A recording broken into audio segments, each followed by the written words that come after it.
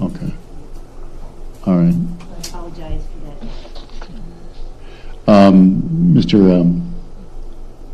Mr. Zacher, any issues we need to talk about this morning before we begin? No, Your Honor. Good. Let's bring the jury in once they're ready.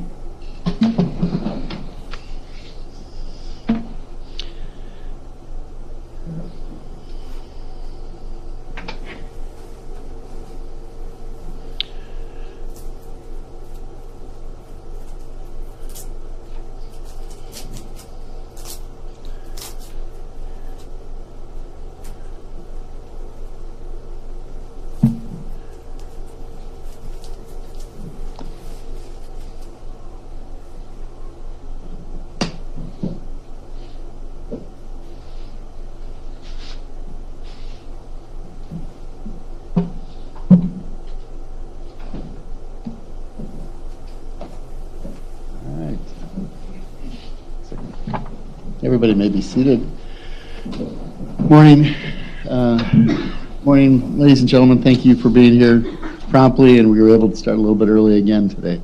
Again, let us know if you have any problems or feeling like you need a break. And we'll get started. I want to call your first witness. Guys, the state calls Deputy Peter Sloan. Mm-hmm.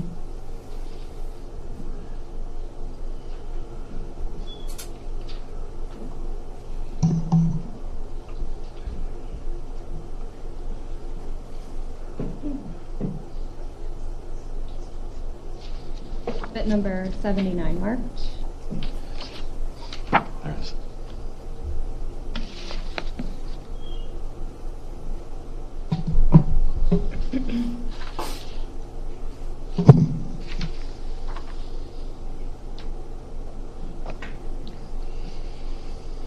I solemnly swear the testimony you give in this matter shall be the truth, the whole truth, and nothing but the truth.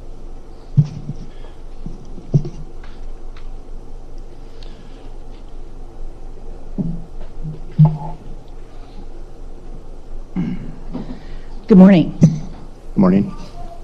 Could you, excuse me, could you please state your name for the record? Deputy Peter Sloan. Could you maybe, can you hear him okay? All right. Thank you. And how are you employed? As a deputy sheriff with the Crosse County Sheriff's Office. And how long have you been a deputy sheriff? About 20 years.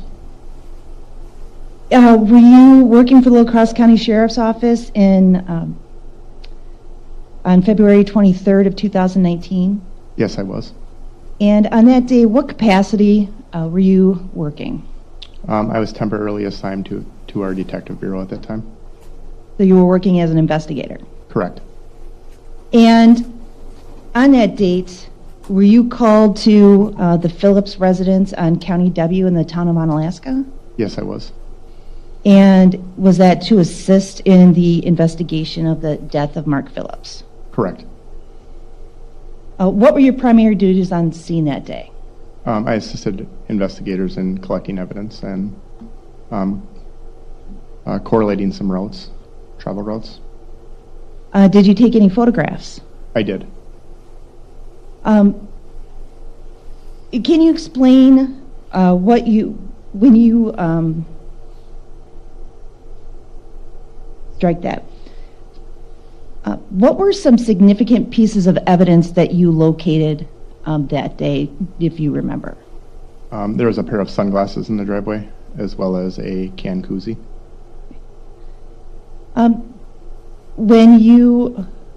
Those were large and obvious objects.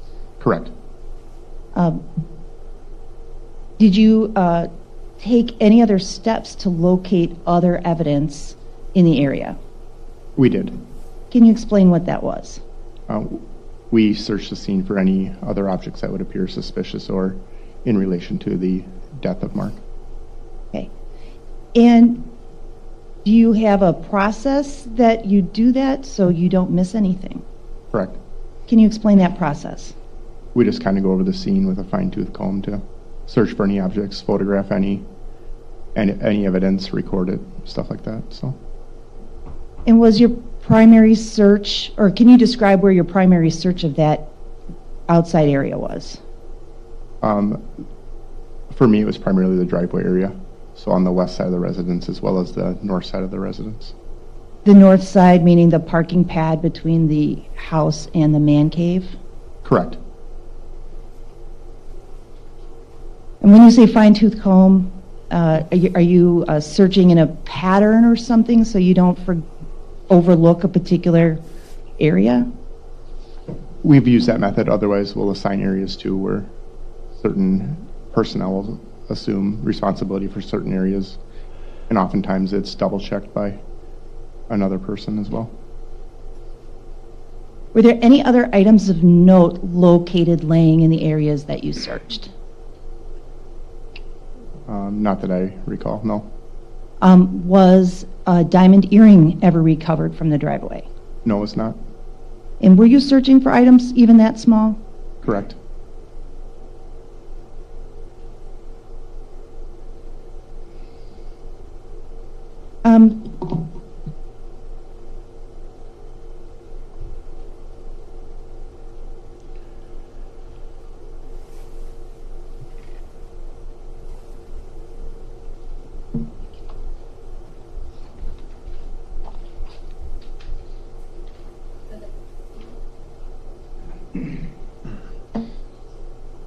Deputy Sloan, I'm showing you what's been marked as Exhibit 80 for identification. Can you tell me what that is, please?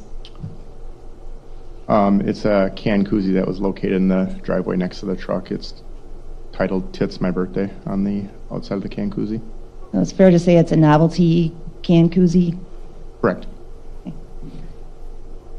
And this was the can koozie that was found on the driveway, just on the parking pad by the man cave. Yes. Your Honor, I move for admission of Exhibit 80. No objection. Be received. Permission to publish? Any objection? No. Go ahead.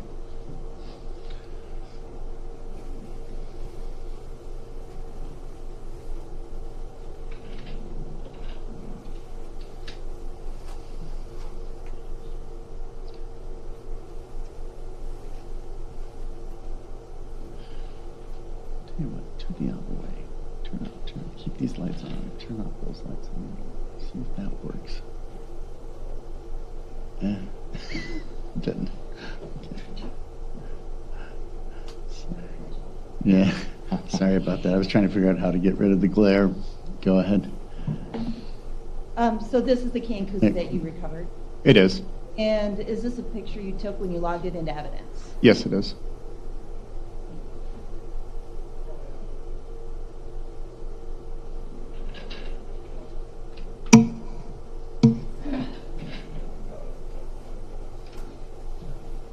Now, you also indicated that you drove some routes. I did. All right, what routes did you, what were you asked to drive? I drove two routes for time and distance. One was from the dive bar located at 1920 Ward Avenue in the city of La Crosse back to the residence. And then the second route was from the residence to the hotel in Alaska. The Comfort Inn? Correct. And, excuse me, what route did you travel from the dive bar back to the Phillips residence? So the dive bar is located on Ward Avenue in the city of La Crosse. So upon exit of that establishment, I went east on Ward Avenue towards Losey Boulevard, and then north on Losey Boulevard, which turns into State Highway 16. State Highway 16 was taken all the way through the city of Onalaska into the village of West Salem, and then north on County Highway M. That county road eventually forms a T intersection with County Highway W, and the Phillips residence is located at that intersection. And about how long did it take you to make that trip? I believe the time was 30 minutes and 5 seconds. What time of day did you make that trip? All I recall about that, it was during normal business hours. Do you recall anything unusual about traffic, that it was very heavy or very light? Nothing unusual comes to mind. And can you estimate the distance that you traveled? I believe it was 18.7 miles.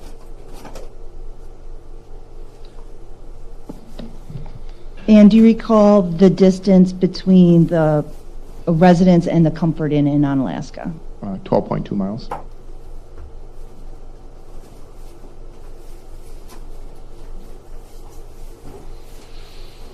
Were you also tasked with obtaining video surveillance from various locations? I did.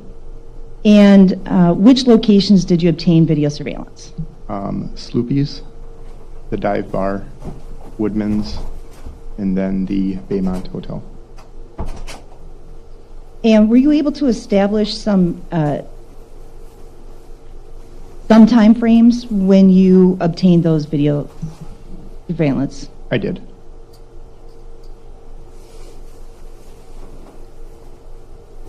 Do you recall approximately what time they arrived at Sloopy's? I believe it was 6:13 p.m. Shortly after 6 p.m. Oh, that'd or be 4 p.m. Sorry. Okay. I believe they arrived at 4:08 p.m. and I believe they left at like 6:13 p.m. Okay. I'm going to show you what's being marked as State's Exhibit number 81.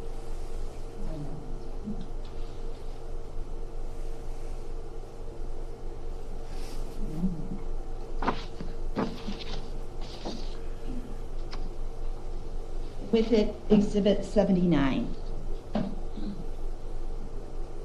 Can you tell me what Exhibit 81 is? It appears to be still shot photographs from a video surveillance system from the various locations that I obtained video from. And those are still shots that are also on Exhibit 79? Yeah. For knowledge? From yes, clips? Correct. And did you have an opportunity to review any of those videos? I did. And did they appear to be accurate representations of the items you collected? Yes, they were. Your Honor, I would ask for permission to publish. No objection. No, go ahead. It's received and it can be published. Thank you. I'm sorry, I forgot. I didn't move for admission. Do you want 79 to be received also? Yes. Any objection to that? 79 is, The video, the actual. oh, yeah, no Okay. objection. Okay. Be received.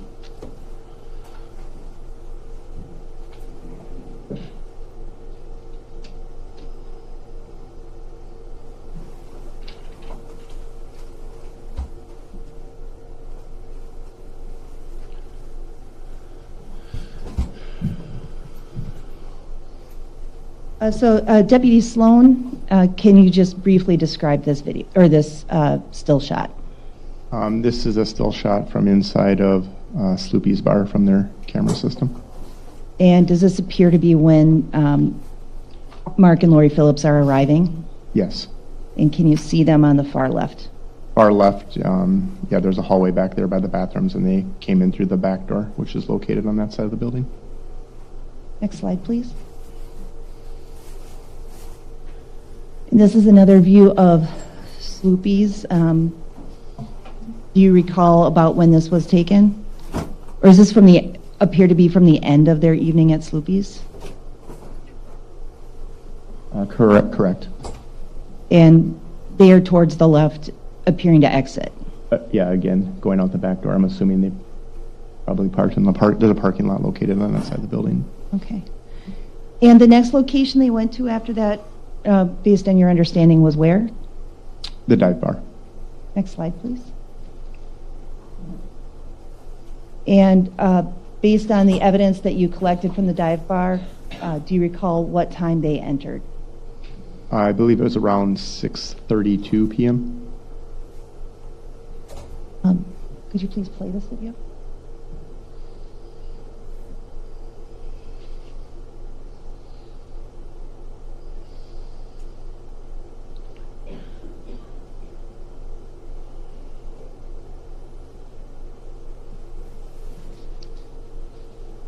Next slide.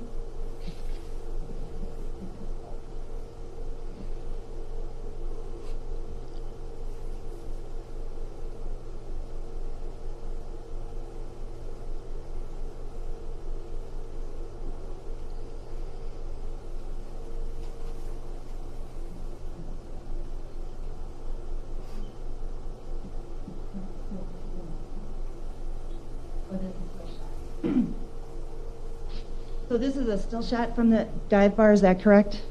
Correct. And does it depict Mark and Lori Phillips? It does in the bottom left-hand corner of that photograph.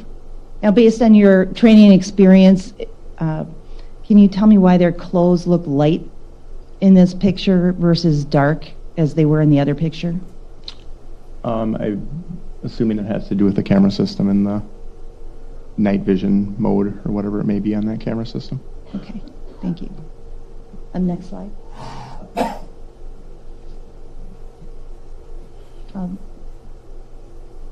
This is a clip that's marked, this is 8:13 p.m. Could you please play it?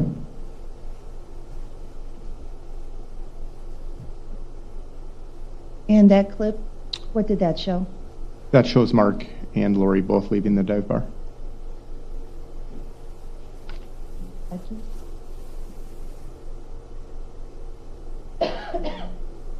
And this is a clip that's entitled, or from 8:31 p.m. or 20:31 p.m. Could you play it, please?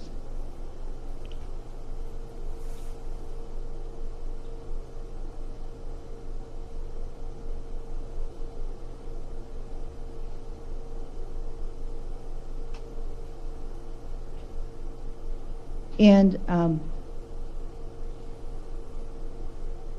what did that clip depict? Lori re-entering the dive bar. Next.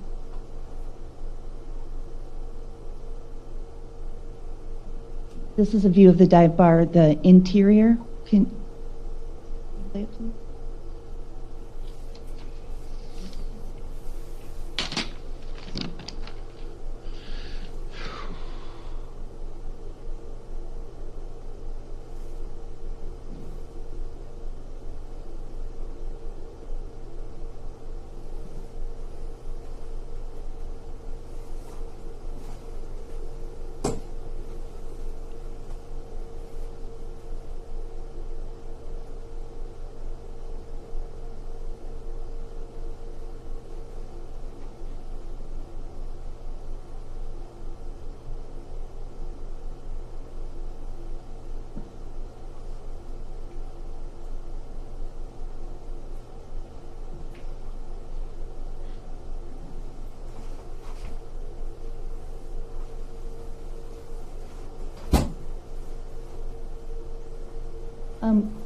Can you tell me what that video clip just depicted briefly?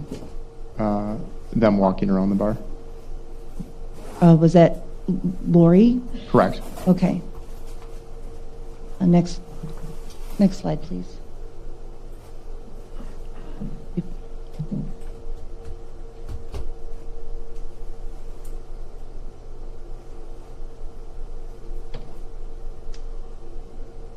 And for the record, can you describe what that clip depicted? That one shows Mark re-entering the bar.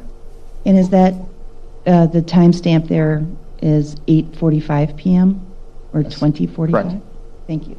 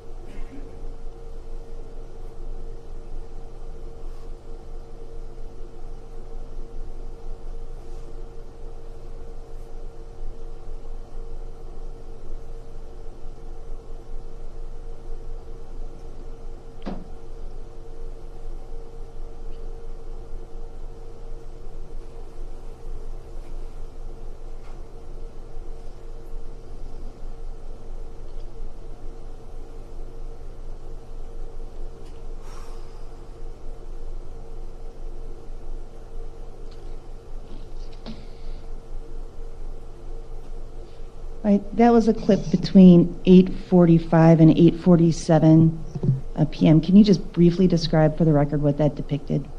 Lori leaving the bar. Did it also show Mark entering the bar? Yeah, correct, in the beginning. Okay.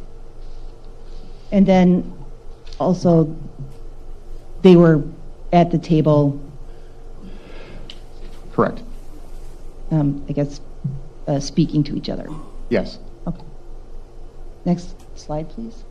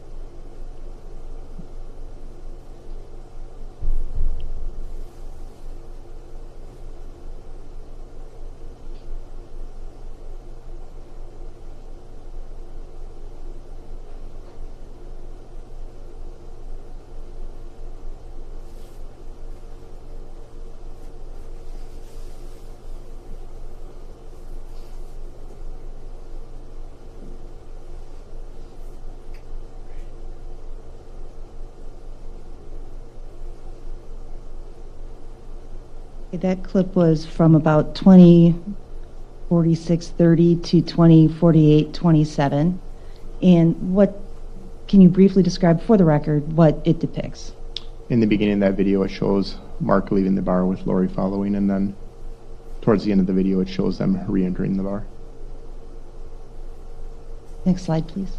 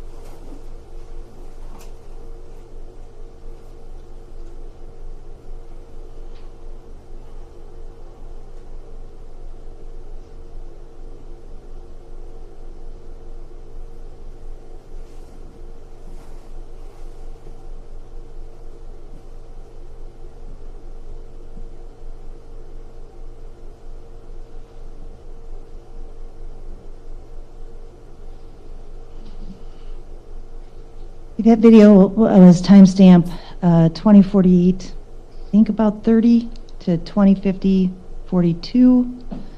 Can you just briefly describe what that depicted? It shows Mark and Lori entering the bar and then joining a table in the center of the bar there. And did it appear that they were having an argument? A conversation of some sort, yes. Next slide, please.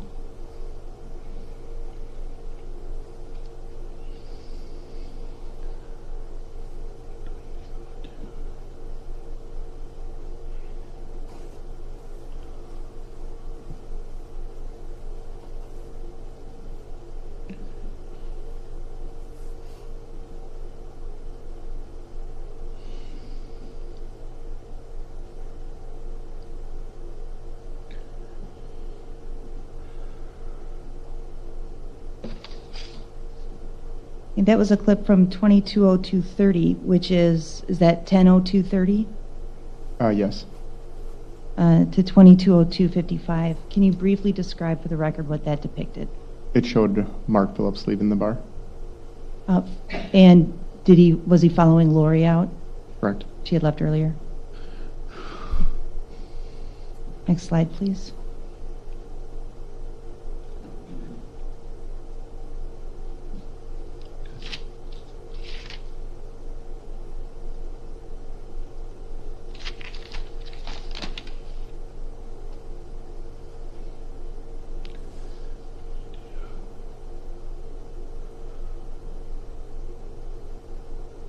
That clip, that was from 22:04:26 to 22:04:40. Can you briefly describe what that depicted? It showed Lori re-entering the bar with Mark following her, and appeared in that video as if there was some type of argument. Next slide, please.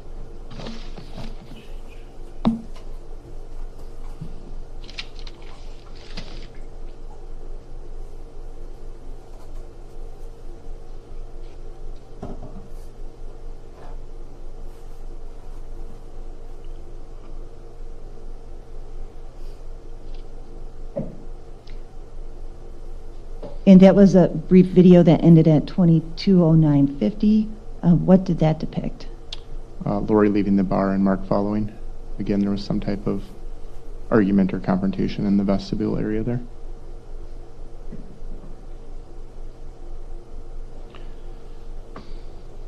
Now, do you recall, was that 10:09 the last time that they left the dive bar? Yes.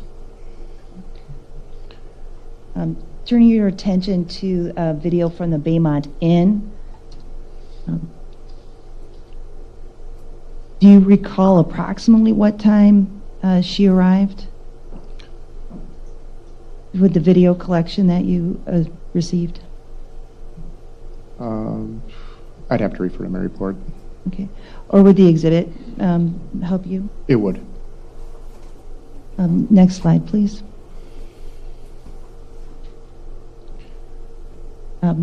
Can you describe what this is? It's a picture from the video surveillance camera of Lori at the Baymont Inn, where she tried to get a hotel room. And what was the timestamp on this video? 11:42. And then did you obtain any video surveillance from other locations? From Woodman's as well. Next slide, please. What does this still shot depict? This shows Lori's vehicle in the parking lot at Woodman's. And what is the approximate time? 11:57, please. Yeah. Next slide, please.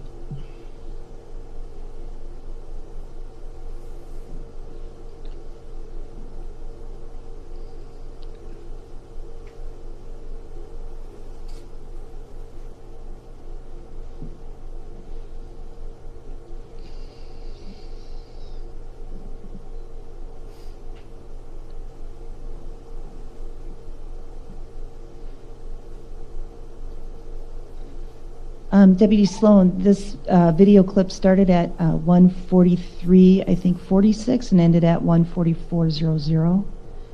Can you tell us what this depicted? That video shows the truck being operated by Lori Phillips, leaving the area of Woodman's and exited onto Kine Road onto Highway 16. Okay, so on Kine Road, is that the road that's sort of at the top left of the video? Correct, where that bright light is in the top center of the screen. Okay, and where's Highway 16? It would be, it would run perpendicular to that, where the traffic control signals are. Okay, so it's running on a diagonal in the upper right corner of this screen? Yeah, across that top right corner.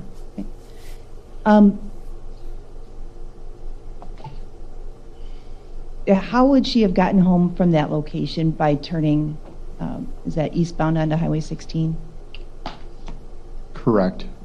Yeah, she would have traveled east on Highway 16 into the village of West Salem, where she would have made a left-hand turn, traveling north onto County Highway M. And I think as you testified before that her house is at the intersection of M and W. Correct. Your Honor, I have no further questions. Crosse? Thank you.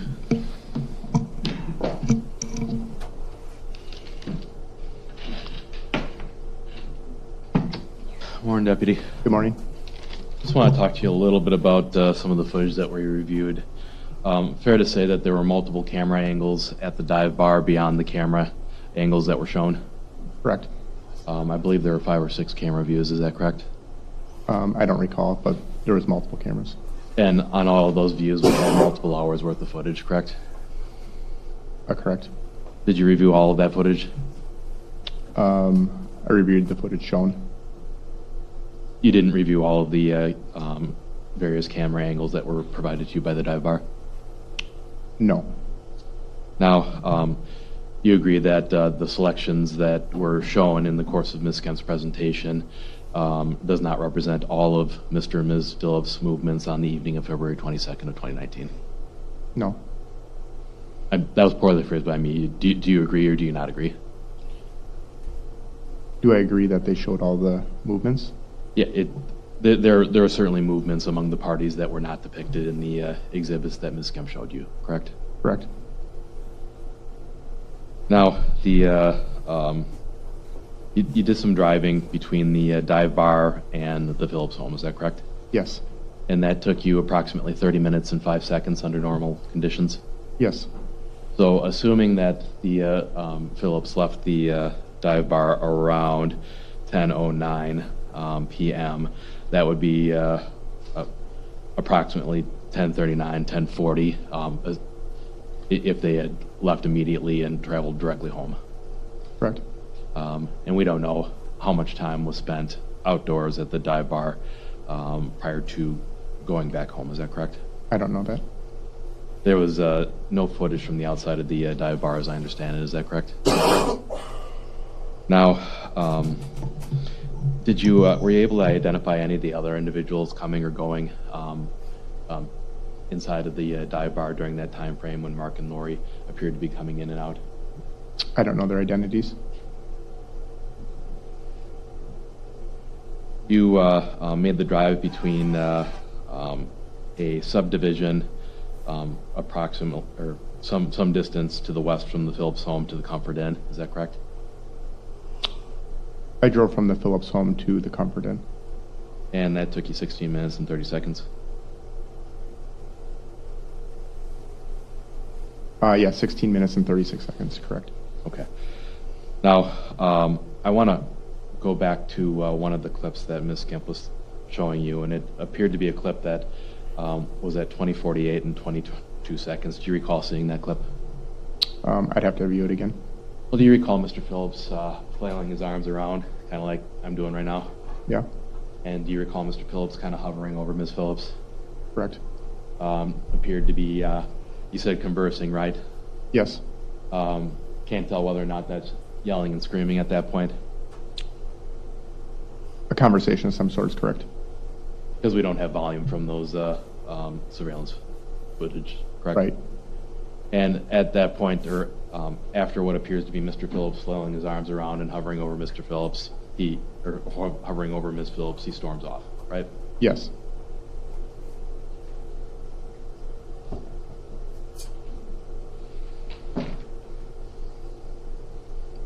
I do want to play the Baymont footage here, and that is.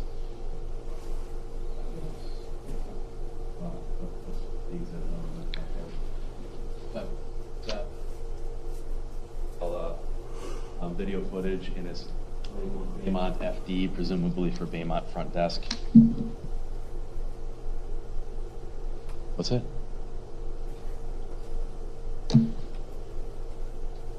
Hit the record.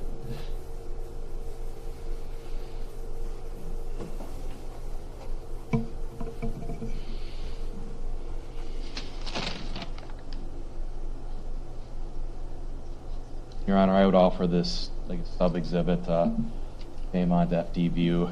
No.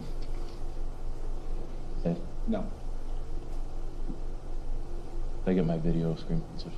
So this is, I think it's image 15 on that exhibit. Yep, it's image 15 on the state's exhibit, only this is the full video. So it'll be Baymont FD on exhibit 507. Okay, exhibit 507, all right. And playing. It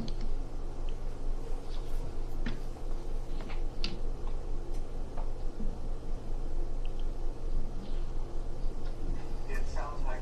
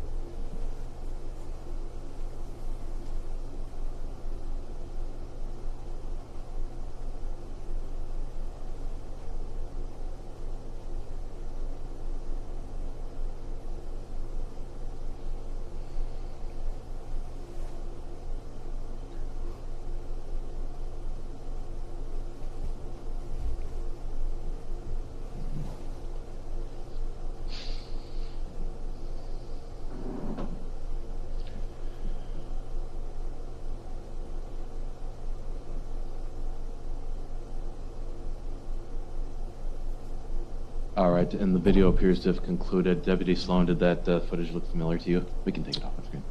Yes, it was video footage from the Baymont.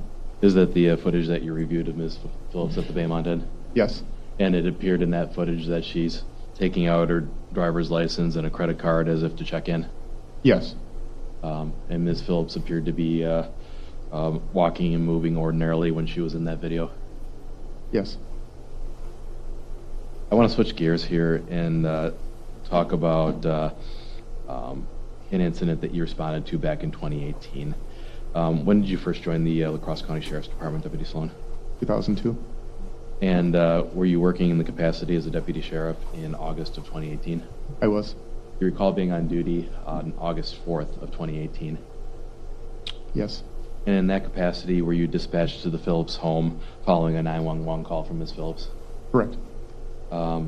Your understanding of the nature of the call was that Ms. Phillips had called 911 for assistance with her husband who had broken into the home, or with her boyfriend, I guess, at the time. Correct. And you responded along with Sergeant Joe Kine. Yes, And that's fairly common to respond with multiple officers to a domestic situation, correct? it is. The information that you had responding to this scene was that Mr. Phillips was intoxicated.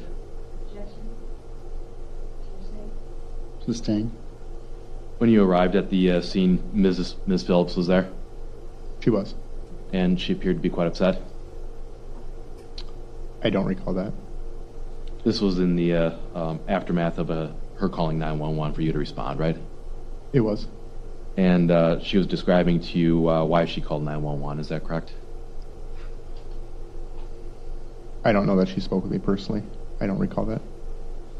You were assigned to take some photographs at the scene of the Phillips home, I did photograph. and you photographed a door mechanism that appeared to have been broken in or damaged. Yes, And you consulted with Sergeant Kine about the facts of this case, yes, and Mr. Phillips was not present at the time that you arrived. correct. Sergeant Kine indicated that there was probable cause to arrest Mr. Phillips. Assisting.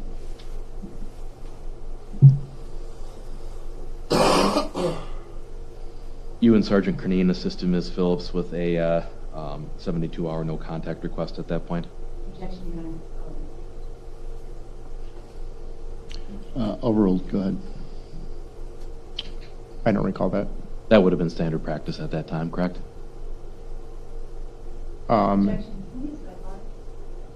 Yep. Go ahead.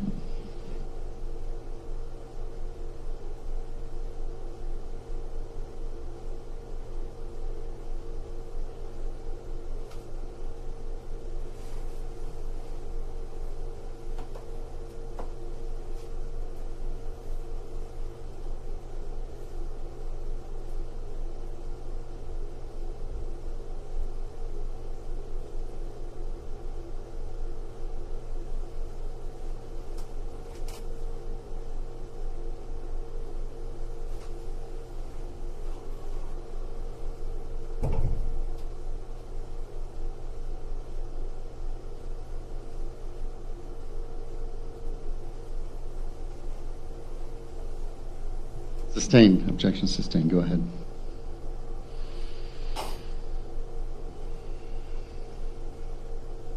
Do you recall Ms. Phillips crying during that interaction? I don't recall my interaction with Ms. Phillips.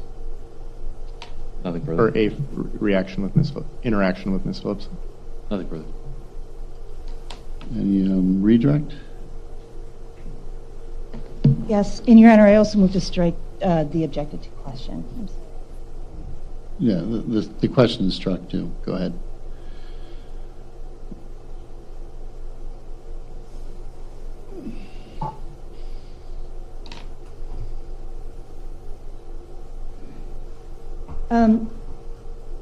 Deputy Sloan, Mr.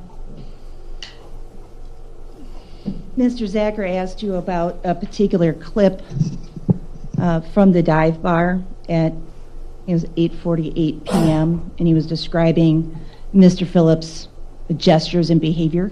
Correct. Do you recall what Lori's, or Ms. Phillips, excuse me, response was at that time, or her interaction during that time? I believe she left, didn't she? I don't think, would it help you, or maybe we should just replay the clip? Yes. Please display my computer.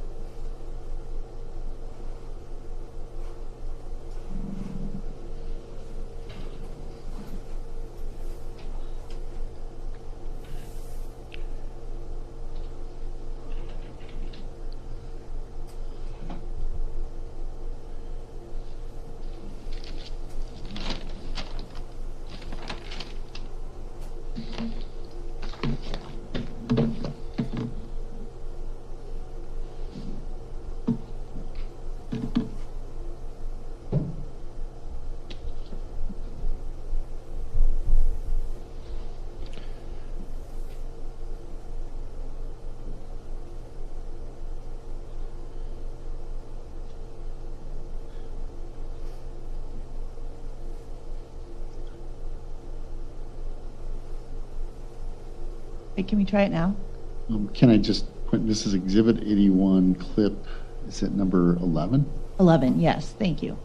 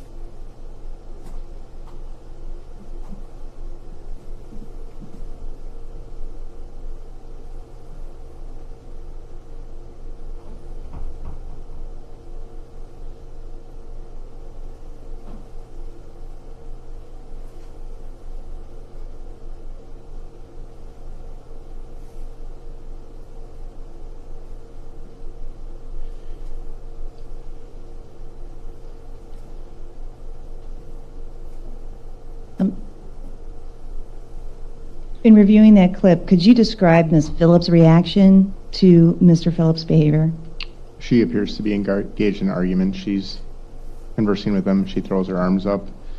Judge, I'm not object speculation, will be striking. I sustain that objection. And did you see anyone intervene in any way? No.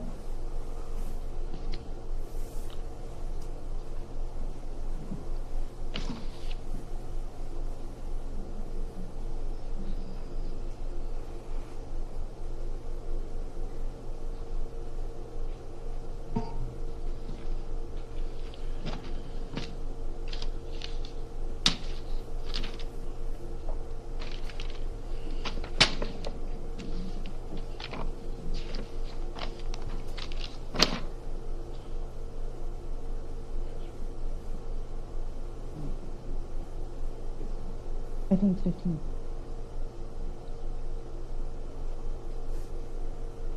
At this point, I know.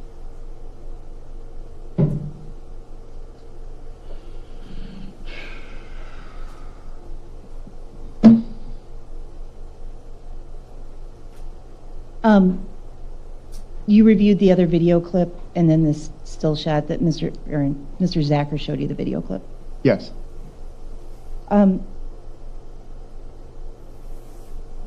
How would you describe Ms. Phillips' appearance? And does she Relevance, appear? Judge. I'm going to sustain the objection. The jury can look at the video. That's the best evidence. Go ahead. All right. Thank you. I have nothing further. Redirect or recross. Deputy, the clip that Ms. Kemp just showed you from the dive bar, that was not the only clip of Mr. Phillips at the table flailing his arms around in a similar manner, right? Correct. In fact, that happened several times throughout the night. Is that correct? Yes. Nothing further.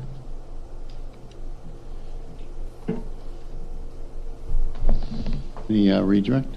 No, Your Honor. All right, thank you. You may step down. Thank you. Your Honor, and I apologize, I think I indicated this earlier, but I do need a small break.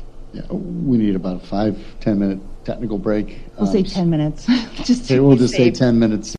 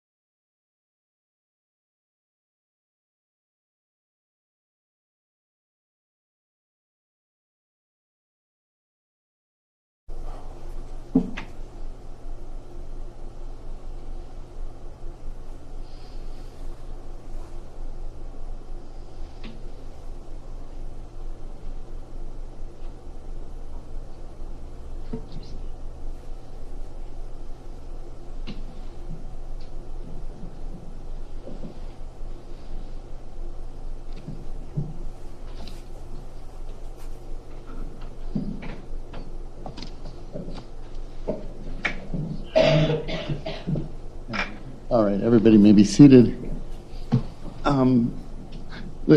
Before we go on to the next witness, there's one short instruction I want to give to you. I've asked the attorneys to save some time presenting their cases. The state only showed a few minutes of the video from the dive bar to save some time. All right, let's go on to your next witness. Your Honor, the state calls Captain John Zimmerman to the stand.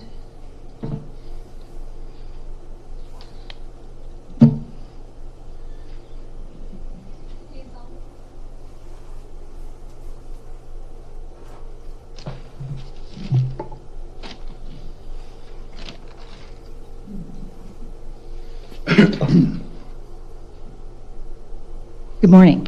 Morning. Can you state your name for the record? John Zimmerman. And how are you employed? I'm retired from the sheriff's office. How long have you been retired from the sheriff's department? Almost 4 years now. So would you have retired shortly after the death of Mark Phillips? January 2020 is when I retired. Okay. At the time you had retired, how many years in law enforcement had you had? 39. And what was your position with the La Crosse County Sheriff's Department? At the time of my retirement, I was the investigative captain. And was that your position on February 23rd of 2019? Yes. And are you excited about testifying today in your retirement? Kind of had to blow the dust off a few things, but... Okay. As part of your investigation into, or your department's investigation into the death of Mark Phillips, did you or your department request an analysis of Cellbrite data that was extracted from Mark Phillips and Lori Phillips' phone? Yes. And do you recall which agency did that initial analysis? I believe it was the Holmen Police Department that did that. Well, it did the initial and That was also, that was the extraction? Okay. Did you require? I got to go back here a little bit, so sorry about that. I'm sorry if I. Do you recall requesting any assistance from the from WISIC? Yes, yes. And what is WISIC? The Wisconsin Informational Crime something, or I'm sorry. And is that a branch of the Department of Justice, the Wisconsin DOJ? It is, yes. Okay. And they assist law enforcement? I'm sorry. Do they assist law enforcement? Yes, they do. And did your department receive back timelines from the extraction of their phones from WISIC? Yes. And did you review portions or any of the extractions? Briefly, I did, yes. Yes, I believe Investigator Leinfelter went more into depth with what was extracted from the phone. Okay.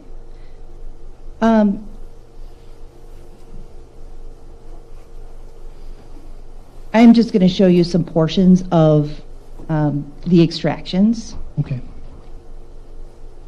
and ask you just based on, I'll ask you to identify them, so pardon.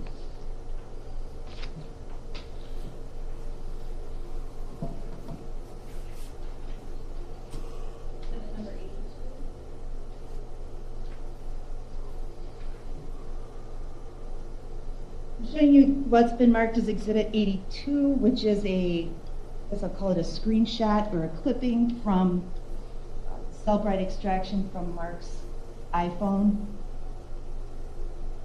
Does that appear to be accurate?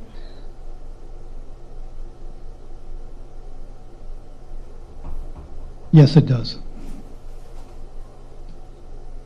And are you able to tell,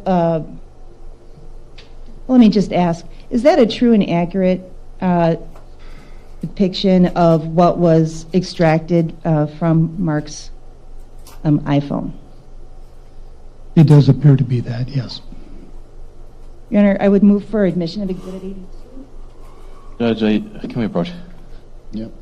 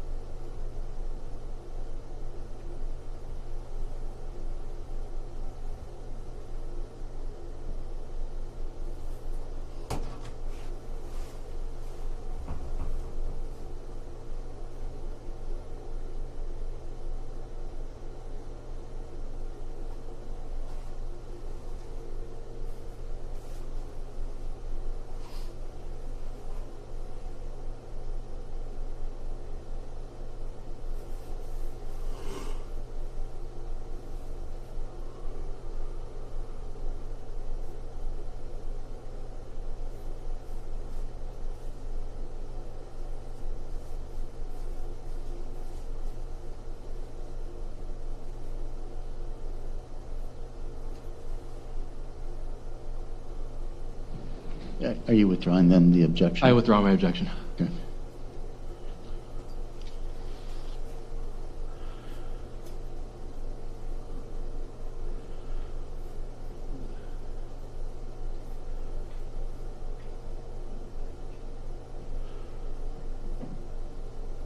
So I'm publishing to the jury State's Exhibit 82, which has now been received.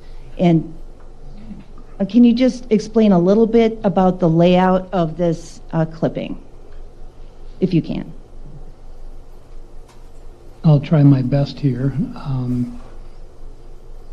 What this is a instant SMS instant message, and it shows from who sent it to who received it, or is listed as the participants. And then over on the right, the body of it shows what the text consisted of, which said "Happy hour tonight?" ? And there's a timestamp on this, which in this case reads February 21st of 2019 at 11:20 a.m. That's correct. And is that created by to your knowledge, based on experience that you've had, is that created by the phone when that message is sent? Correct, yes.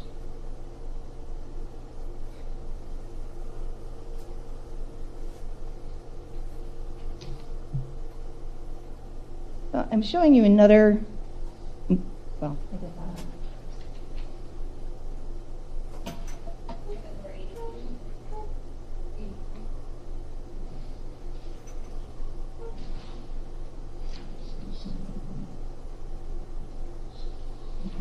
showing you what's been marked as State's Exhibit 83.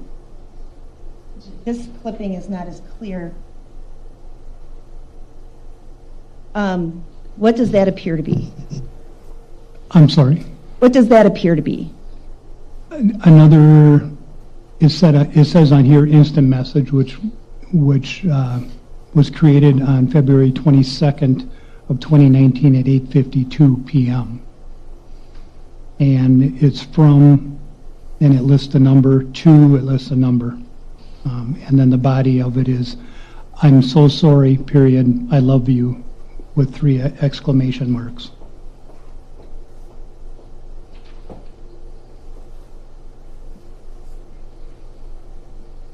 Your Honor, I move for admission of Exhibit 83. No objection. Received? Permission to publish?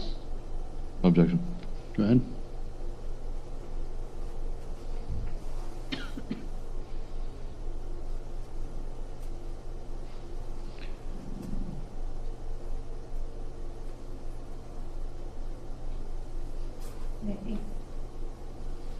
These purchases are referring to when this plate that this was from Mark and January. Yes.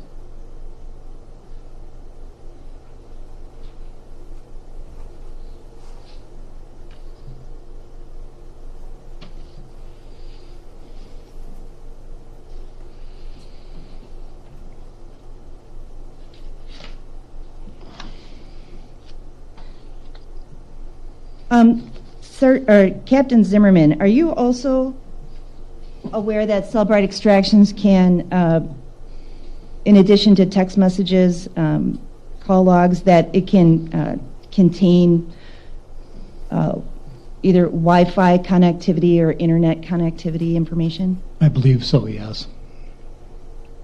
And I'm going to show you what's been marked as State's Exhibit 84, or will be marked.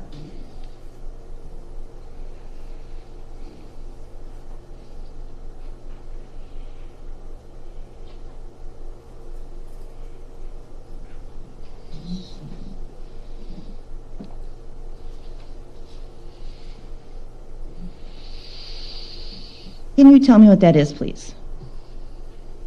This appears to be the extraction on a specific time and date on which Wi-Fi that the phone was connected to.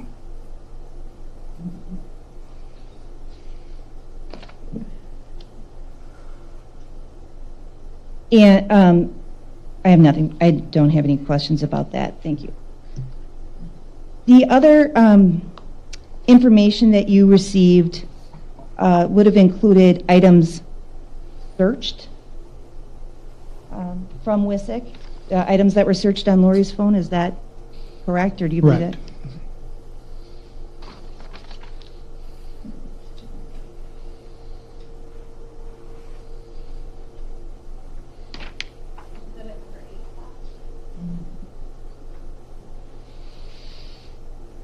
I'm showing you what's been marked as State's Exhibit 85. Can you tell me what that is?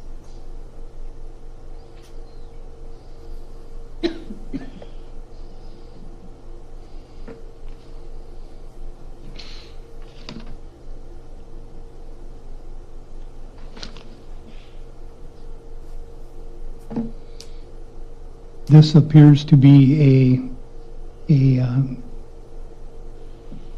download of searches made on a specific phone. And does it identify the phone as belonging to Lori Phillips? Maybe at the top. It does. I'm sorry. Yes. Yep.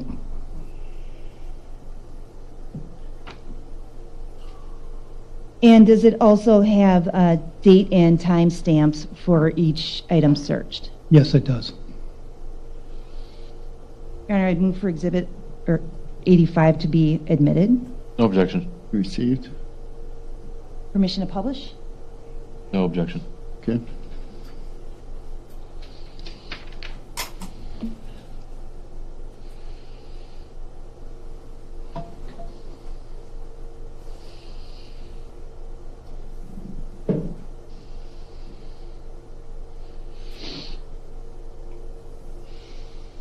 And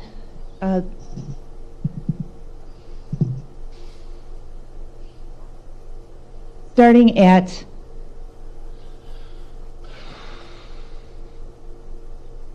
I'll just let the jury look at it. I'm not sure people can see it. Can they not see it? Should I publish it individually?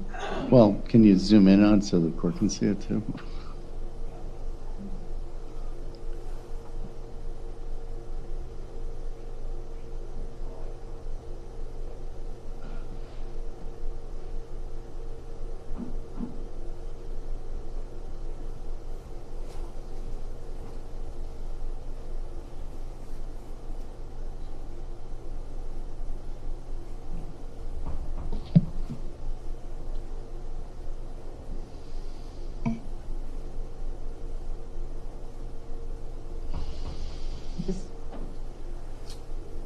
Can the jury see this? Yeah, can the jury see all that? All right. Is that, can I just ask, are you just showing from the, just so it's clear on the record, it looks like February 22nd, 2019 at 9:19:23 Yeah, yeah. p.m. And then it goes to February 23rd, 2019 at 1:38:23 p.m. also. AM. Oh, yeah, a.m., sorry. That'd be a.m.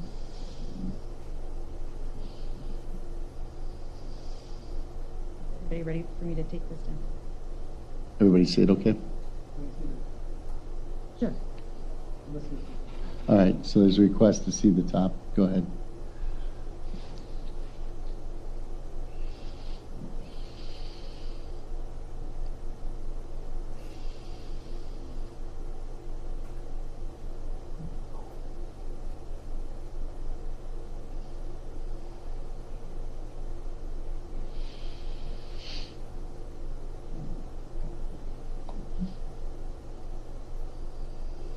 And I'll just put that on the record too. It's February 22nd, 2019, starting at 8:12:05 a.m.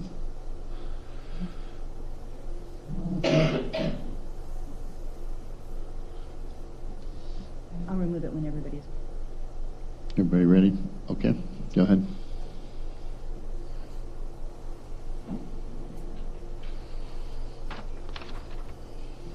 Thank you, Captain Zimmerman.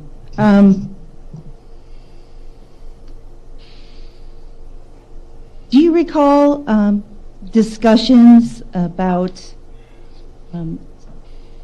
the particular Dodge Ram pickup truck involved in this incident? Yes. First, shortly after the incident, did you consult with any individuals about what might be discovered from downloading data? I did, yes. Who did you speak with? Trooper Michael Marcourt from the Wisconsin State Patrol. At the time of the accident, Trooper Marcourt was probably the top accident reconstructionist in the state. And what did you reach out to him to find out about the capabilities of the truck or safety features? We were kind of inquiring about would there be any data in the black box that's in newer vehicles, and if there would be any chance of receiving any information from the computer of the vehicle itself. And based on your training and your experience, what does you called it a black box, what does that black box do? It's kind of like the same on an airplane. We've all heard about black boxes in airplanes and stuff. It's a data recorder that records data, not for the lifetime of the vehicle, but it'll record data whenever there's a significant event that the vehicle has been involved in. For an example, when an airbag is deployed. Correct, yes. And there are other sensors potentially on this vehicle for which data could be extracted. Like for pressure sensors for the doors. Yes. After, how did you contact Trooper Marquardt initially? Via email. I gave him a very brief description of the incident we had, and just asked if there was any possibility of retrieving any data. And he responded back to you, and in response to the to one of his emails, did you communicate with him further? I did, yes. And how did you communicate with him further? In response to an email, I did have a phone conversation with Trooper Marquardt also about the incident. more detailed about what transpired, what we believe to have transpired. And Trooper Marquardt was under the assumption that this was a higher speed incident, like. Judge, I'm going to object. Hearsay, move to strike. Your Honor, it's not really offered for the truth, it's offered for the effect on the listener. So it's not offered for the truth of the matter, only the effect on the listener and what Investigator Zimmerman, or Mr. nowadays. That's right.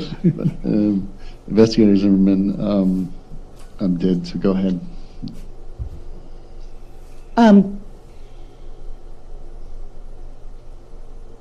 So I believe you were saying that Trooper Marquardt had an assumption that the incident that you had described was a higher speed incident? Yes, more like a highway traffic crash or something like that, where the speeds were more excessive. Yes. Certainly not something that would be consistent with travel in a driveway. Correct. And besides speed, were there other factors that he indicated to you that would make a download of data not very productive at the point that you were at in your investigation? And is this still being asked for the effect on the listener? Yes, it is. Okay. If it's only, so it's not being offered for the truth of the matter, only the effect on the listener, we're supposed to find out what the listener did when he found out this information. Correct. Go ahead. Could you repeat that again, please? Yeah. Were there any other factors that you learned from Trooper Marquardt that would affect the integrity of any potential data that you would have access to at the time you had the vehicle? Trooper Marquardt contacted me again via email and gave me some scenarios that could possibly wipe the data that was received from the box, being if the vehicle was turned on or off.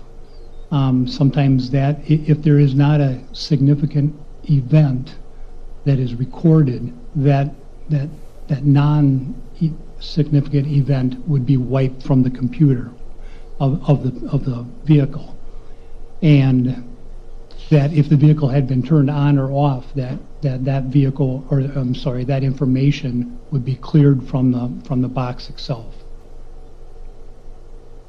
And so based on your knowledge of the movements of Ms. Phillips after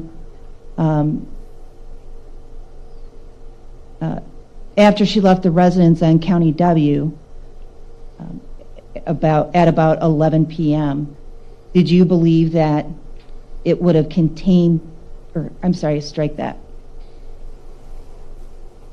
What was your understanding what movements Ms. Phillips made after approximately 11 p.m. on February 22nd, 2019? With the information that Investigator Leinfelter received, that Ms. Phillips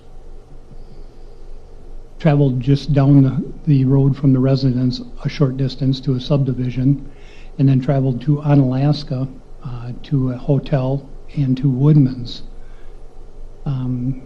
Through that, she would have probably have turned the vehicle off a minimum of 3 times, maybe more than that, once at the hotel, once at Woodman's, and once again when she returned back to the residence also.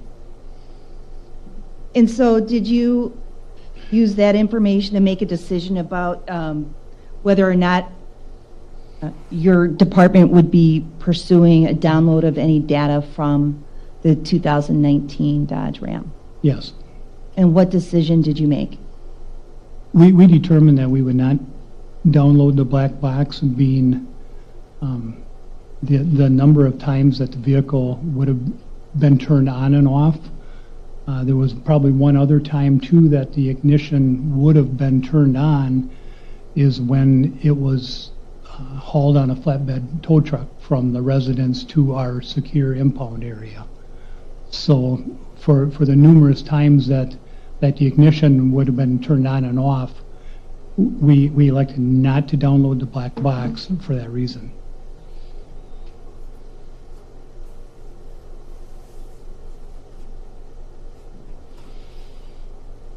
Now, you mentioned the vehicle impound.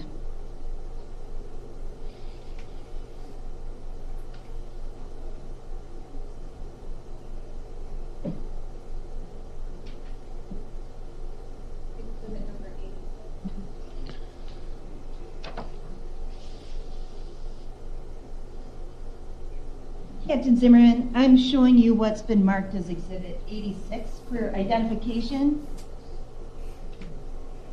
Can you identify that, please?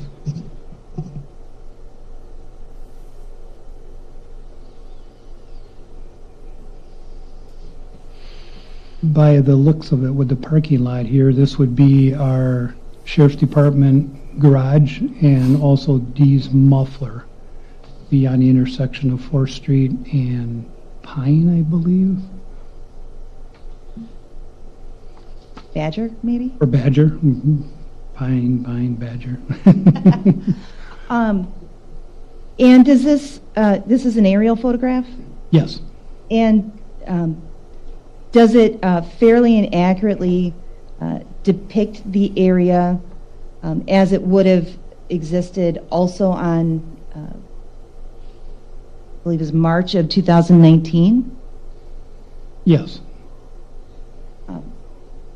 Have the buildings been moved or modified in any way to your knowledge? Not to my knowledge, no. Your Honor, I move for admission of Exhibit 86. No objection. Received. Permission to publish? Any objection? No. Publish? Go ahead. Prior to publishing, I'm going to ask Captain Zimmerman to mark where the Sheriff's Department is and D's. Okay.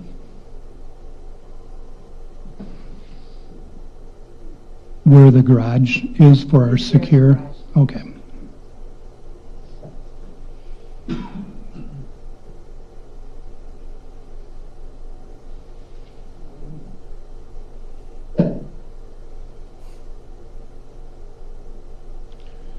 I'm not quite sure, excuse me, which bay we were in at D's.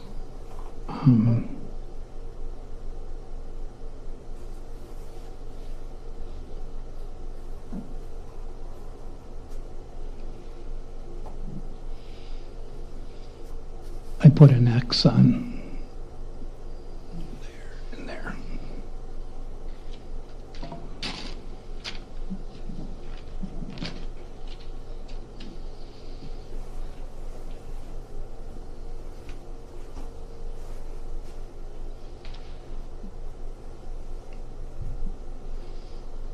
So I'm going to point out for this, you placed an X right at this location. Can you describe what that is, please? That would be where our overhead garage door is for our secure impound in the building. And this is where the pickup truck was stored? Yes. And what is this building right here?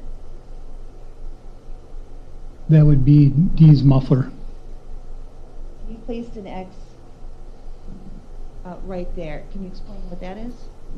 That is the bay I believe that we were in. I'm not 100% positive, which D's has several different bays. And I believe that was the bay that we were in. And it was testified to yesterday by crime lab analyst Trevor Nollid that the vehicle was driven from that one location to the other, from the Sheriff's Department garage to D's. Is that accurate with your memory? Yes.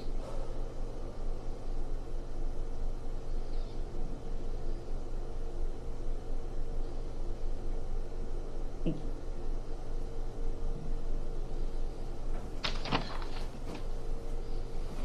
moving on, as part of your investigation, did you work on getting search warrants from Amazon regarding camera system, the Blink camera system used by the Phillips family? I did, yes. And did they respond to a search warrant with some information? They were a very difficult company to work with. There was a lot of communication with their legal department and everything. It was almost like we had to pry pretty hard to get information from them, but eventually we did.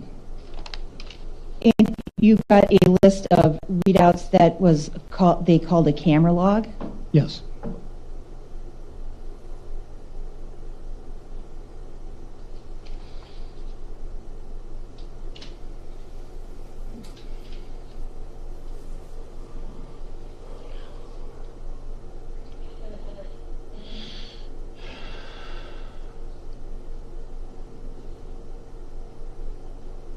Showing you what's been marked as Exhibit 87.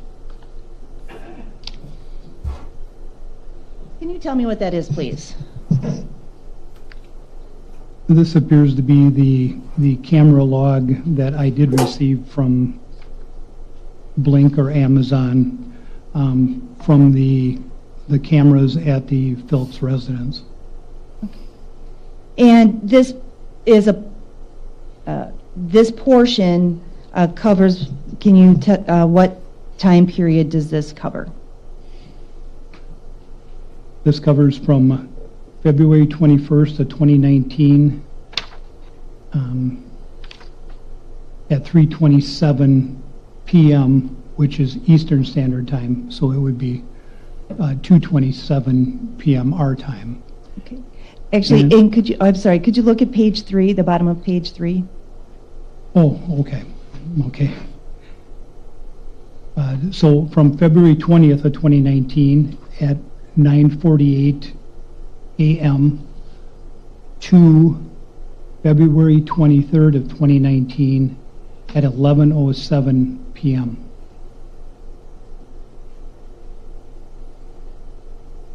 Your Honor, I would move for the admission of Exhibit 87. Per the stipulation, no objection. Okay, received. Investigator Zimmerman, or I'm sorry, Captain Zimmerman.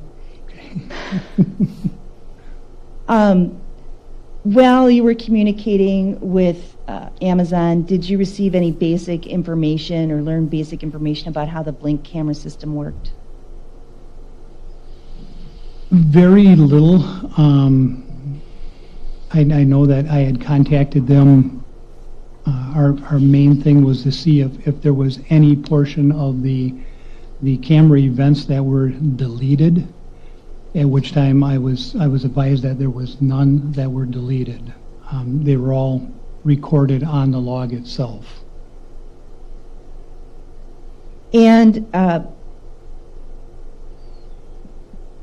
there are 2 devices that are listed on this exhibit. One is listed as iPhone and the other is listed as Mark's iPhone. Is that correct? That's correct, yes. And were you able to determine through investigation who operated the device labeled iPhone? Lori Phillips was determined through the phone number.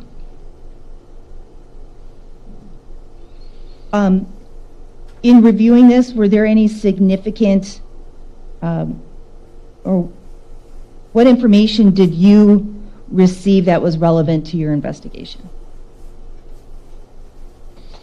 And this is just a portion of the logs that we received. Is that what stood out is that previous logs, there was no live view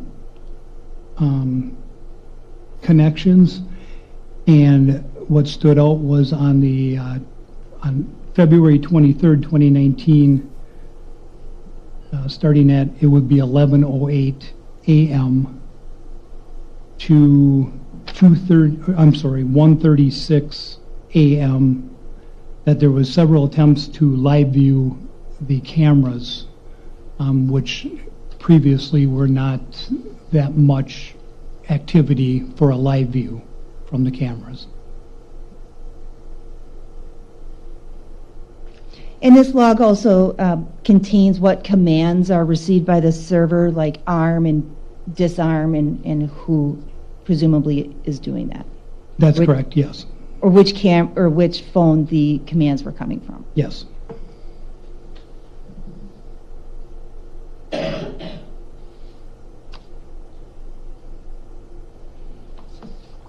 Your Honor, I have no further questions for or Captain Zimmerman. Crosse? Thank you. Did I get, He has 87 right now.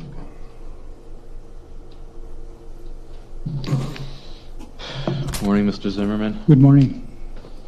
If I could get 87 from you, please. Sure.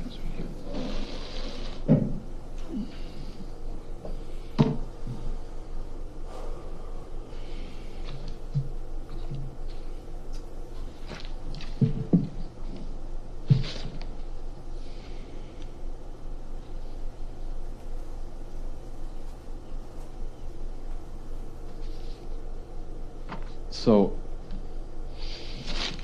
I'd like to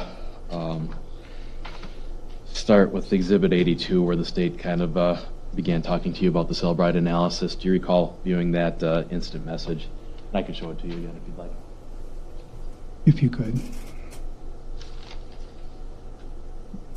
Yes, I remember that. Published 82.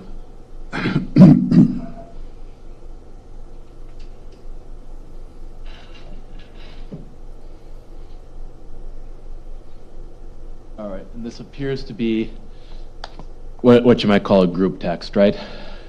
Yes, Meaning that it appears to be a message originating from Mark Phillips's telephone to multiple individuals. that's correct. 3 of them, yes. And at the bottom there, we have the participants, Tom Carlson, Sandy Stutska, and Mama, who I presume is Lori Phillips. Yes, And the originating time of this text was on February 21st of 2019 at 11:20 a.m. and 49 seconds. that's correct.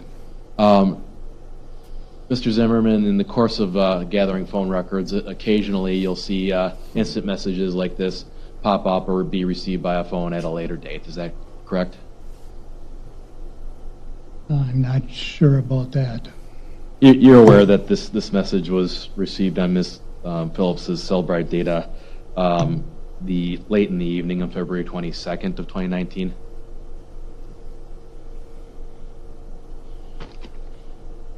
I'm not aware of that. Okay. Your Honor, I'm willing to stipulate to it, but if you want to. Sure. Get an exhibit mark, please.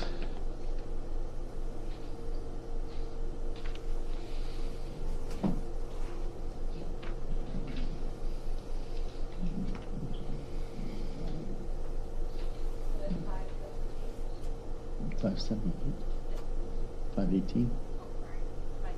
Okay. Investigator Zimmerman, I'm showing you what's been marked as Exhibit 518. Does this appear to be a partial copy of the Cellbrite download of text messages or of Ms. Phillips that she sent and received between February 22nd and February 23rd of 2019?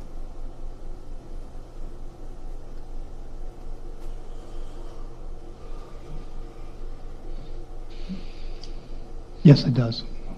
And you offer 518, Your Honor. Any objection? No. You received? And I publish. Any objection? No. Publish? And I noticed you needed your cheaters for that one. This is extremely small print, so I'm going to zoom in. And I'm going to highlight a section of this particular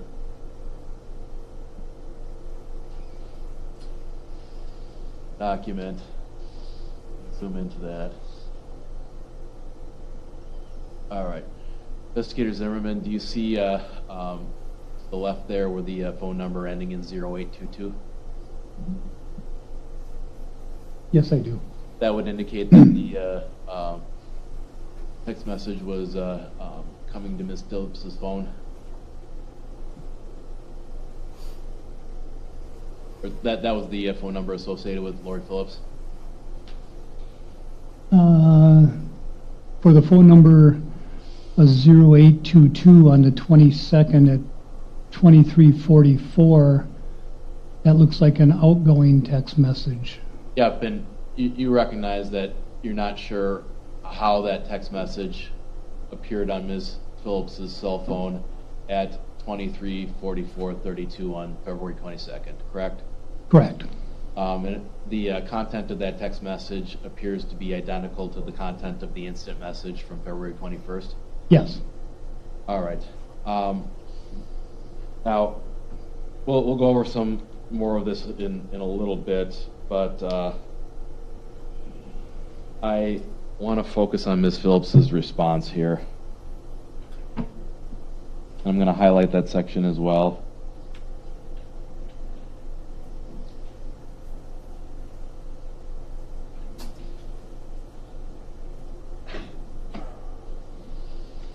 All right. Do you see a text message from Ms. Phillips' phone to Hannah Kinsky at, it looks like it'd be 7 minutes after midnight and 24 seconds? Yes, I do. And it looks like Ms. Phillips, and I'm just going to read it out loud. Quote, sleeping in truck. Mark sent a text to friends asking to go out drinking. I'm sure he'll hook up with yet another chick during our relationship. I'm so done. End quote. Did I read that correctly? Yes. Ms. Phillips appeared to be responding to the group text about happy hour tonight in response to that. Objection, speculation.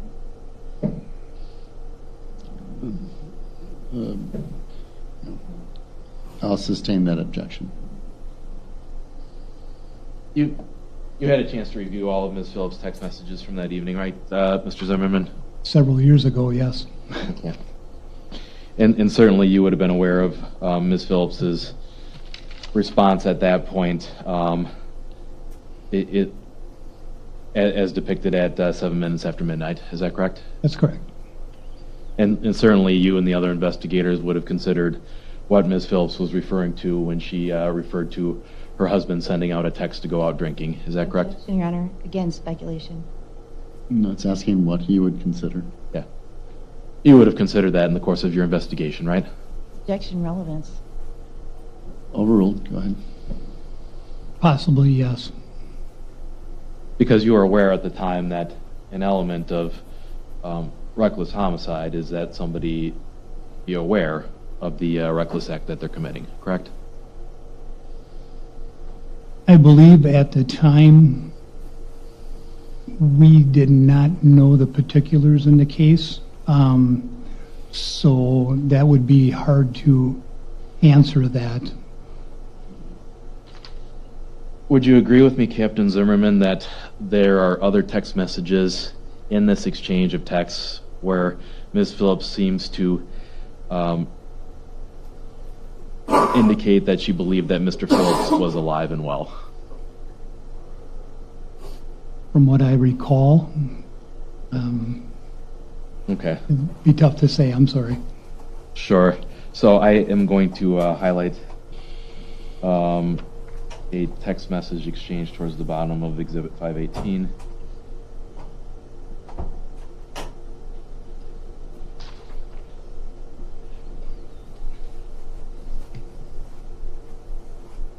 All right. And do you see a message appears to be outgoing from Ms. Phillips's phone to Hannah Kinsky? I've highlighted it. It appears to originate at 16 minutes and 16 seconds after midnight. Yes. And that reads, quote, me coming to Winona would only make things worse. Mark thinks I'm coming to sleep with other guys. He's fucking crazy. Seriously, I just want to sleep. I promise I am fine, end quote. Yes. And you were aware of that text message in the course of your investigation? At the time, yes, I'm Okay. And you agree that certainly seems to imply that Ms. Phillips was concerned about what Mr. Phillips would think if she went to Winona to stay with Ms. Kinsky. In reading that, yes.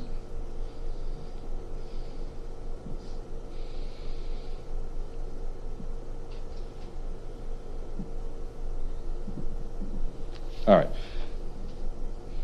Let's talk about Exhibit 85.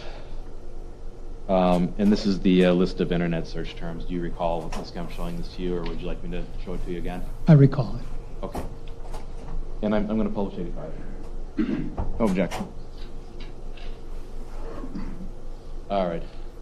So we have a list that appears to start early in the morning with early in the morning for a night owl like me anyways, at 8:12 a.m. That starts with Ms. Phillips looking for Menards and Home Depot, correct? Correct. And towards the evening of this list, we see Ms. Phillips begins to look for hotels, or the quote is, hotels near me. Is that correct? That's correct. And it looks like the first search for that was at 11:10 and 25 seconds p.m. Correct. There are multiple searches for hotels near her. Yes. And she actually specifically searches for the Baymont Inn. Is that right? That's correct, yes. As well as driving directions to the Baymont Inn. Yes. And the first search for the Baymont Inn occurred at 11:30 p.m. and 53 seconds. Yes. Looks like even after that, Ms. Phillips at around 11:48 began searching again for hotels near her. Correct. And then at 12:08 a.m. and 14 seconds on February 23rd, Ms. Phillips enters the search. It says, "Oh, physical abuse." Do you see that? Yes.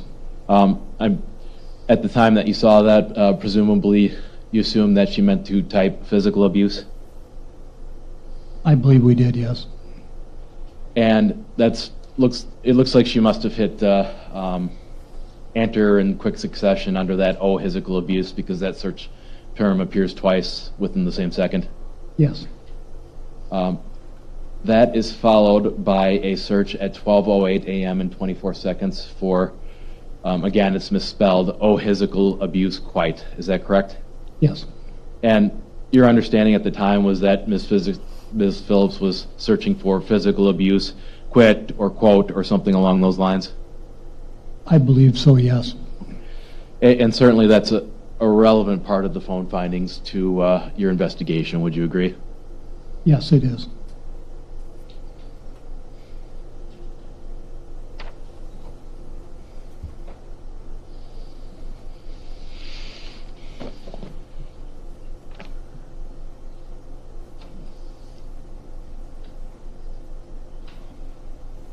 All right. As to exhibit number 84, I just want to clarify, I don't disagree with the purpose that the state was using this for at all, but I just want to make sure that this is on the record. So your understanding that the CenturyLink 9752 was the home internet system at the Phillips home? Yes, I do. Okay.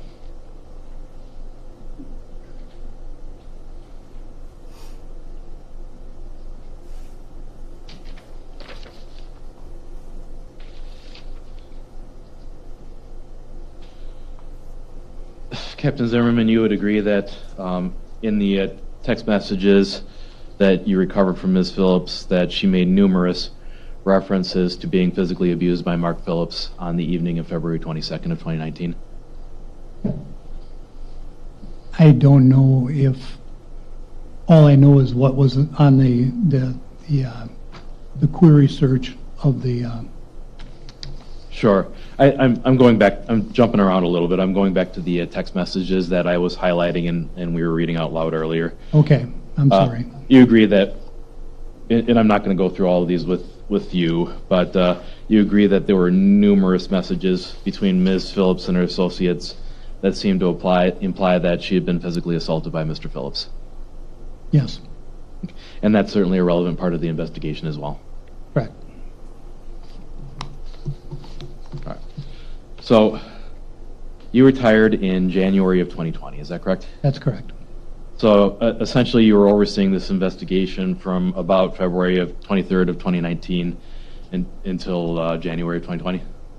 Yes, And Investigator Leinfelder has testified that you take a team approach at the Sheriff's Department to investigating these types of cases, correct? that's correct. But ultimately, if there's somebody in charge of an investigation, that would have been you at that point? Technically, I reviewed all the reports, all the investigative reports and so on, yes. Okay. Yeah. And if something needed to be done in terms of investigative follow-up, generally speaking, would it be you as the highest ranking officer's job to task somebody to do that? We would periodically have investigative meetings to determine what needed to be done as like a to-do list or whatever. And that was a collaboration of all of us. Instead of just one brain, we combined them all, so. Okay. Well, one of the things that you initially investigated in this case was the ability to download or preserve data from the Dodge Ram truck. Is that correct? That's correct. And you testified that you reached out to Trooper Michael Marquardt. Yes, I believe he may be retired now as well, if I recall correctly. But I believe so. but at the time, I think you described him as a very experienced accident reconstruction expert. Very knowledgeable, yes. Somebody that you've relied upon in the past to investigate auto-related incidents. Correct. And you actually communicated with Trooper Marquardt by email on February 25th of 2019. Is that correct? I believe so, yes. And I'm going to have an exhibit marked here.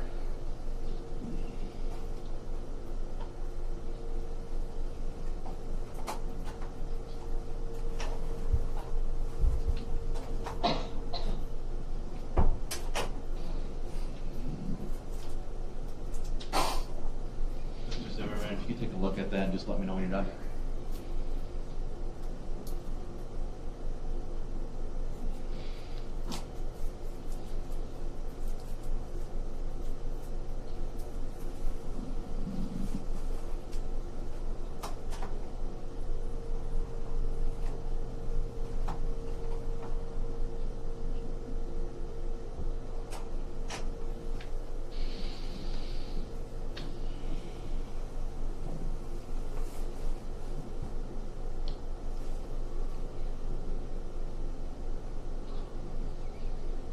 Okay.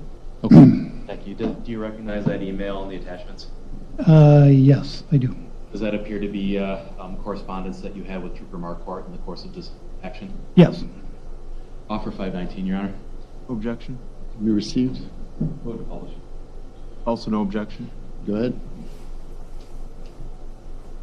Now, Trooper Marquardt, and I'm just going to go over some of what he discussed with you, and he did indicate that there would need to be a significant event in order to record data, correct? That's correct. However, he does recommend that you pull the data just to make sure that you're not missing anything. Is that correct? At this email, yes, he did. Now, Trooper Marquardt indicated to you that you would require a warrant or consent, obviously, correct? That's correct. And then he highlighted some areas of interest in the Dodge Ram that may have been of interest to your investigation. Is that correct? Yes. Now, is it fair to say that at this point, nobody's discussing exactly what constitutes a significant event for purposes of triggering the vehicle electronic data system? I'm sorry, could you? Trooper Marquardt doesn't define exactly what a significant event is in this Correct. email, correct? Correct. And the working theory here, at least at this point in the investigation, was that Ms. Phillips struck or even ran Mr. Phillips over with the vehicle, right? Correct. And certainly that could be something that could trigger a significant event if you run over a human being. Fair? Objection speculation. No, overrule. I guess that's the mechanics of the vehicle, and I'm not an expert on that, so. Okay. All right. Well, let's take a look at what Trooper Marquardt highlighted. And I'm going to re-highlight these areas, but I'll put it down here first to show you what I'm doing. So he indicated that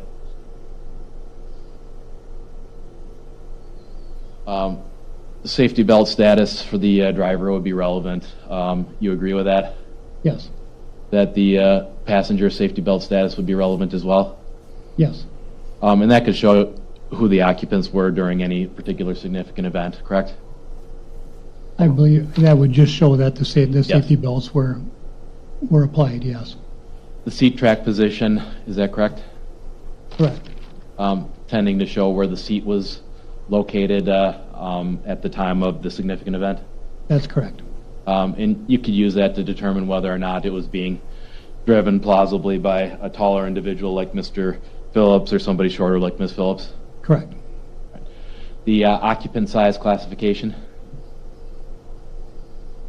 Whatever that is, yes. Flipping on to page 3 of this document. DTC's present at start of event. DTC is essentially the vehicle malfunction code, is that correct? I believe so, yes. And certainly that's relevant to determining what happens as well, correct? As well as to, Rule out any vehicle malfunctions. correct, yes. Okay. All right, page 4.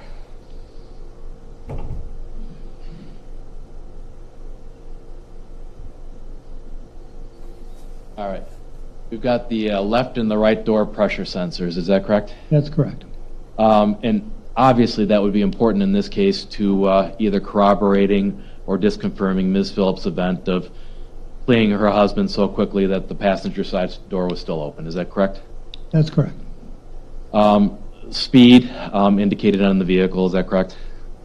That's correct. And obviously speed is very important to determining recklessness and determining what happened in terms of this incident, correct? Objection calls for legal conclusion.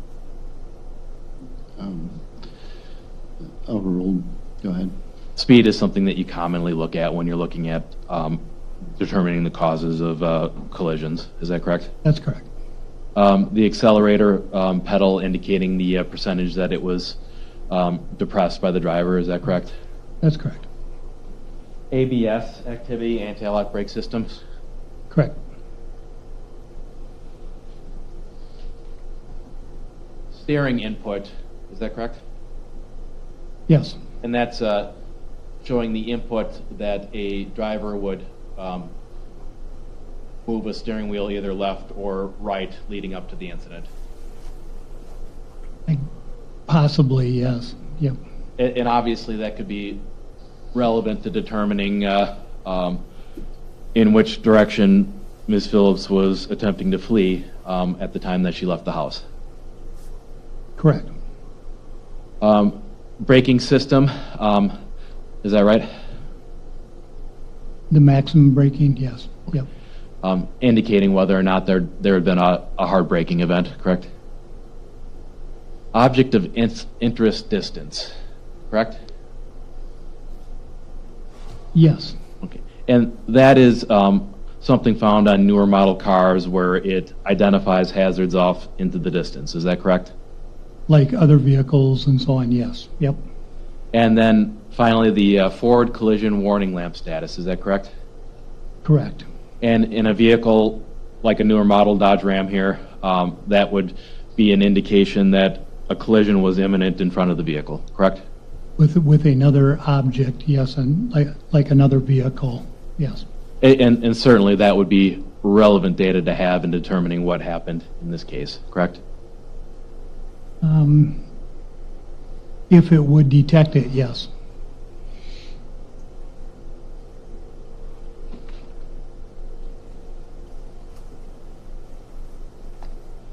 Now, Trooper Marquardt offered to come and do the vehicle download for you, is that correct? I believe if it was Trooper Marquardt or an investigator from the Dane County Sheriff's Department, one or the other, yes. Okay.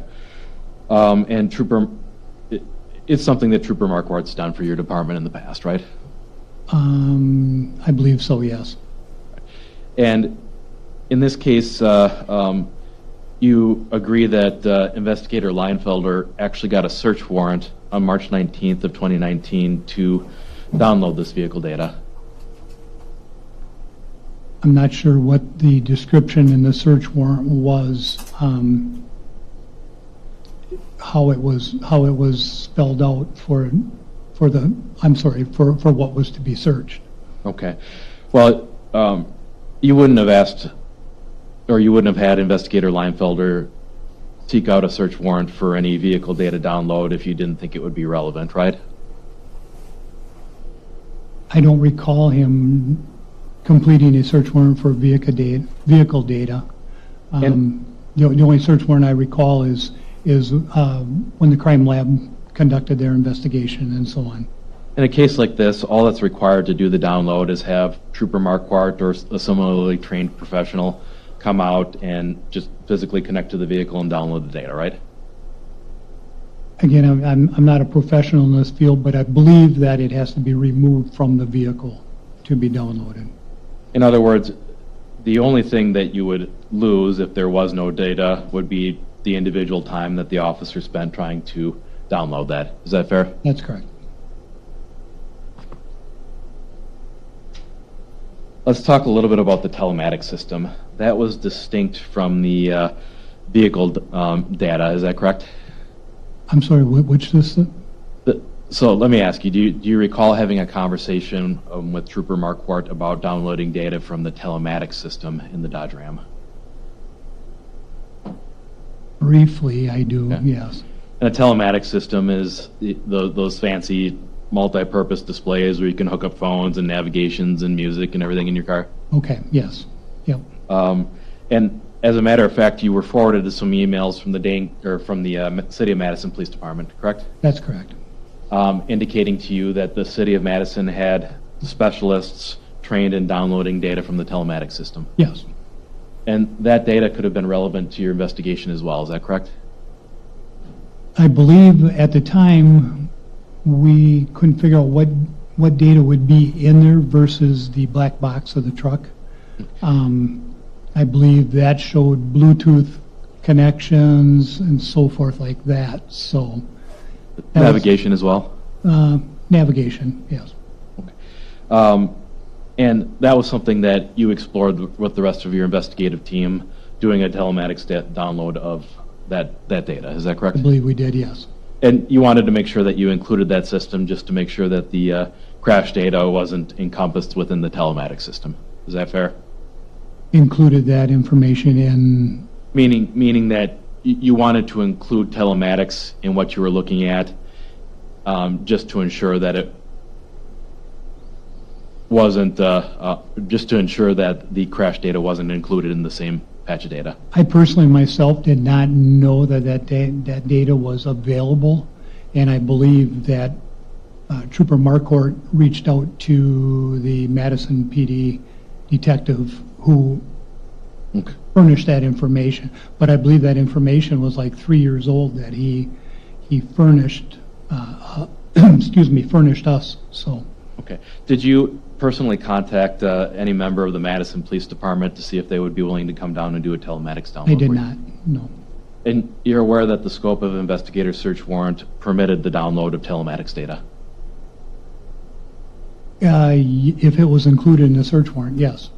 Okay. Other than just, was this a conscious decision to not download the data, Captain Zimmerman, or was this something that kind of slipped through the cracks? After the information I received, I believe it was at a later time from Trooper Marquardt, as I explained earlier, about how many times the vehicle was turned on and off, and that it would wipe the data that was stored there. That's why we did not.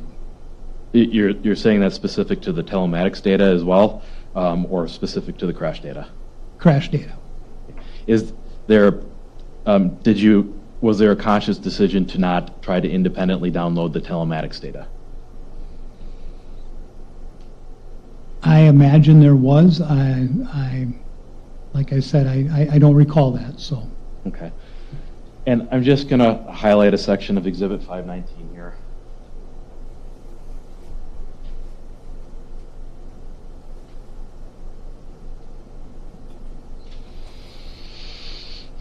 can just read this out loud.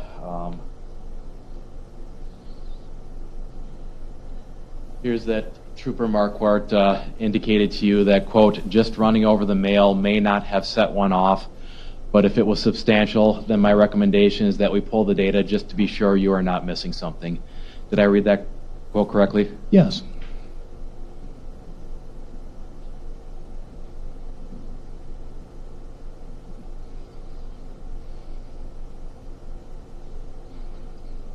All right, Captain Zimmerman, let's talk about the camera system.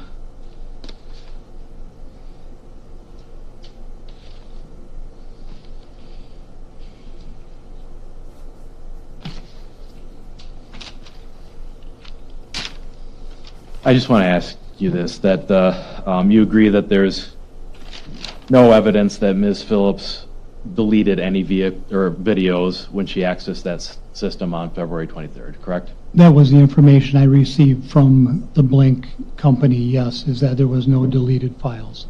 And the files are saved to the cloud when there's a motion-activated trigger. Is that your understanding?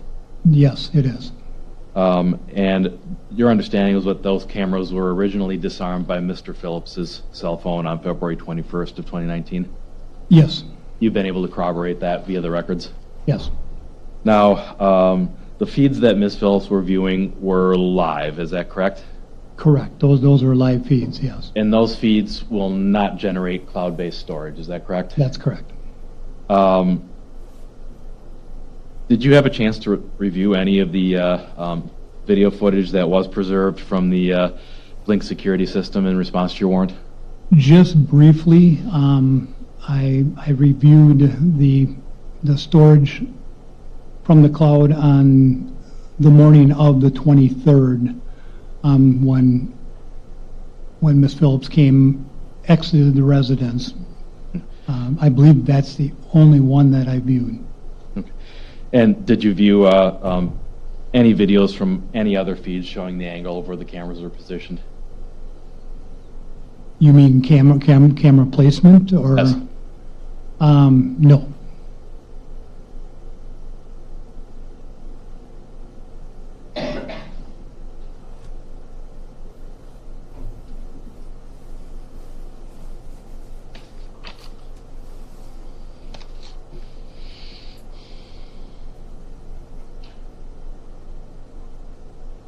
One moment.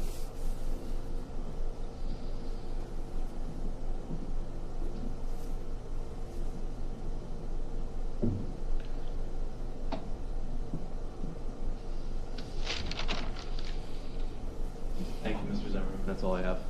Any redirect? Let me just make sure I'm not walking away with the exhibits first. Great, thank you.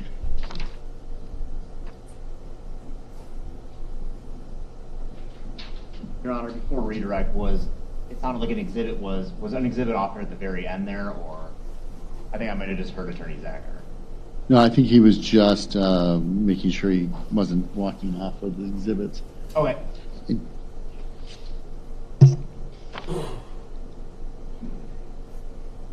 All right, I think I'm returning them all. All right. Stan, have you redirect? No? Yes, sir.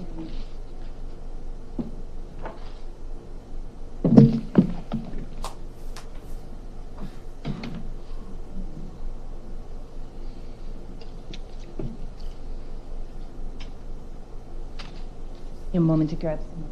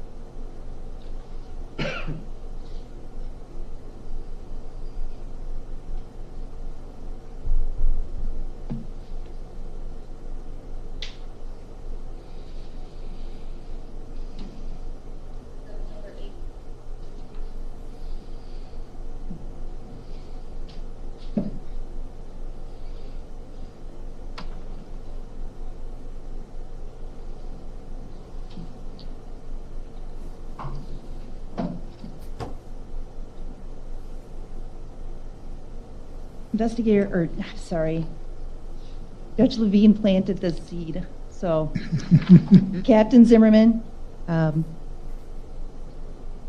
Zacher spoke with you in depth about why or why not the department decided not to get vehicle download data from the Dodge Ram pickup truck. Do you recall viewing exhibit number 519, which was an email from Trooper Marquardt?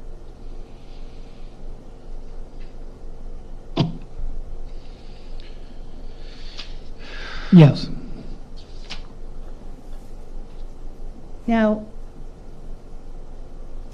importantly, what was the date and time of the top email in that packet? Monday, February 25th at 9:35 a.m. And that's of 2019. Correct. And you testified earlier that you had a telephonic conversation with Trooper Marquardt after this email was received? Yes. To explain the situation that we were investigating a little further, that there would not be any high speeds in this incident, and so on. You know, I think Trooper Marquardt was under the impression that there was greater speeds than what there was here. And earlier that morning at about 8:31, I believe is on page 6 of that packet. Could you turn to that?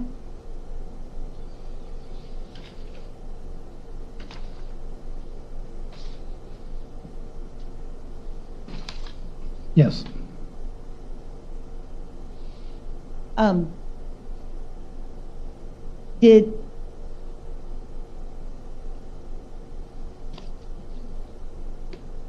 Can I publish?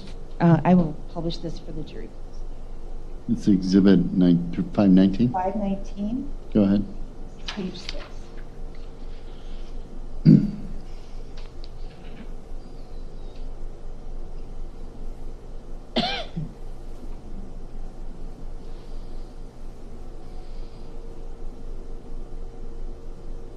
Everybody read this, okay?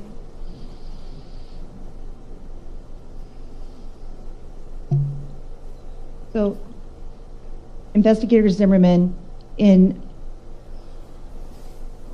this email, was there any information given to you about whether or not potential event was significant enough to even write data?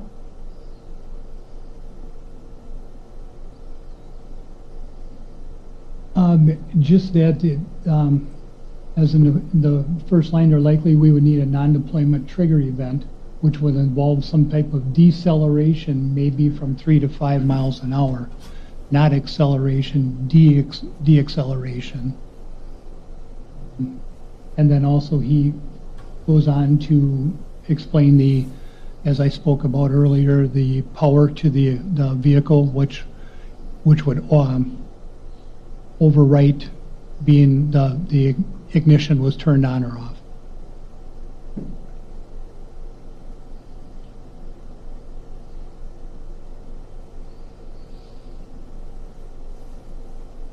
Now, Mr. Zacher also asked you about the infotainment and telematics system and some information that Trooper Marquardt had forwarded to you from a Dane County Sheriff's investigator. Is that Right. accurate? All right. I'm showing you what's been marked as Exhibit 88.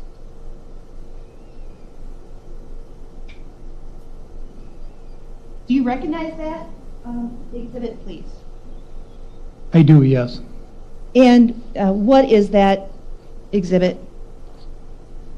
This is a forward that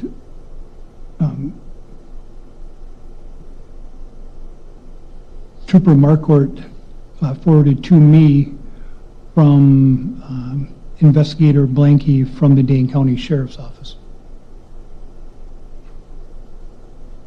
And on page 1, paragraph 5, there is some information listed. Does that, can you describe for the jury what information and advice was given there? On paragraph 5, it reads, how do we preserve data if we suspect that there is, that it is there, or so that it does not get overwritten? And it goes on to say the data is preserved for several months in some cases. I don't know if any of that will be overwritten with a key turn like airbag modules do.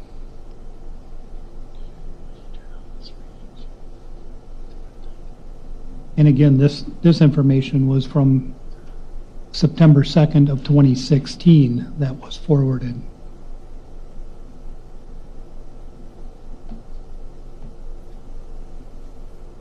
So it's fair to say that Trooper Marquardt, who you indicated was an expert in vehicle reconstruction, Yes. didn't have any additional or updated information to give you about telematics. That's correct.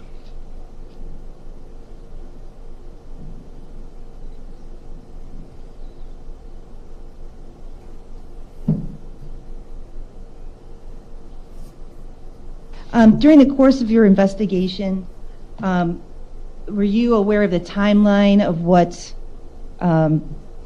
Ms. Phillips and Mr. Phillips did previous to arriving back at their residence about 11 p.m. on the night of February 22nd? I know it was mentioned that they went to a couple different establishments with friends.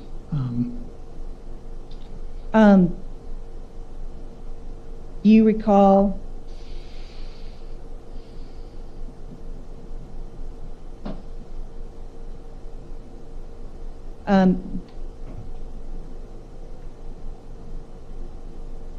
it was discussed earlier that they were at the dive bar and had an argument at about 8:50 p.m. Does that sound consistent with what you recall of the investigation? Yes, somewhat, yes. And I'm showing you Exhibit 85.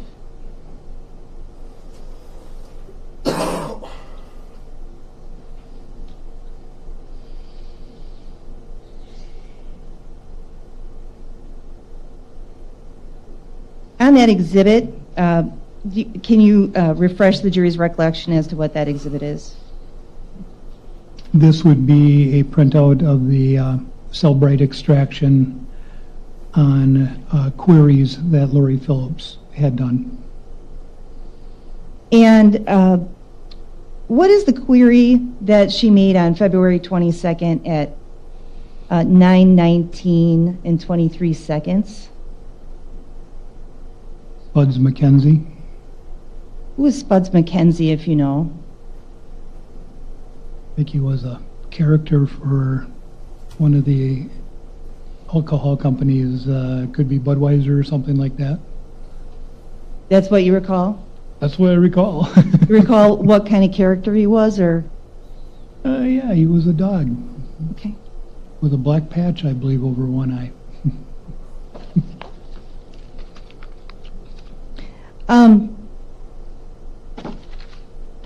I guess using Spuds McKenzie as there was discussion of a happy hour text that was found on Ms. Phillips' phone sometime after 11 p.m. Are you familiar with the phrase happy hour? Judge, relevance. Yeah. This is general knowledge. Go on. Okay.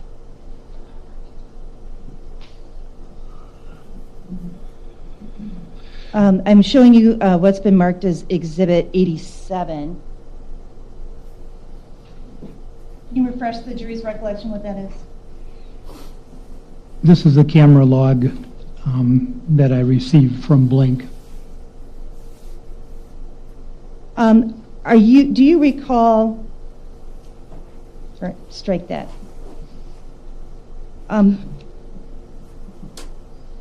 Does that list what times Ms. Phillips was looking at making live views of the cameras at the residence? It does, yes. And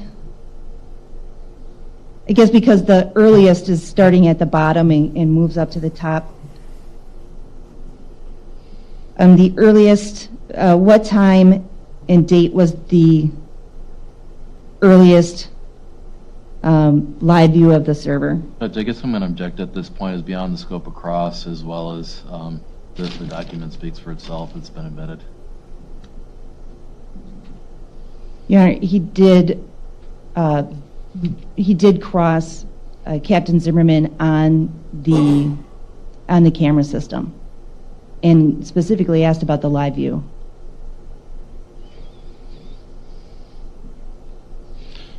Overruled, go ahead.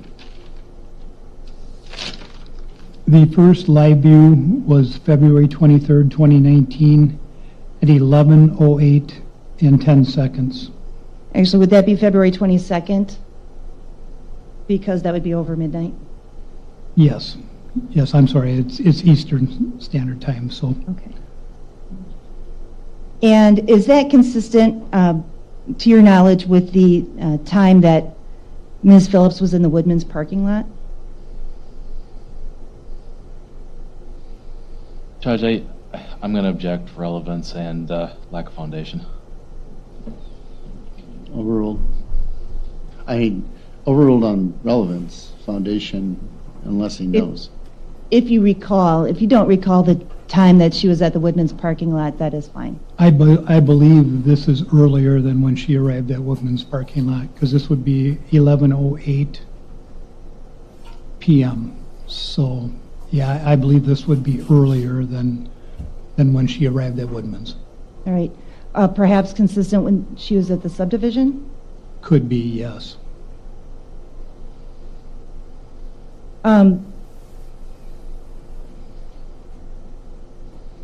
The live view that is there another live view that was conducted at about 12:14 a.m.?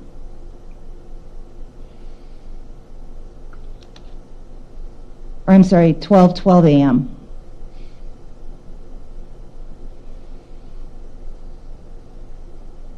Yes.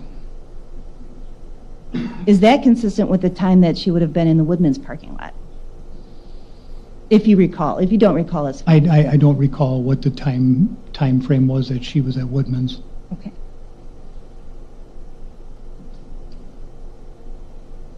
I have nothing further, Your Honor. Any recross? Briefly.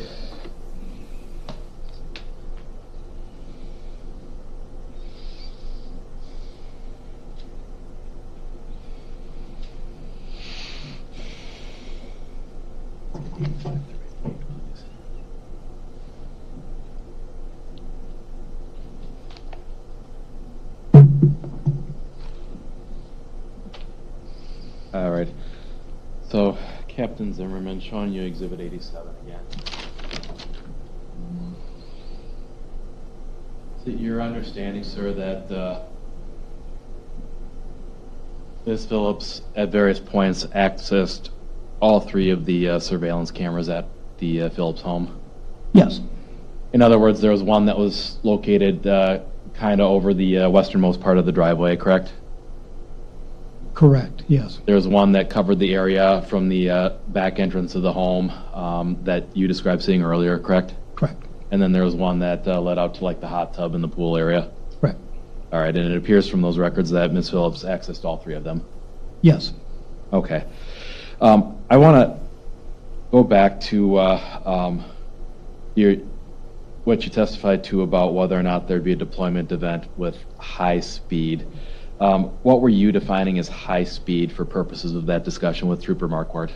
I used that as an example, I believe earlier, like a highway crash where there would be speeds in excess of 40, 50 miles an hour.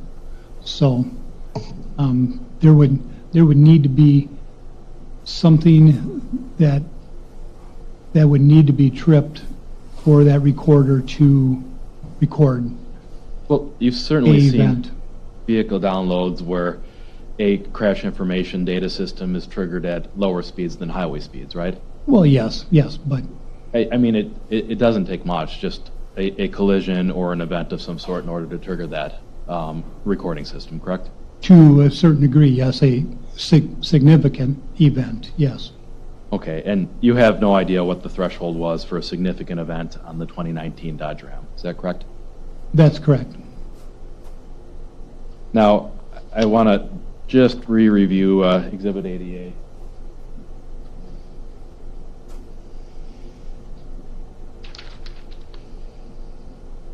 Just make sure that we've got this correct.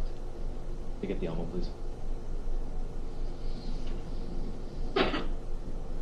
All right, does this appear to be the forwarded email exchange from Trooper Marquardt from, I apologize, I think I said City of Madison, but it was the Dane County Sheriff's Department? Right. All right, and going down to paragraph 5, you recall when Ms. Scamp had you read a portion of that for the jury? Yes.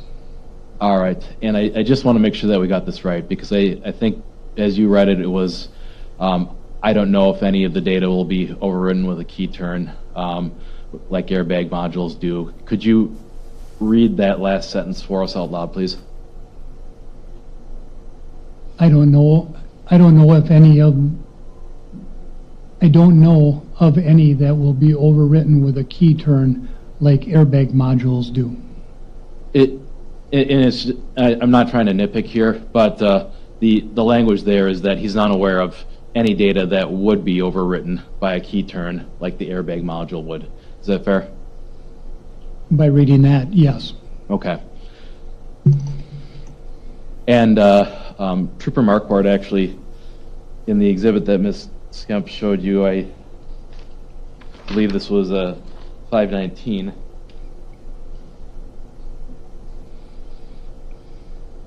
Indicated to you that, and I'm going to highlight, this is page 6.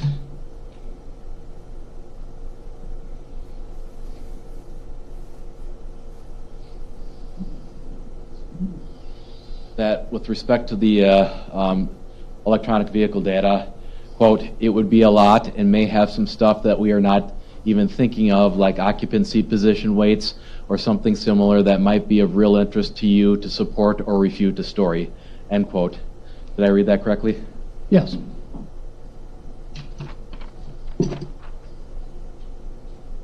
Trooper Marquardt, or the forwarded email, at least from Exhibit 88, going back to paragraph 5, indicates to you that the data is preserved for several months in some cases on the telematics system. Is that correct?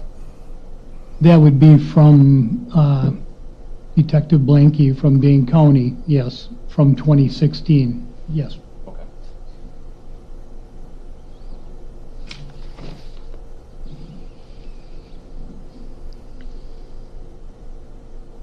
Nothing further, Your Honor. Any other requests? Yes.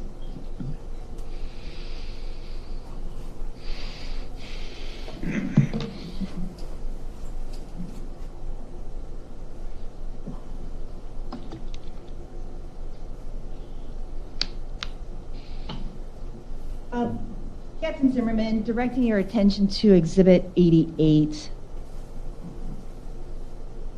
I'm going to display it on the screen.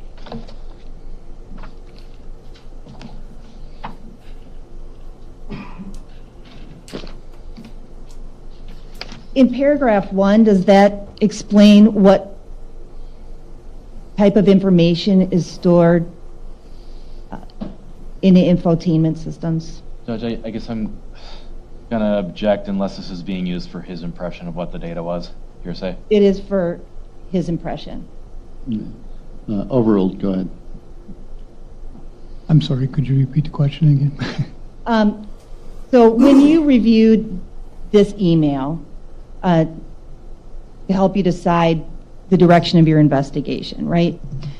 And some of the information that may be on one of those infotainment or telematic system is described in paragraph 1. Is that accurate? Yes.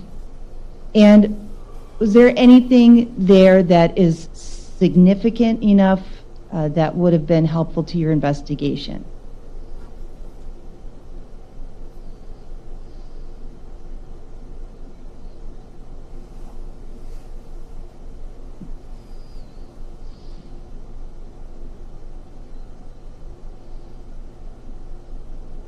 The input directions, she was looking for hotels and stuff. I can see that. Did you have another source for that, though? Yes, yes, we did. And what source was that? The queries on the Celebrate extraction. And for paragraph number 2, also some information that would be stored there. Would anything there be helpful to your investigation? Not really. We had the Celebrate extraction too, and Celebrate or the phone goes through the Bluetooth in the vehicle, so I don't think that would have been helpful at all. Thank you. Redirect. Just one, Judge. Captain Zimmerman, typically you're not going to seek out a search warrant to obtain evidence if you don't think that it's relevant to your investigation. Is that fair? Yes, it is. Nothing further. Anything further? Your Honor. Okay. Thank you. You may step down. Go enjoy your retirement.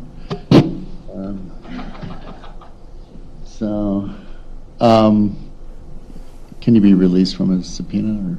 Yes. No objection. Okay. Released from the subpoena then. Any further witnesses? Your Honor, at this time, the state, I believe we have moved into every exhibit that I have on my notes into evidence from ours perspective. If not, I do so move the state pending that procedural piece and any further objections conclude the case in chief. The only ones I had in question were 84 and 88. I don't know if those were received. If there's any objection to those? 84 was what, Your Honor? That was the Wi-Fi connection form. I think it was shown at one point by the defense. No objection to being received. The state moves it. Okay. We're moving it to be received. And 88 was the camera log, Your Honor? No, 88 was the email forward of the telematics. For the purposes used, I'd move 88. Okay. No objection. Okay, those were received. I think we can. So the state rests at this point? Yes. Okay. So I know this is a little bit early for lunch, so I'm not sure what we're going to do because it's a little bit too early. But there's ladies and gentlemen, we're going to take a break right now because we need to talk about some things. If we can, we'll bring you back in before lunch. It's possible we'll just go straight to lunch. Maybe we can even have it early. Jamie? All right. Yeah, maybe we just take a lunch break right now because I'm afraid by the time we get done talking, it'll be 10, 20 minutes and it won't be enough to really get anything done. But maybe what we'll do is we'll need some time for lunch, but maybe we'll start a little bit before 1 if we're lucky. We'll give you a heads up through Terry or Kevin. So, okay, thank you.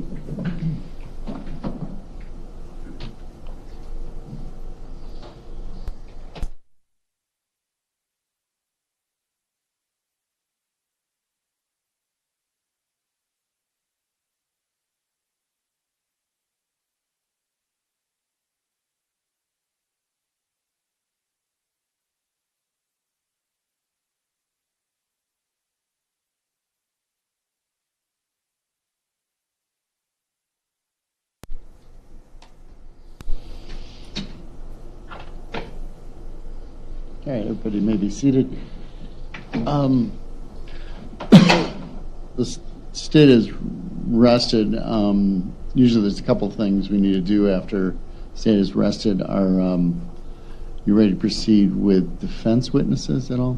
I have a motion first, Your Honor. Yeah, I understand you would, but are you, just in case, were you ready with Just defense? in case I am. Okay. Go ahead. Your Honor, at this point, I move the court for a directed verdict of acquittal. The state's elements are fairly straightforward. Number one, causation, showing that Ms. Phillips did cause by a substantial factor Mark Phillips' death through her actions. Number two, recklessness. Recklessness requires proof of individual elements to include that Ms. Phillips herself created a substantial risk, that risk was unreasonable under the circumstances, and that Ms. Phillips was personally aware at the time that she acted that she created both a substantial and unreasonable risk of death or great bodily harm. The state's focused a lot of its case in this matter on showing the mechanics of a possible collision here, but we've heard absolutely no testimony that a reasonable jury could conclude beyond a reasonable doubt that Ms. Phillips was reckless under the circumstances alleged. There's been no testimony indicating that Ms. Phillips was the individual creating the risk alleged. There's been no evidence that could rationally support the presumption that Ms. Phillips would have been unreasonable fleeing from Mr. Phillips under the circumstances. Moreover, where I think the evidence is particularly lacking, I'm unaware of anything that would indicate, particularly to the level that would allow a rational jury to conclude beyond a reasonable doubt that Ms. Phillips was actively aware of a substantial and unreasonable risk at the time of the actions. Dr. Reichert himself testified that this matter very well could have occurred in the manner that Ms. Phillips described, and his manner of death in this case was undetermined, not homicide. I also don't believe that the state's anywhere near the elements for 1060A. We don't have, number one, there's been no established legal duty to that Ms. Phillips would have, particularly to a spouse in this case. It has to exist in Wisconsin law explicitly, not just the general duty of care that everyone owes one another in the community. That doesn't exist in our case law. It doesn't exist in our statutory law, and I think it would contradict all of our domestic violence policy that we have on this issue, suggesting that a domestic abuse victim owes a particularly higher duty of care to her abuser under those circumstances. Number two, the state's presented no evidence that would cause a rational jury to conclude that Ms. Phillips would have been aware that Mr. Phillips had been injured and failed to act under those circumstances. So I do believe that this is one of those rare cases that is appropriate for a directed verdict of acquittal. I would ask the court to rule in that matter at this time. State's response? Your Honor, the state does not feel that a directed verdict is appropriate. We believe that this case should continue. We should believe that pending the defense's presentation of their case, that this is a matter that is appropriate and proper for the jury to decide. Your Honor, I'll touch on cause, that Ms. Phillips caused the death of Mark Phillips. She is, by her statements and by observations of Dr. Reichert, there are no other reasonable causes that a jury could conclude, I guess, from our perspective in terms of beyond a reasonable doubt. At this stage, Judge, all inferences are drawn in the favor of the state. The injuries here are significant enough, as talked about at length by Dr. Reichert, that the cause of death for that driveway at that particular time where Mr. Phillips was found was the truck. That truck was incontrovertibly driven by Ms. Phillips, both by, I guess, her statements, the corroborating evidence, all of the video and timeline information that has been presented about what happened after she left. Your Honor, as far as the pure cause there, we know it's not a slip and fall. We know this isn't a heart attack. We know that Mr. Phillips didn't get drunk and fall asleep in the snow. The only thing that reasonably could have been concluded as far as what Dr. Reichert's testimony for the extent and extremity of the compound fractures and a lot of the things that were heard would be, I guess, a significant fall. There's also no evidence to suggest anything like that. So as far as the actual physical corroborating evidence for the cause, of death on the truck. Defense counsel also doesn't note that the gene, from the state's perspective, the hair fiber, or not the fiber, the consistent fiber that Ruth Hank testified to was found under the vehicle, lodged in the vehicle. It is consistent with the jeans that Mr. Phillips was wearing when they recovered him. We heard testimony about, he was wearing the same clothes, that kind of things. We visibly saw many pictures of the jeans that were ripped. We know that they weren't ripped by, or a jury could at least infer that they weren't ripped by the paramedics, tri-state, that kind of thing.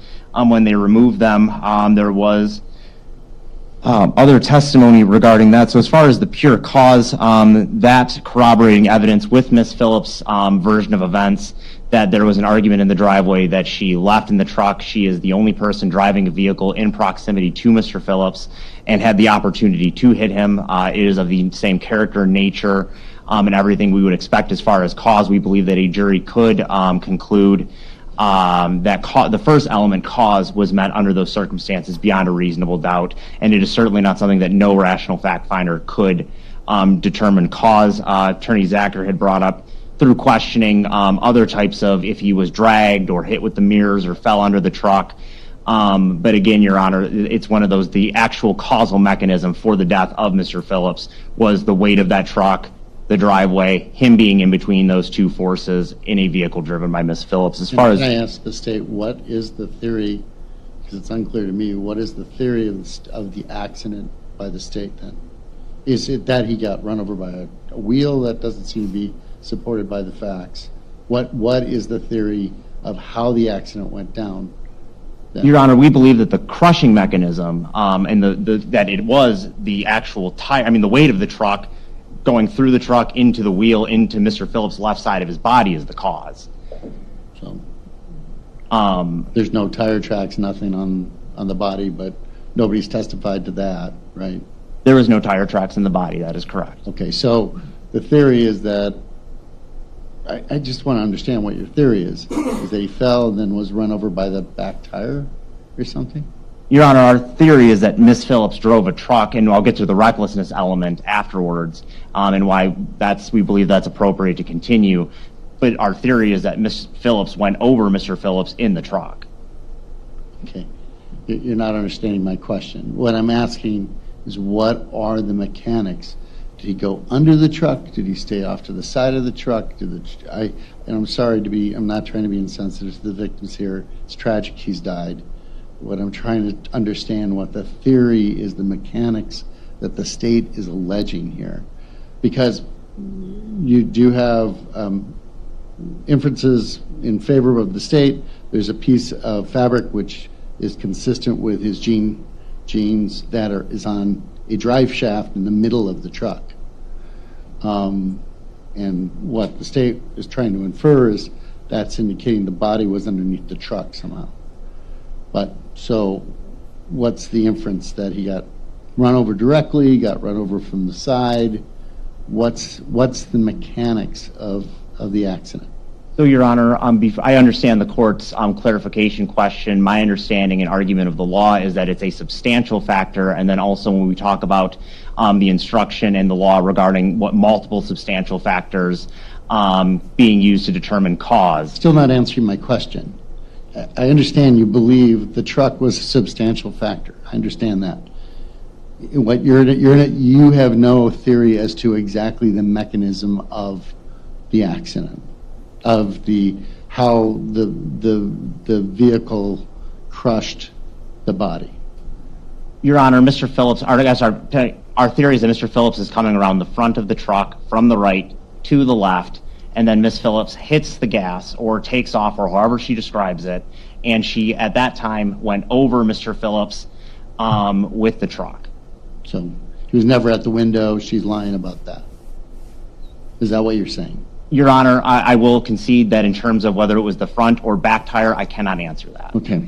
Now the next thing is the element of unreasonableness. What do you want to respond to that? Assuming the facts get you to cause, get to unreasonableness. Your Honor, as far as the reasonableness of the situation, we believe that, evidence has been presented regarding Ms. Phillips and her flight and her state of mind and things like that.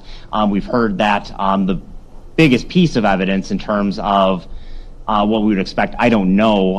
It was mostly discussed during openings by Attorney Zacher. We haven't actually gotten to that, a lot of that evidence in the state's estimation. As far as the unreasonableness, it comes down to credibility and what the jury understands as far as Ms. Phillips, the way she's presented these version events and what they believe. That is appropriately in the purview of the jury, that credibility for the actual reasonableness of her flight. Just so it's clear, defense has no burden of proof at all. State has the burden of proof. You have to prove unreasonableness. Correct. Beyond a reasonable doubt. Correct. So what is the unreasonableness of the actions? Is it just because there's a dead body it's unreasonable? No, Your Honor. The unreasonableness, we believe that there is evidence, plenty of evidence in the record that a reasonable fact finder could conclude that Ms. Phillips was angry, that Ms. Phillips was having an argument, that argument was not exactly how it was described, and that she, in her words, took the F off, or however she described it, that particular point of the video, that he was in front of her, that she saw him, that she was aware of his general location, and she, not to flee necessarily for safety, but just to go, because she is upset, arguing, that kind of thing. The argumentativeness, that is unreasonable. That is acting in the heat of the moment due to anger. And that addresses the awareness aspect. So I believe that addresses the awareness aspect too. And the reason that's important is because each of the elements have to show some evidence that's not some evidence in most favorable to the state, that a reasonable jury could come to the conclusion at this point, when a motion is brought at this point, beyond a reasonable doubt that those elements were met. If I accept all those facts as determined by the state as relevant evidence, the court is finding that there's a reasonable jury could find beyond a reasonable doubt, beyond a reasonable doubt, if looking at the facts as stated by the state. Of course, it's a different standard once the case is done. Given that, the court's denying the motion. Thank you, Your Honor. All right. There's a couple of things we need to talk about. One is how many witnesses do you have right now? I have Sergeant Kine out there. I promised him I would get him out of the way first. Let's see, 2. And then at least 4 others. Is the sergeant quick? Yes, sir. Is he quick? Would you like to try to get him done before noon? Sure, if the court would give me a few minutes to use the restroom first, that'd be Yeah. Yeah. Is there much cross-examination for this? For Sergeant Kine, I'm not anticipating it. All right. So maybe we should just try to get one witness done for the defense. And then the other issue, of course, you don't have to determine this right now as if the defendant's going to testify or not testify. I'll need to do that at some point. We'll have to take a break so we can go over that. That could be tomorrow. Although my hope is we can get as much done we can today with very little tomorrow, so we can get the jury instructions too, and the closings be made by tomorrow, preferably by noon. But I know that's going to be stretching it.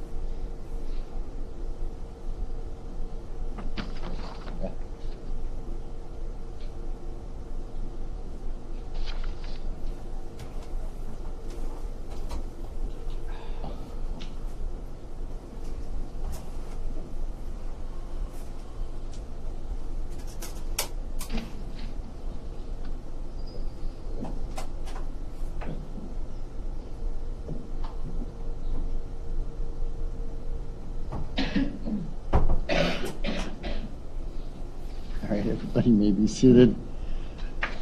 Sorry about that. Got you halfway through your lunch. We'll call it your second season lunch if those who are Hobbit fans. Yeah, we figured let's try to get one quick witness in and then finish your lunch, and we'll go from there. So go ahead and call your first witness then. Your Honor, Ms. Phillips will call Sergeant Joe Kine. Okay. Up there.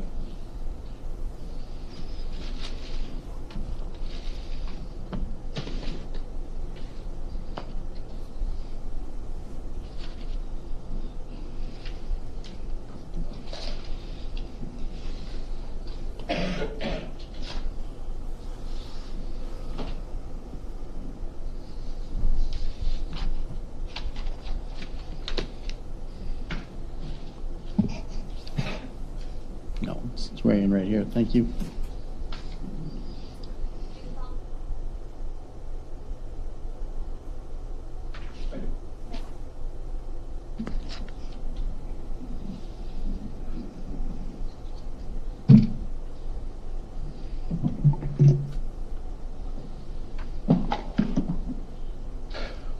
Morning, Sergeant. If you could state your name and spell your last name for the record, please. Joe Kine, Kernin. And are you currently employed? I am. In what capacity? I am a patrol sergeant with the Crosse County Sheriff's Office. Were you employed in that capacity back on August 3rd of 2018? Yes, I was. And were you a sergeant at that point as well? Yes, I was. Now, on August 3rd of 2018, did you respond to a 911 call for service at the home occupied by Lori Phillips? Yes, I did. And what was the nature of the call? Lori had called in stating that her significant other and his parents were pounding on the window, yelling at her, and trying to evict her on the spot. Was there a reference to forcibly entering the home? Yes, there was. And a reference to reaching for a firearm? Objection, Your Honor. Hearsay. Sustain. Did you eventually speak with Ms. Phillips? Yes, I did. And when you responded to this call, was this emergent? I believe I did, yes. That would be typical practice for deputies receiving a domestic type call like this, right? Yes. And when you responded, did you have another officer there as backup? At some point I did. I don't remember if it was immediately upon my arrival or who arrived first exactly, but yes, there was another deputy there with me. That was Deputy Peter Sloan? Yes. And when the two of you arrived, I assume that you spoke with Ms. Phillips? Yes, I did. She appeared to be upset at that point? Yes. And she was describing to you the circumstances of why she called 911? Correct. One of those circumstances was that she believed that Mr. Phillips had reached across a nightstand to go for a gun? Objection, Your Honor. Sustain. It's hearsay. Go ahead. Ms. Phillips was still upset when she was describing these incidents to you? From what I remember, yes. Your Honor, I asked to proceed as an excited utterance. Counsel. Or a present sense impression. Yeah, I'm going to overrule the objection then. All right. And Ms. Phillips indicated to you that in the process of this encounter, she believed her husband had reached across for a firearm? Yeah, she told me that she initially believed that he may have been reaching for a firearm he kept in the area. Ultimately, she indicated that he ended up with a remote control for a ceiling fan? Yes, and she wasn't 100% sure on that from what I remember, what he ultimately ended up grabbing. Did you observe any evidence that the home had been forcibly entered? Yes. What evidence did you observe? One of the two entry doors into what I believe is the main entryway that they used to the house had some wood splintered away from where the lock physically enters into the lock plate. Consistent with the door being forced open? Yes. Was Mr. Phillips present at the time that you arrived? No. Upon receiving the information from Ms. Phillips and evaluating the scene, what steps did you take next? I gathered Ms. Phillips' statement as to what occurred and went from there. All right. Did you What is a bolo? Your Honor, relevance.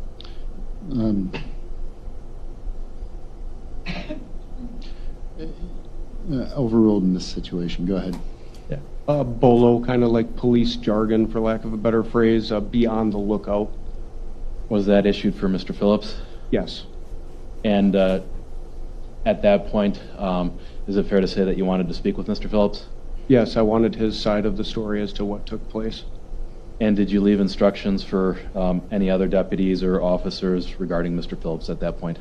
Yes, after we were unsuccessful in trying to reach Mr. Phillips and get his statement, I had ultimately just established probable cause for charges. Objection as to relevance. Sustain.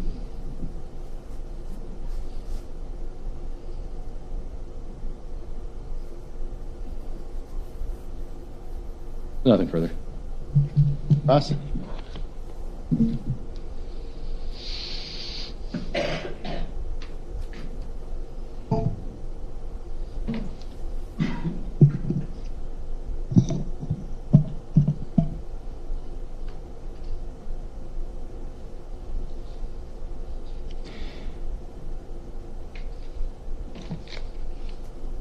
Sergeant Tremaine, did you write a police report for this incident?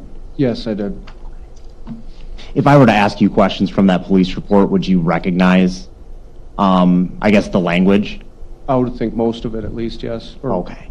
And if I were to, I guess, ask the question incorrectly or not when your memory or that doesn't sound like it's in your report, will you stop me and tell me, no, that's not in my report? Can you agree to do that? I can try to do that, yes. Okay.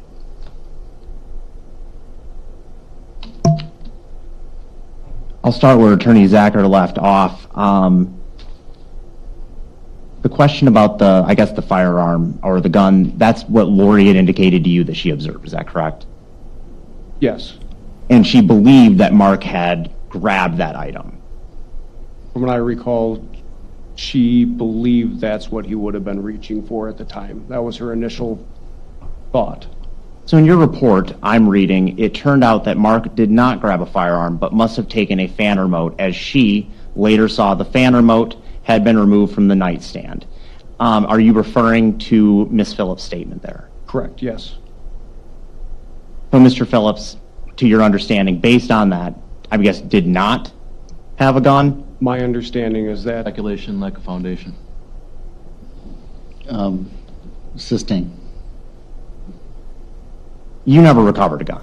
No.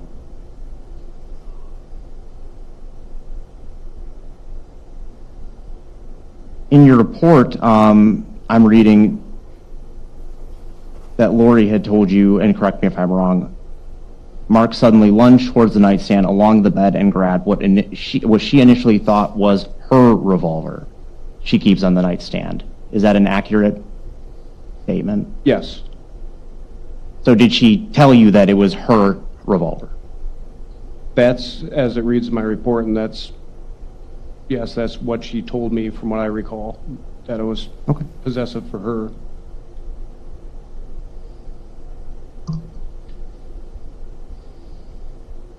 Leading up to that event, did she tell you that, I guess she had received some type of notification from Mr. Phillips, or what did she tell you about what had preceded the, I guess, attempted breaking and entering?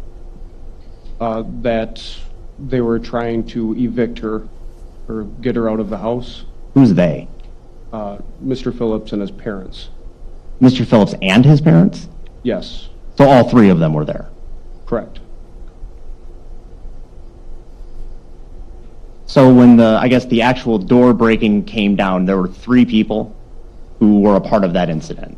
That's what I was told, yes. And one of them is Tom? Yes, Tom was on scene when we arrived. Who's Tom? Mr. Phillips' father. So when you write that, sorry, wrong page, give me just a second.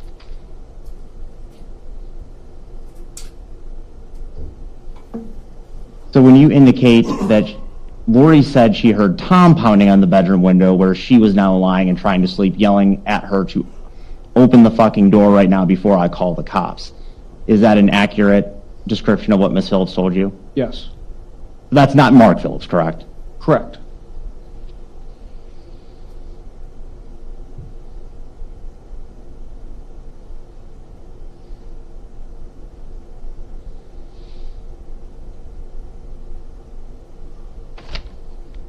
Did Lori say anything about voicing her displeasure with Mr. Phillips' actions prior to this? Actual relevance. Are we talking about that night? Yes, this particular incident, that particular night. Overruled. Yes, you did. He did. What did she tell you about that? She had said ultimately that they had tried to make plans for the day, and he was supposed to be back at a certain time, and that time had come and gone. It had become evening, nighttime, and she no longer wanted him to even come home at all. So she had locked the door and asked him to stay away. Did she indicate that Mr. Phillips' day drinking had ruined all their plans, or something to that effect? Yes, to that effect. And that's why she no longer wanted him there? Yes, that was part of it, I believe. Can you tell me what self-help eviction is? Judge objection relevance. Sustain. Your Honor, just briefly, may we sidebar on that?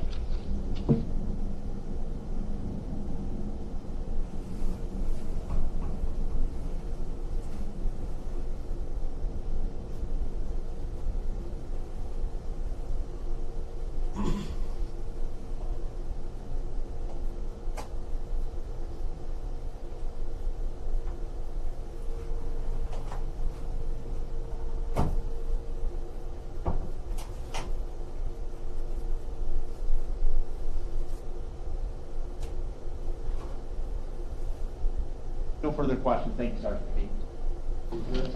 Briefly, Sergeant Kine, I want to talk about the other part of why Lori was concerned. Did Ms. Phillips indicate to you that she had concerns about how Mark behaved when he was drunk? Yes. Overruled. Did Ms. Phillips indicate to you that she was concerned because Mark would become belligerent when he was drinking and had been drinking all day? Yes. And Ms. Phillips at a certain point indicated that Mark was the initial person who showed up and began banging on the door? Yes, I believe he was there before his parents. And his parents were called after the fact at some point, correct? That's my understanding, yes. Nothing further. Oh, just briefly. Sergeant, am I correct in assuming that you would not seize a lawfully owned firearm from somebody if it wasn't used in the commission of a crime? Typically not, no. Particularly from somebody who was an alleged domestic abuse victim at that point? Correct. Nothing further. Crosse? Go ahead. Sergeant Kine, are you aware, did you observe, seized or otherwise, properly, did you observe a firearm at all? No. Thank you. Anything further? Go ahead. Did you ask to see the firearm? I don't believe I did. Nothing further. Anything further from the state? Okay. I would move to release Sergeant Kine from his subpoena. All right, you may step down. Go ahead. Objecting to that, we'd like to retain him for possible rebuttal. Okay.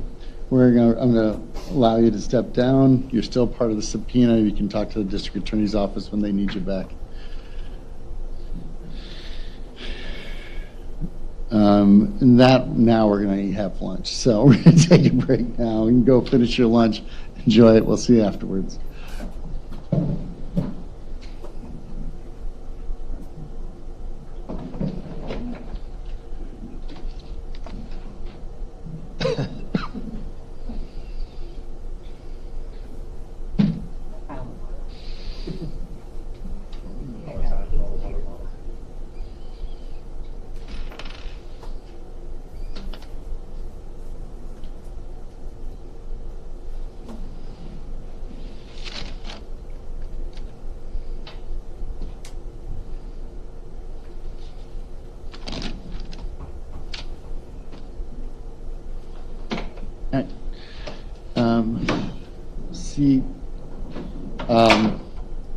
Anything we need to talk about since defense is up now? Anything further? Judge, I'd like to put an offer of proof on the record for Deputy Patty Stoetinger. I had subpoenaed Deputy Stoetinger or Patty Stoetinger, excuse me, for the sole purpose of establishing that she arrested Mr. Phillips on Sergeant Kine's request that he be arrested on charges of criminal damage to property and domestic disorderly conduct, that he was arrested the next day and was released on a signature bond. I believe that the fact that he was arrested is relevant to any prior recantation that the state attempts to establish with Ms. Phillips as to the circumstances as to why he was out of the home and why Ms. Phillips was not having contact with him. But I understand the court's prior ruling on not being permitted to get into the fact that he was arrested. And our objection is exactly that, and we rely on the court's previous ruling on that particular issue and the testimony that's already been objected to and denied, to that fact that Mr. Phillips has been arrested for those charges.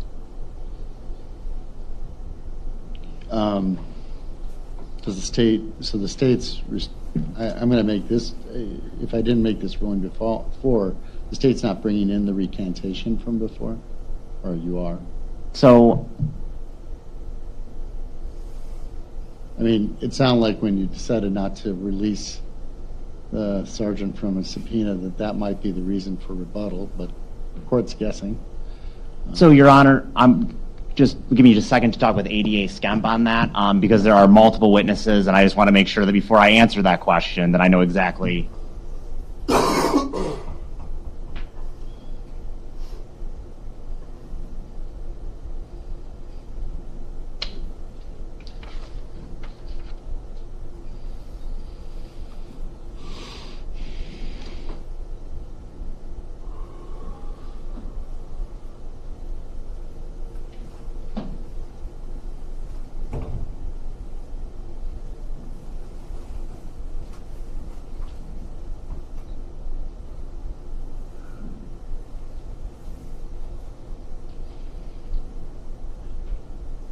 So, Your Honor, our position regarding that particular fact is that her recanting the statement, it's not in response. I mean, I guess we don't see how the arrest is relevant. The arrest isn't like a causal mechanism or something like that. I mean, if there's something else. The recantation?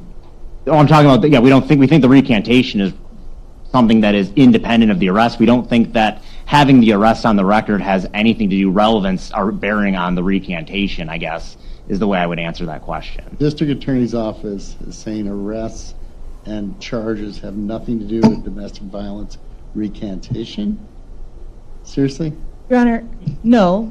However, what we are saying is that probable cause or arrest, that is a low burden. It does not make what happened in the home any more or less likely. It is their burden to prove beyond a preponderance of the evidence about the other acts. The recantation, people change their stories, not just because of arrest, but because circumstances change and other things. So no, I understand that. Yeah. There's a lot of reasons, but one of the reasons could also be that a person is arrested. Does the state want to open the door to the fact he was arrested? If you don't want to open the door, you're not getting into the recantation. But if you want to get into the recantation, it opens the door and will allow the defense to bring in the fact that that he was arrested. So, again, this is very common in domestic violence cases. Yes, you're right, there's multiple reasons, but one of the reasons is that your loved one was arrested. And I don't think the state's going to argue with me on domestic violence. That's a fairly common thing we find in domestic violence cases. that is, but I don't think the arrest alone is not the only thing that causes the recantation. I know that. I know Okay. that. But what I'm saying is that it is one of the possible things that cause recantation, and so it is relevant then. That's my point. So, do you want me to allow the defense to get into the arrest or not? You know what? I'm going to answer my question. I am not willing to have a trial within a trial. This is the problem with other acts generally. I'm not going to allow the state to get into recantation. I'm not going to allow the defense to get into the fact that he got arrested. Both are excluded. I'm not going to have a secondary trial on that incident. So, given that ruling, the court's going to go ahead and be back here at 1:05.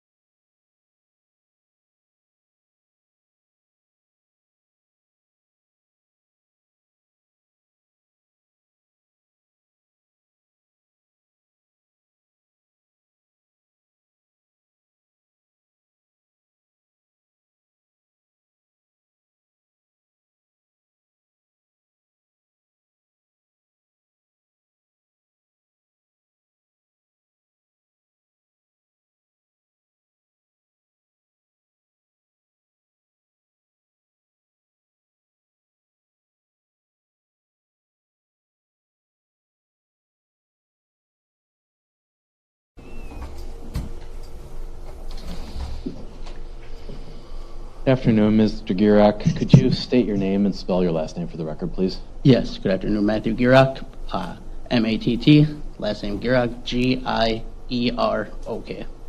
Mr. Gierak, how old are you? I'm 31 years old. And how are you employed? So I'm employed at the East Side Bar as a bartender, doing every other weekend, and I am also supply chain operations at Mayo Clinic. Okay, so let's talk about the East Side Bar. Where is that? It's a bar in Winona, right off of Mankato. It's on Chatfield and 7th. How long have you been a bartender at the East Side Bar? For roughly on and off about 10 years. Okay, so you're pretty familiar with the crowd and the clientele that come through the bar? Absolutely. Now, does the East Side Bar have dedicated bouncers to help cover any security concerns, or is that part of your duties as well? We do not have bouncers. The bartenders, our job is to be the bouncer, the server. They do it all. Okay. So I want to bring you back to January 18th of 2019. Do you recall working at the East Side Bar on that date? I do. And had you known Lori Phillips before that date? Yes. How do you know Ms. Phillips? I know her mainly through her kids. I play ball with them, so. Okay. And I know her through darts. Okay. At some point on the 19th of 2018, excuse me, did you see Ms. Phillips in the bar? Yes. And was there anything in particular that drew your attention or concern to Ms. Phillips at the East Side Bar? Yes. What did you observe that drew your attention? As I was pulling tickets for another clientele, so gambling tickets, I was walking over to where that area was, and her and Mark were sitting over there on the corner of the bar. And as I was counting out tickets, I heard, quote unquote, from Mark's mouth, "You nigger loving whore." And that's when I had to stop immediately and kind of put that to rest real quick. How was Mark saying this? Was he animated, agitated, angry? Yes, he was angry. He was hovering over her, tugging on her arm, trying to get her off the bar stool.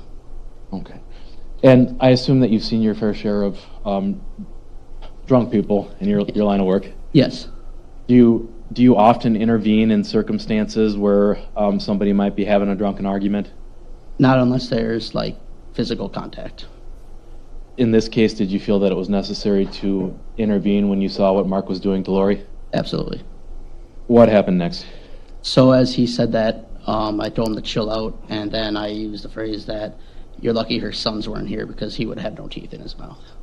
And he got agitated, got angry at me. Okay. Did Mark leave? Not at that time. Did he eventually leave the bar? He did. And was that the end at that point of the use of the racial slurs and the abusive language towards Lori that you were able to observe? Yes. Okay. Thank you, Mr. Gierok. That's all I have. Ross?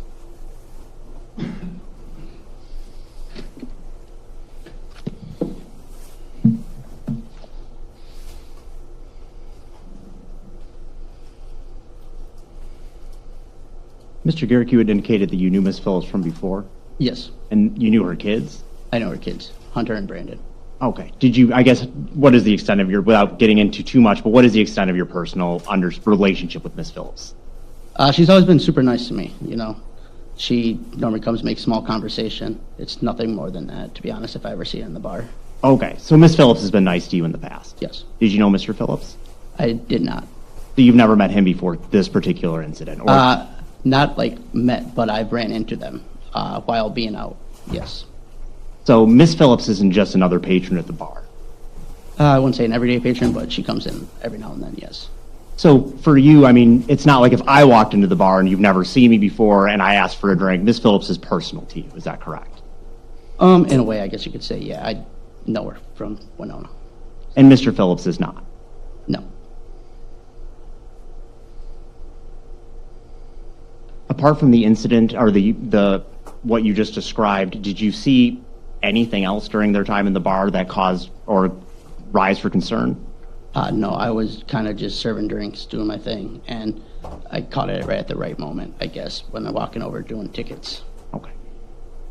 So, yeah, I didn't see any kind of what was going on beforehand. So you didn't see any lead up or context or anything like No. that? No further questions? Anything further?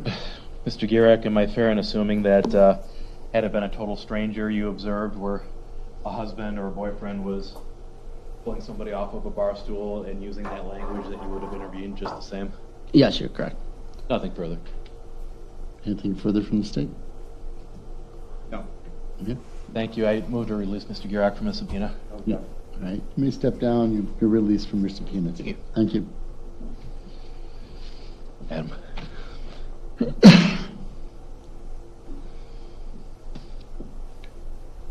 Call your next witness. Your Honor, Ms. Phillips will call Adam Stevens.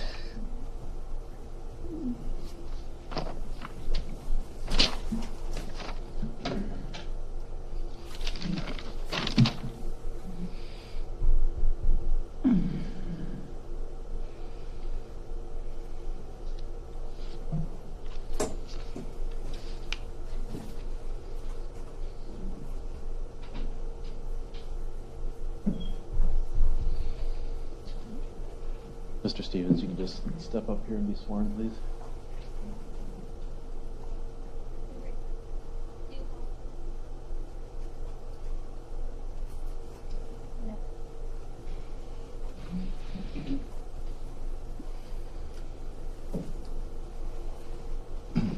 Afternoon, Mr. Stevens. Could you please state your name and spell your last name for the record? Adam Stevens, Stevens. Mr. Stevens, do you know Lori Phillips? Yes. How do you know Ms. Phillips? We used to work together at Sprint many, many years ago. Okay. Did you work together for a number of years? Yeah. And did the two of you become friends? Yes. Now, I want to move you forward to February 22nd of 2019. Do you remember having any plans with Lori Phillips that day? Yeah, we had plans to meet Mark and Lori for dinner. Bless you. And you mentioned the name Mark. Did you know Mark Phillips before that date as well? Yes. Now, Mr. Stevens, where were you meeting Mark and Lori for dinner? Sloops? Is that Sloopies? Sloopies? Okay. You're from Winona, aren't you? Okay. And had you ever been to Sloopies before? No. Okay. Was anybody else with you, Lori, and Mark? Hannah. Hannah Kinsky? Yes. Okay, so the four of you have been friends or acquaintances for some time? Yes. All right. Could you describe briefly the dinner at Sloopies? I don't recall what I had. Something small, I'm sure. I know we got there relatively early in the afternoon, 4:30, and okay, having a good time. So early bird special, or did you have some place to be after that?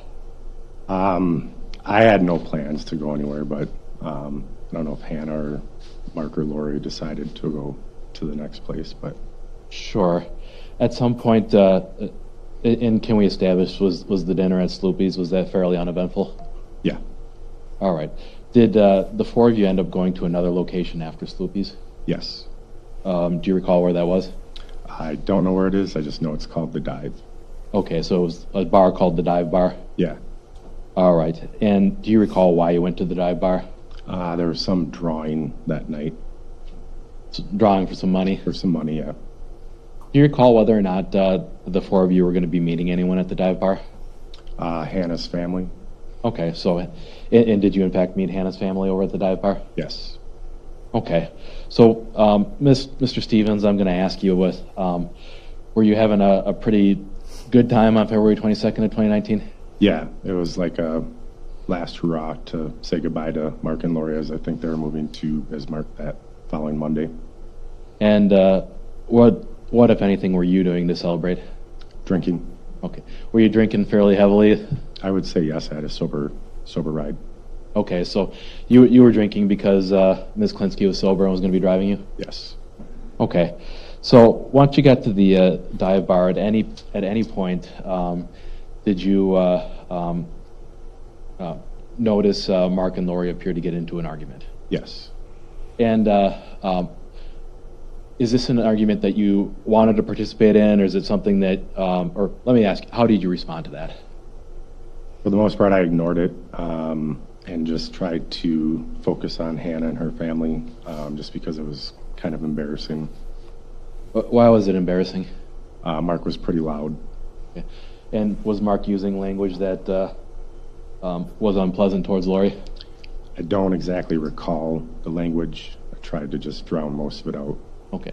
So it's one of those situations where your friends got into a dispute and you didn't want to be in the middle of it? Right. At some point, do you recall Lori leaving the bar and then coming back? I remember her leaving because she had called me to tell me that she was on her way back. Is there anything eventful about that call from Lori when she was on her way back? She was telling me that she was on her way back, and then I heard the phone hit the floor and stumbling around to pick it back up, and she said that she was almost back. Okay. Said that he had hit the phone out of her hand. Objection. Look. Now, Speculating. Do you want to respond to that? well, let me lay a little foundation for. Was Lori upset during this phone conversation? Yeah, she seemed pretty upset. Okay.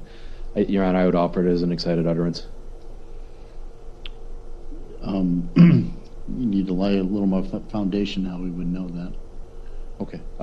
Lori indicated to you when she was upset that Mark had slapped the phone out of her hand? Yes. Yeah. Overruled then. Go ahead. Okay. At some point after leaving the bar, did you and Ms. Kinsky go to another location? Yeah, we went back to Winona to the VFW. Okay. Was Ms. Phillips with you at that point when you went back to the VFW? No. And do you recall sending or receiving text messages with Ms. Phillips following an exchange with Ms. Kinsky? What was that? Do you recall sending or receiving text messages from Ms. Phillips after you went back to the VFW? On Hannah's phone, yes. And was that in response to anything in particular that Lori had said? I think it was just that they had gotten into a big argument. It sounded like she had nowhere to go, and I was asking if she could make it back to Winona to stay with one of us. Okay. Mr. Stevens, just given how much you had to drink that evening, is it fair to say that your memory of the rest of that evening is somewhat clouded? Yes. Okay. Nothing further. Crosse?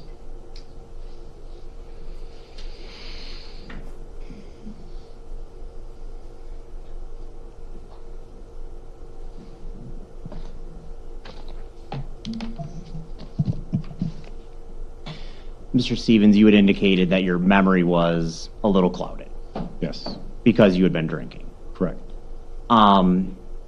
Did you drink more as the night went on? I guess, did you start drinking when did you start drinking that day?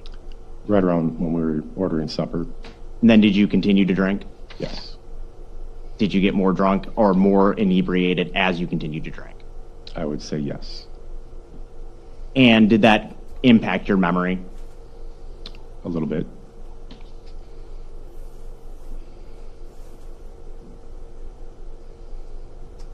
Attorney Zacher had mentioned the early bird special, or that you got there early. Was there any particular reason that you were at Sloopy's as early as you were? Does that mean anything to you?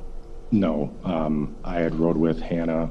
Again, she was my ride, and she had a doctor's appointment before we met them for supper. So as soon as she was done with her appointment, we met up. When Attorney Zacher was asking you questions, you indicated that you had, I guess, referring to Mark and Lori, what you had saw, ignored it. Is that correct? What was that? You had ignored it, referring to... Oh, yes.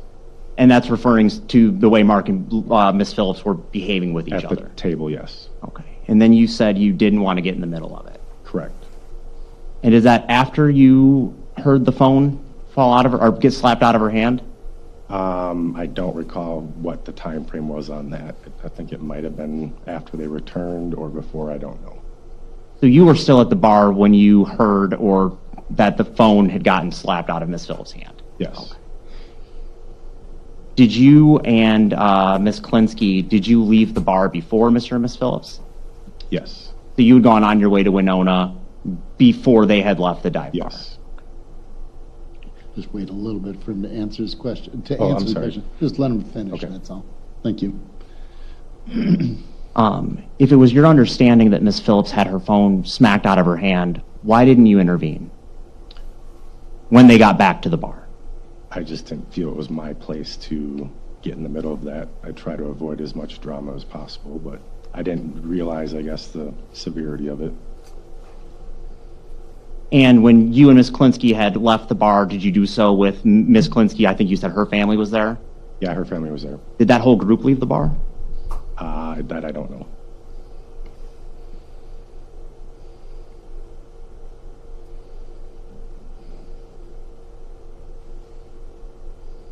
Is there any reason why, with everything you've testified to and witnessed, that you left Ms. Phillips behind or left her and Mr. Phillips at the bar?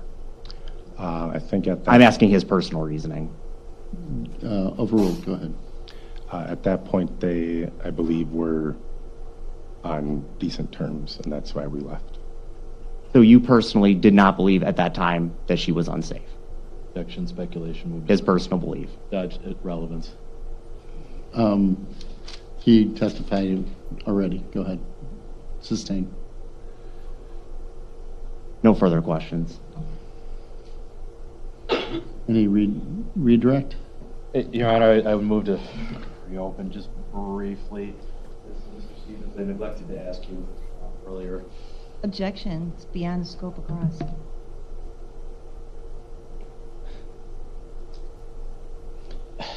Just out of fairness, I'm just going to allow him to do it. Allow there to be cross on this issue. Go ahead. He's noting that he just forgot to say something. So, at some point, did Mr. Phillips begin calling your cell phone at the dive bar? Yes. How many times would you estimate Mr. Phillips called your cell phone? I don't know the exact number, but it was a few. And at some point, did you eventually put Lori on the phone? Yes. Why? Because I didn't want to deal with it. I got sick of him calling me back to back and just said, here, you talk to him. Was Mr. Phillips upset on the phone? Yes. Objection, speculation. Sustain if you want to talk to him. Sure. You've seen Mr. Phillips upset in the course of your relationship with him? That I can recall, maybe one other time. Based on your prior experiences with Mr. Phillips, did he sound to be upset when he was on the phone with you? Yes. And did he have a request for you about Lori? What was that? Did Mr. Phillips ask you to take any action with regard to Lori? He told me to tell her to get back in the effing truck. Effing meaning fucking? Yes. Nothing further? Just briefly, Mr. Stevens, you had indicated that you've seen Mark Phillips upset one other time. Did I hear that correctly? I believe the party bus night, yes. No further questions. Nothing else, Your Honor. I would move to excuse Mr. Phillips from his subpoena. No objection. All right, thank you. May step down. Mr. Stevens, I'm sorry. Yeah, Mr. Stevens, you're excused from your subpoena. Thank you, Mr. Hannah.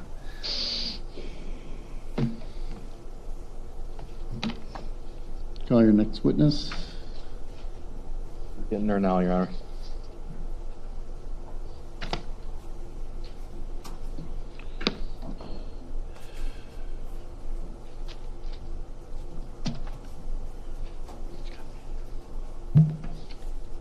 Your Honor, we'll call Hannah Kinsky. Yep.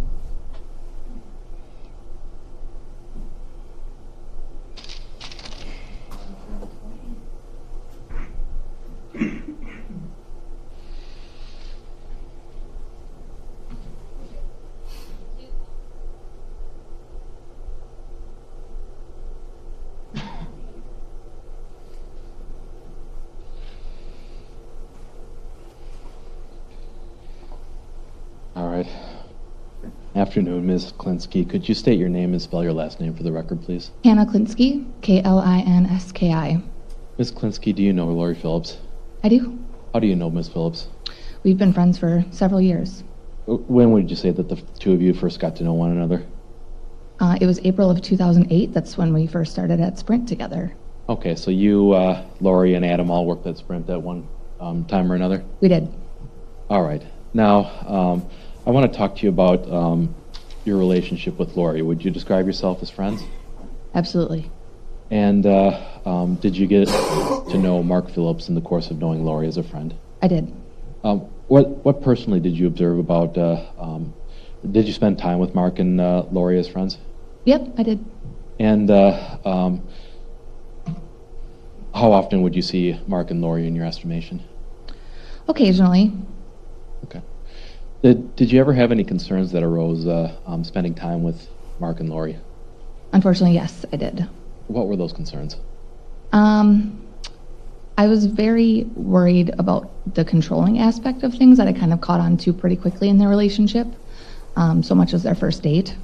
When I first met him, I just kind of had a couple red flags, but I mean, over time, getting to know him, just worrisome a little bit. Was that something, Ms. Kinsky, that you were trying to pry into Lori's life about, or did you not ask her about her relationship too much? I didn't. Why not? I mean, honestly, as someone who's also been in abusive relationships, I know kind of some of the signs, and I just assumed that it was happening, and it's not typically something that you're comfortable speaking about, especially to a close friend. You want that friend to like your significant other. You love that person. You don't want other people to think poorly of them. So personally, it was my assumption it was happening, but I never chose to deep dive into it and ask a lot of questions. Sure. So I want to move forward to February 22nd of 2019. Do you recall having plans with Lori and Mark? Yes. What were those plans? Adam and I were planning to come to La Crosse to hang out with them, just to go out to dinner and have a couple of cocktails and say goodbye. They were leaving for Bismarck, so we just wanted to hang out with them one more time. Okay. And Adam mentioned that the two of you were there fairly early. Is that accurate? Right. You had a doctor's appointment or something you had to be at I first? did. Okay. And about what time do you think that you got to Sloopy's? It's a guess. I would say maybe like 4:30. Okay. So fairly early in the Fairly evening. early, yeah. And had you ever been to Sloopy's before that time? I had not. All right. Could you describe the dinner for us briefly? Yeah, it was a great time. We just ate a quick bite. I couldn't tell you what we ate, but we had a lot of fun, just good conversation, and I think we played darts, maybe, if I remember right. Okay. Anyone seem to be visibly drunk at that time at Sloopy's? No. Now, at some point, did the four of you go to a different location? We did. Where was that? The dive. Had you ever been to the dive before? I have, yeah.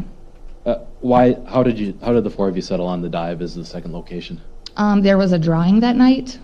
Okay. So if you were chosen to like pick a card, the Queen of Hearts, you won whatever the jackpot was. So we just figured we would meet up with my family, so they could say goodbye to Lori too, and take our chance at that drawing. Okay. So, your family is going to be there as well? They were, yep. Who from your family was there? My dad, my stepmom, and my aunt and uncle, and then a close family friend of theirs. Okay. Had Mark ever met your family before that point? No.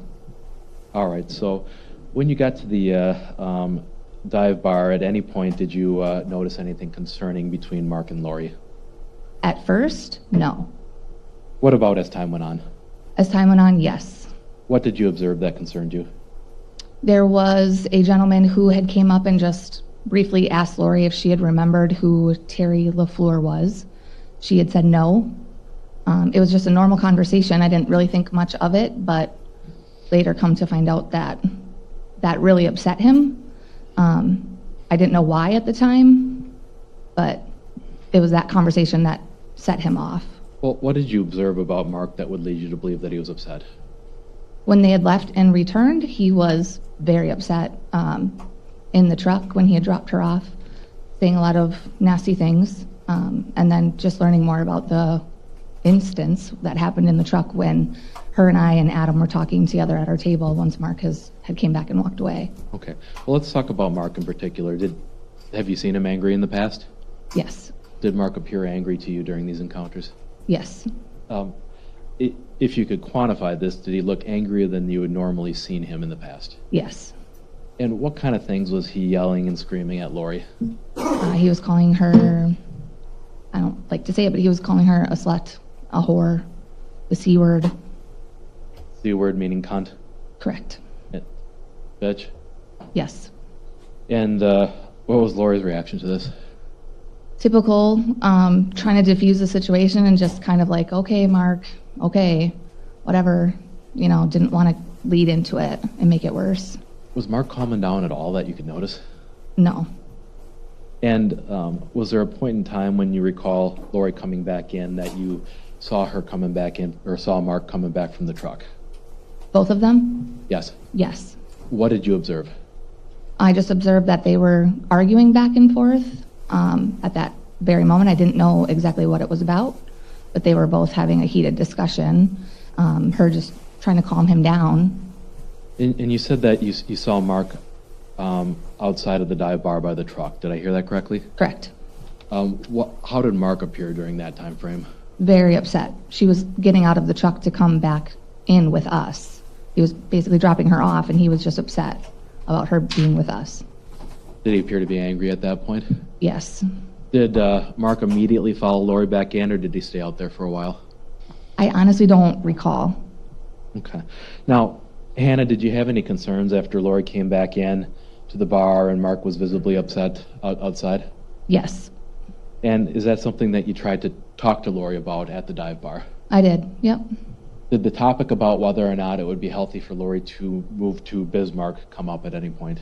I basically begged her not to move with him. Why not? I was fearful of her safety. Being there alone, and if something happened, she would have nobody there with her, nowhere to really go. At some point did Mark, do you recall whether or not Mark started calling Adam Stevens' cell phone? He did. How many times would you estimate that Mark was calling? 2 to 3. I remember telling Adam, like, just answer your phone so he stops calling. So 2 to 3, I would guess. Did he ever come back into the bar? He did. And how would you describe Mark's appearance when he came back into the bar? He was really upset still. Still yelling and screaming at Lori? Right. Was the topic of or was he still yelling and screaming about Terry LaFleur and his belief that Lori wanted to have sex with him? Yes, and I mean, most of that conversation, I had just heard a lot of those name calling. I didn't hear the mention of that gentleman's name a whole lot during that conversation. It was the initial part when that other gentleman had brought him up, but yeah. Was that fairly typical for Lori to, or during that evening anyways, was Lori, as you observed her, trying to calm Mark down? Yes, to a point, but again, she, this isn't the first time, and she would typically just be like, whatever, okay, like, let's move on. It's fine. And at any point that evening, did you see Mark calming down? No. Is it fair to say that when Mark was over at the table, that he was making a scene? Yes. How did you react to that? And let me ask you this, when we say making a scene, what do you mean by that? Screaming, flaring his hands around, shouting loud enough. Thankfully, the bar was very packed. There was a lot of people in there, so I don't know if a lot of other people surrounding us had heard it, but everyone at our table was just kind of like, wow, okay. Was that uncomfortable? Very. And to your knowledge, was it audible to the others at your table as well? It was. Fair to say that Mark was not making a great impression at that point? Definitely not. Now, I want to talk to you about when Lori eventually left the bar. Do you recall getting a text message from Lori, or let me back up. At what point would you say that you and Mr. Stevens left for Winona? Like a time frame? Yeah. I couldn't tell you a time. I don't honestly know. Sure, it was 5 years ago. I get Yeah. that. But, Yeah. At some point, did you and Mr. Stevens leave together? We did. And where did you go? We went back to Winona and went to the VFW. Okay. And Lori and Mark had not gone with you at that point? No. Now, I get Exhibit 77, please.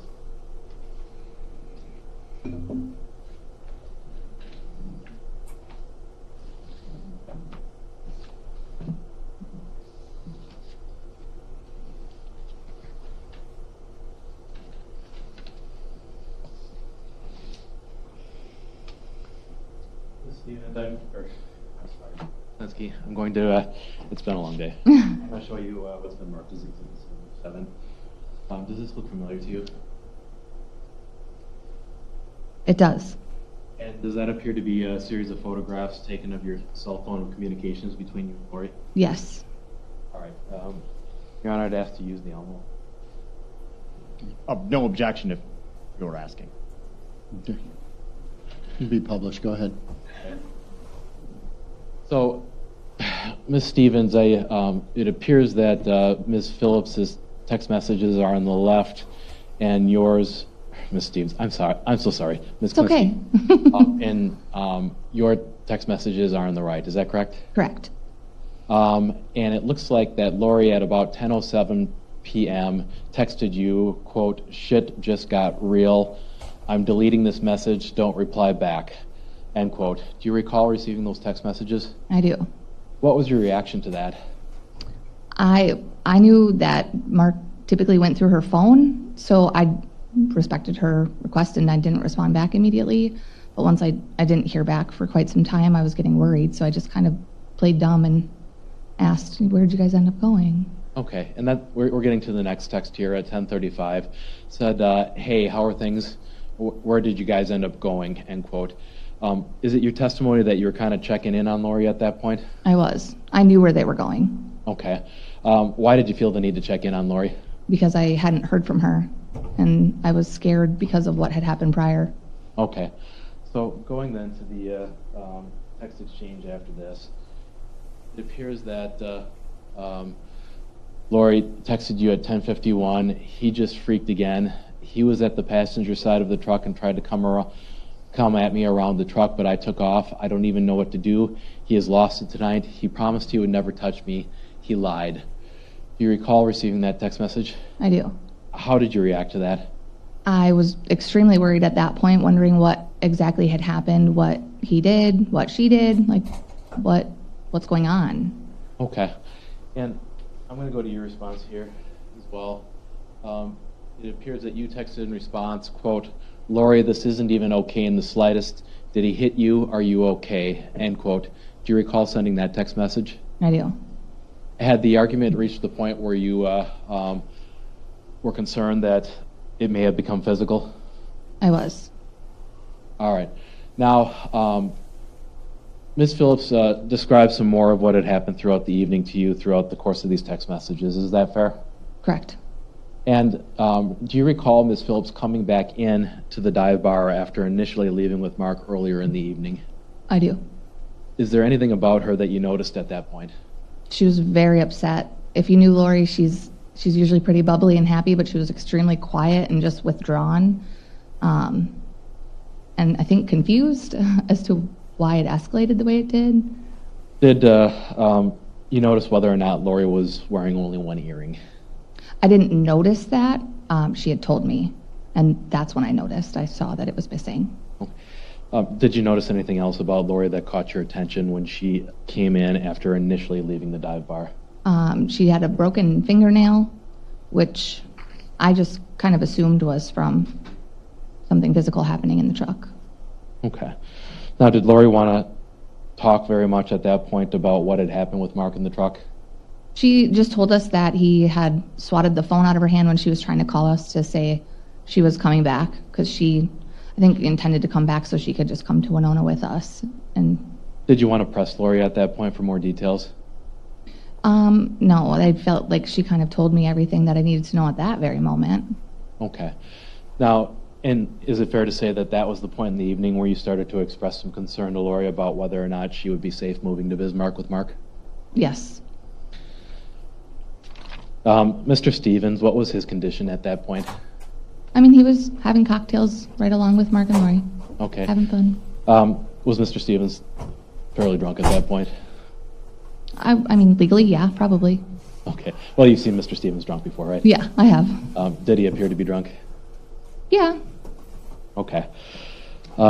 So I want to go through Exhibit 77 again here, and I'm going to go to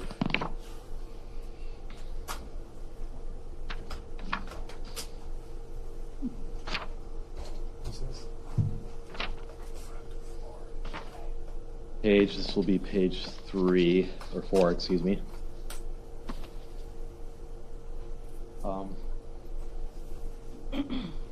you recall having a conversation with Lori around 11 p.m. or so, or 11:22 p.m., I guess, about her trying to find a hotel room for the evening? I do. And it looks like you expressed some support for her that at 11:24 p.m. you said, don't be sorry, you know that we're here for you, right? Correct. And this was after Lori had told you some of what had transpired between her and Mark that evening? Right. Now,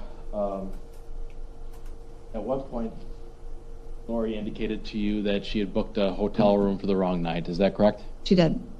And then when you asked her about what her plan was for the rest of the night, she said that she would sleep in her truck, right? Correct. What was your response to her saying that I'll just sleep in the truck? I believe I told her, like, I can have my dad come get you. He lives in La Crosse, so I figured that might be best, so she's not stuck in a parking lot. Sure. At some point, did either you or Mr. Stevens, or was Mr. Stevens using your phone as well? He did, yep. And at some point, did one of you suggest that she go to Winona? Objection leading. All right, well, let's go to page, I'll rephrase. Go to page 5 of Exhibit 77. Do you recall the segment of the conversation that starts at approximately 12:14? Yes. For the record, I indicated on the Elmo. And would Lori have been welcome coming to Winona at that point? Absolutely. And do you recall receiving Lori's response at 12:16 a.m., quote, "Me coming to Winona would only make things worse. Mark thinks that I am coming to sleep with other guys. He's fucking crazy. Seriously, I just want to sleep. I promise I am fine," end quote. I do remember that.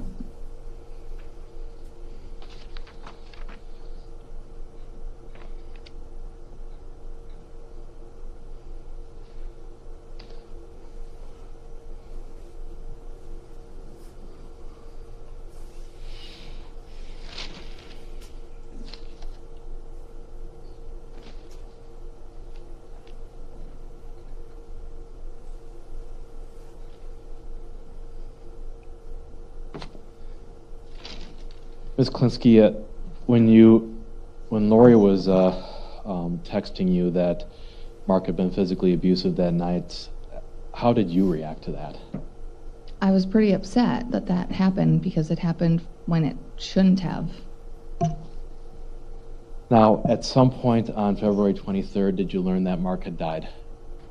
That was the following morning? Yes. I did. And what, if anything, did you do in response to learning that Mark had died? I immediately asked Lori if she wanted me to come be with her so she wasn't alone and just make sure that she was okay. And did you go and be with Lori? I did.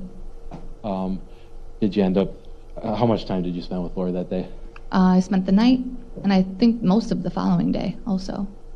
At some point, did you notice anything about Lori when you were spending time with her after Mark had died? You mean like emotionally? Let's talk about physical appearance. Sure.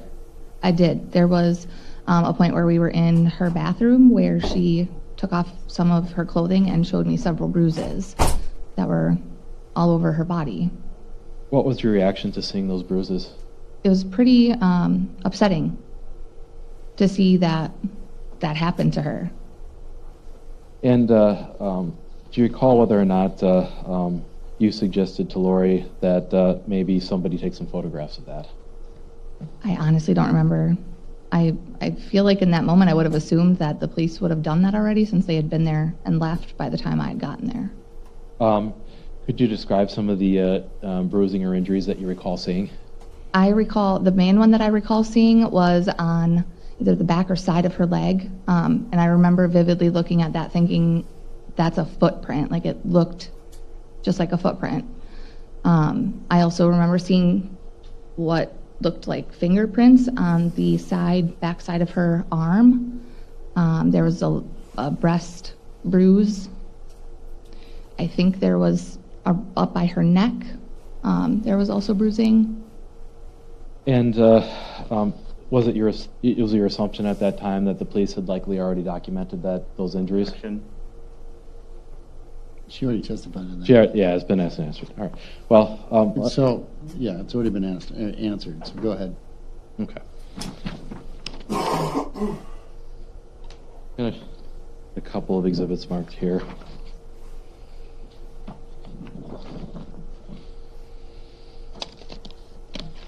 Ms. Kinsky, if I showed you some photographs of Ms. Phillips's injuries, do you believe that you would be able to identify some of them? I would think so, yeah.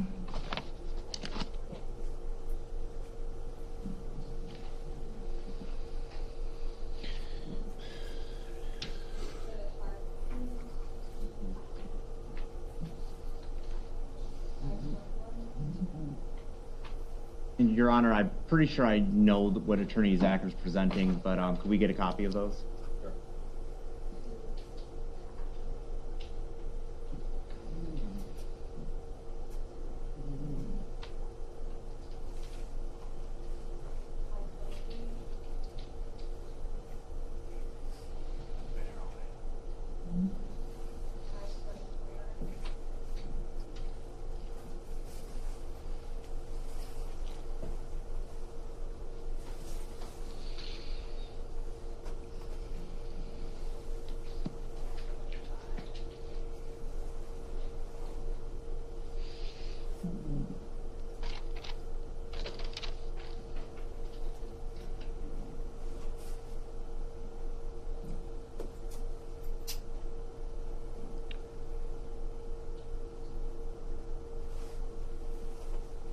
All states doing that, Ms. Kinsky. How would you describe Lori's emotional demeanor after you arrived following Mark's death? I would say she was in shock. Did she appear to be sad or upset that Mark had died? Very. It was hard to even get words out of her without her breaking down. And I'm going to show you what's been marked as Exhibit 520. Does this look familiar to you at all? It does. What does that look like to you? That's the bruise that I mentioned. That to me, it looked like a footprint. And this is the bruise that you saw on Ms. Phillips on or about February 23rd of 2019? Correct. Offer Exhibit 520, Your Honor. For the party's previous stipulation, no objection. Received? Publish. Also no objection. May publish? And it's not showing maybe as clearly on the Alamo, but is this the bruise that you mentioned that you felt resembled a footprint? Correct. Your Honor, just given the lighting, I would move to publish this individually to the jury. Any objection?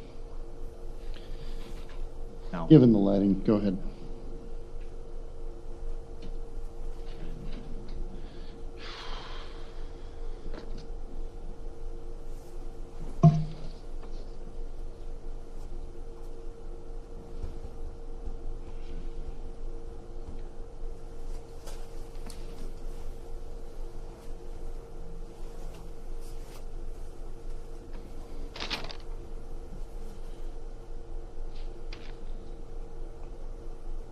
While the jury's looking at that, if we pull the Elmo out a little bit, maybe we won't get the reflection.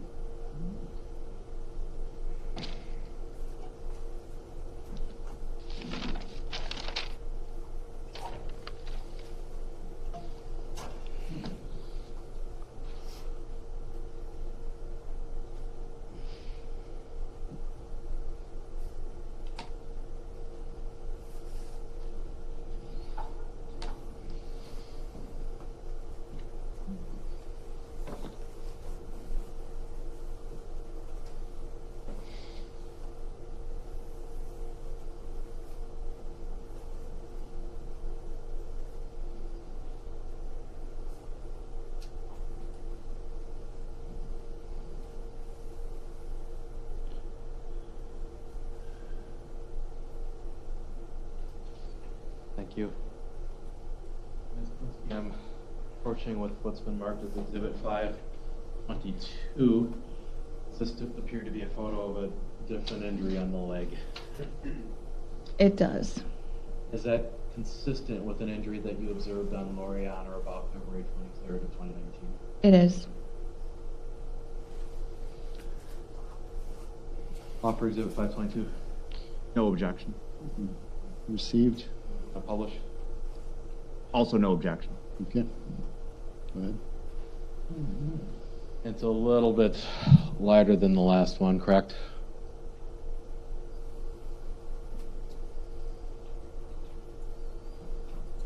All right, I guess just due to the shading here too, I'd move. I mean, I think we can see them okay off the envelope. Okay. If there's a request for them at a later date.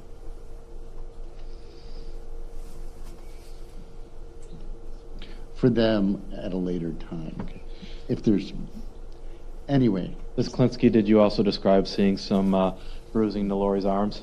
I did. All right, I'm showing you what's been marked as Exhibit 521. Does that appear to be one of the injuries that you observed on Ms. Phillips on February 23rd of 2019? It is. Looks like there's some bruising as well. Right. Offer 521. No objection. Received. Publish. Go ahead. Appeared to be the photo that I just showed you. Yes.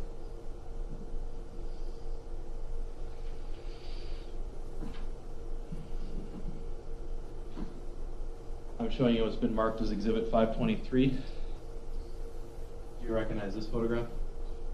I do. What is that a picture of? That is what I assumed was fingerprints. And And can we see a face in this photograph? You can. Who is that? Lori. Does this appear to be consistent with injuries that you observed on Lori's bicep on February 23rd of 2019? Yes. Offer Exhibit 523. No objection. We received.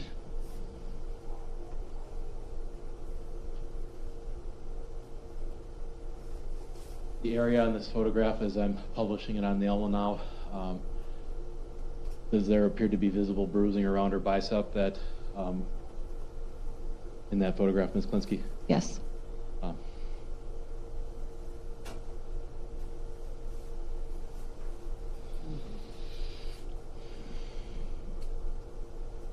Showing you Exhibit 524. Do you recognize this photograph? Yes. And what is that a picture of? A bruise.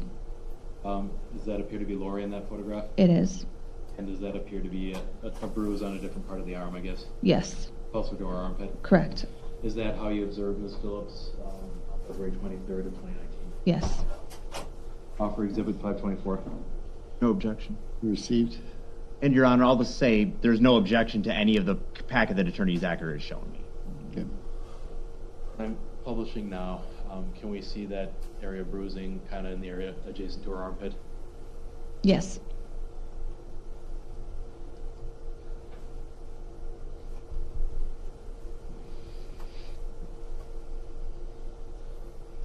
I'm approaching with what's been marked as Exhibit 525.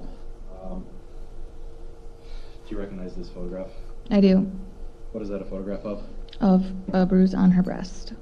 Is that a bruise that you saw on Ms. Phillips' breast on February 23rd of 2019? Yes. Does this photograph fairly represent what you recall seeing on Ms. Phillips? Yes. And this has previously been admitted by stipulation. Judge, due to the sensitive nature of this one, I'm going to ask the publisher messenger. Yeah, that's appropriate. I'm sorry, Attorney Zacher. Go ahead. Oh.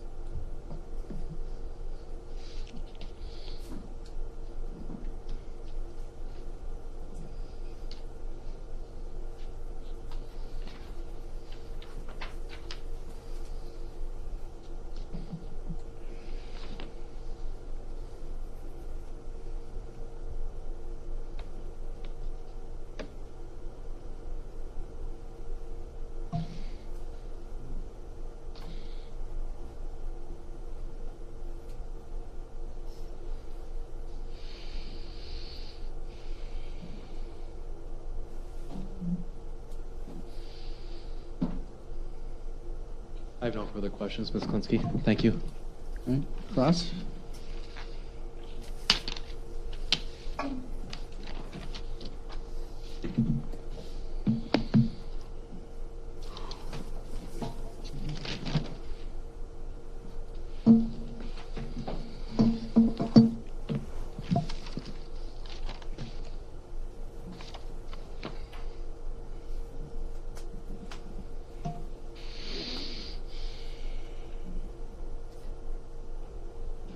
So, Ms. Kinsky, during the first part of your testimony, you had indicated that you had heard Mr. Phillips screaming. Is that accurate? Correct. And that was throughout your time at the dive bar?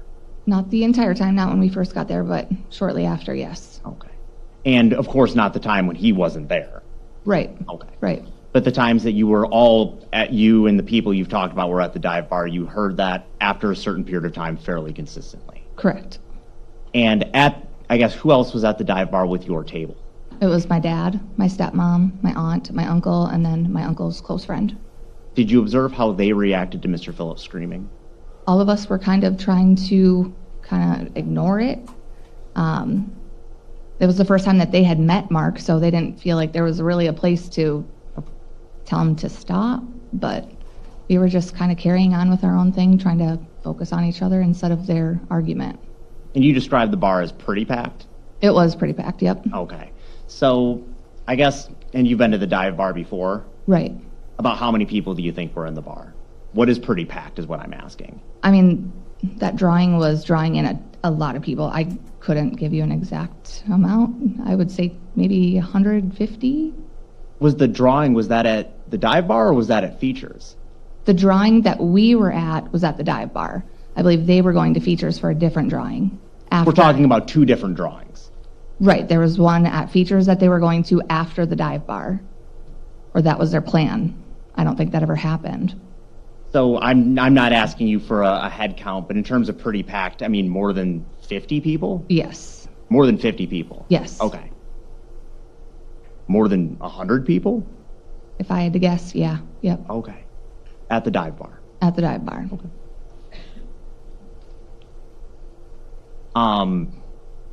I guess I'll just ask a much larger number, more than 500 people.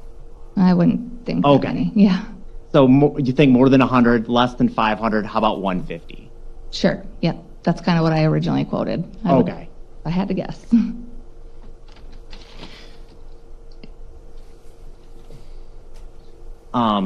Given kind of I guess given the size of the bar, I mean, is it like, are there people everywhere? I mean, 150 people, does that question make sense? Yeah. I mean, there's several tables that are semi-close to each other. There's a bar that was full.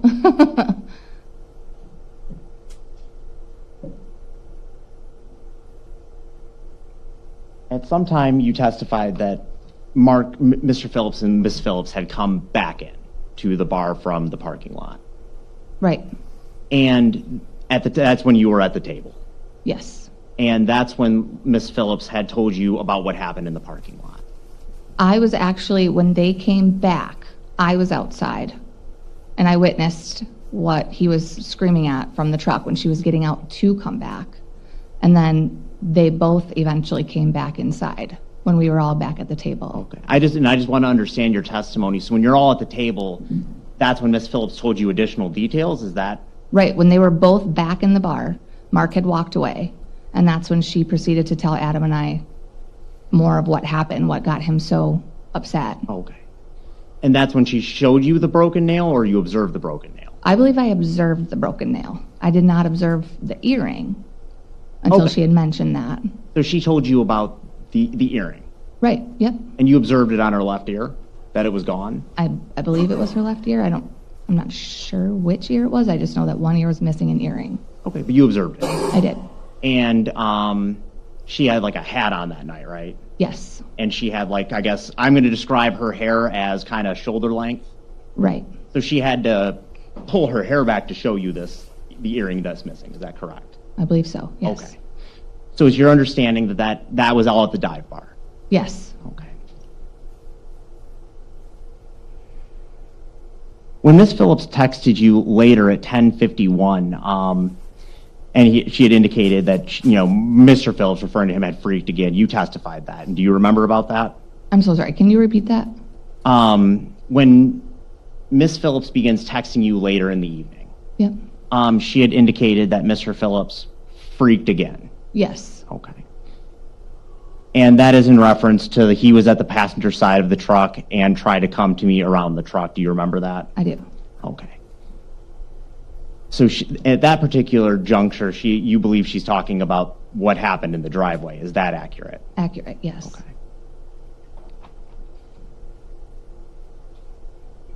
And then there's some other texts that you told about? You testified about previously, texts that happened after that. Right. And then in reference to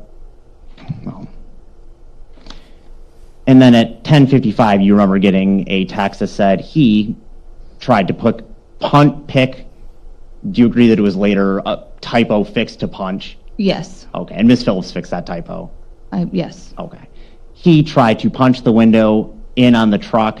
Then he got inside and grabbed my face and pushed me down in between the seats. My left earring is gone, if that tells you anything. Is it your understanding, based on what she had told you, that that was referring to the incident in the driveway? Yes. Okay. But she indicates there that my left earring is gone, if that tells you anything. Right. And that's at 10:55. Right. But the earring was gone at the dive bar. Okay, so she's retelling you the same detail? Right. I believe so.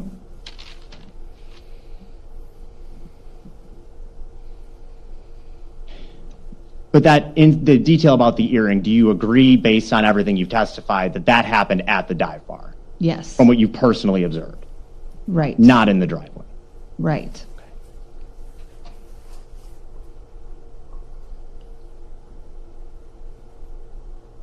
I'm now moving a little bit previously to the earlier conversation.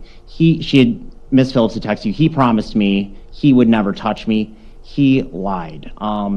Is that other than this particular night, is that the first time Ms. Phillips has indicated that Mr. Phillips put hands on her, to you? To me, yes.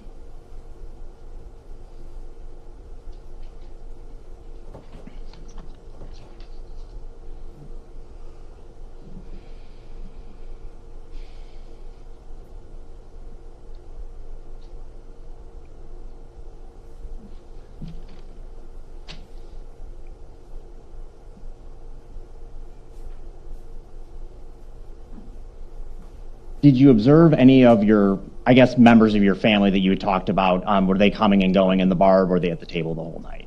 They were coming and going. And just to be clear, they, for whatever reason, you didn't observe them do anything in response to Mark and Lori and what they had seen? No.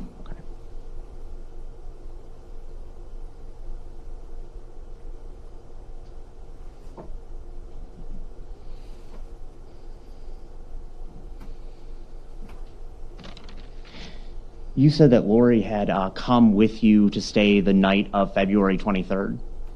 I went to stay with her. So you stayed with her? Right. And where did you stay? I stayed at their house. I slept on the couch. Okay.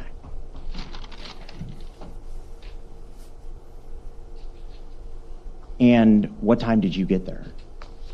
I don't remember the exact time. I know that it was maybe around noon, between noon and 2. Okay, so noon, 12 o'clock to 2 p.m. that same day. Yeah. And you said she was quiet, withdrawn, and shocked. Did I hear that correctly? Right.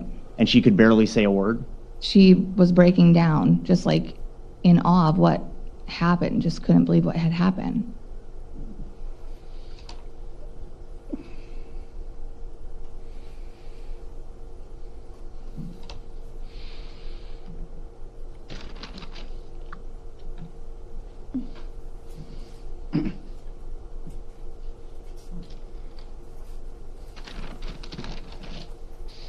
You began testifying regarding, having thoughts, assumptions, some concerns about Mr. and Mrs. Phillips. Do you recall that? I do. And part of those assumptions were about power and control. Correct. And is it safe to say that your fear is that Mr. Phillips is controlling Ms. Phillips? Yes. Okay. And that's a potentially scary thing, I guess, from your perspective, given what you personally have experienced as a survivor. Is that correct? I wouldn't say I'm a survivor, but yes, And in a power and control situation, somebody can feel like they're trapped. Is that correct? absolutely. And when they're trapped, I mean, you feel like you don't know what to do. Right, And you don't know who you can call. right, And you yourself are in a position of weakness where you can't get help. right. Knowing all of that and believing that in those assumptions, why didn't you try to intervene, call the police, and force the issue? If you would like to know, honestly, what happened is the fact that Mark kind of put a divide in our friendship. So, which I hate saying because I loved him too. It's really tough to lose my best friend because of her relationship. But in the same aspect, she was starting a new relationship. I respected that, gave her her space. She wanted to be with Mark. That's fine. But it's not my place to try to intervene either, just based on assumptions. If I would have seen that he was beating her, I would have absolutely done something. But I unfortunately didn't see it prior to that day that I had gone to the house.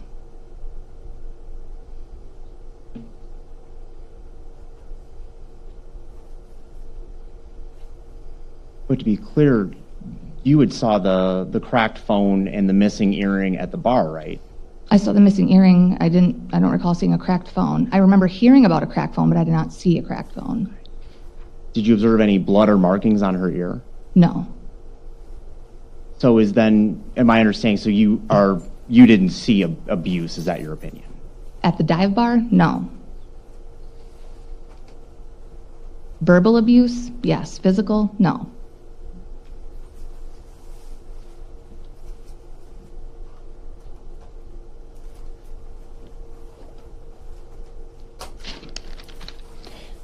We've heard a lot of talk about, I guess, the moving to Bismarck thing. I just want to wrap that up. Are you familiar with, I guess, what the plan was moving to Bismarck?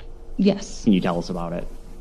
Mark was going to be leaving the following day, I believe, and then Lori was supposed to be leaving the day after Mark, which was, I think, a Sunday and then a Monday? So is your understanding then that Mark was supposed to leave the following day? Right. Being February 23rd or February 24th?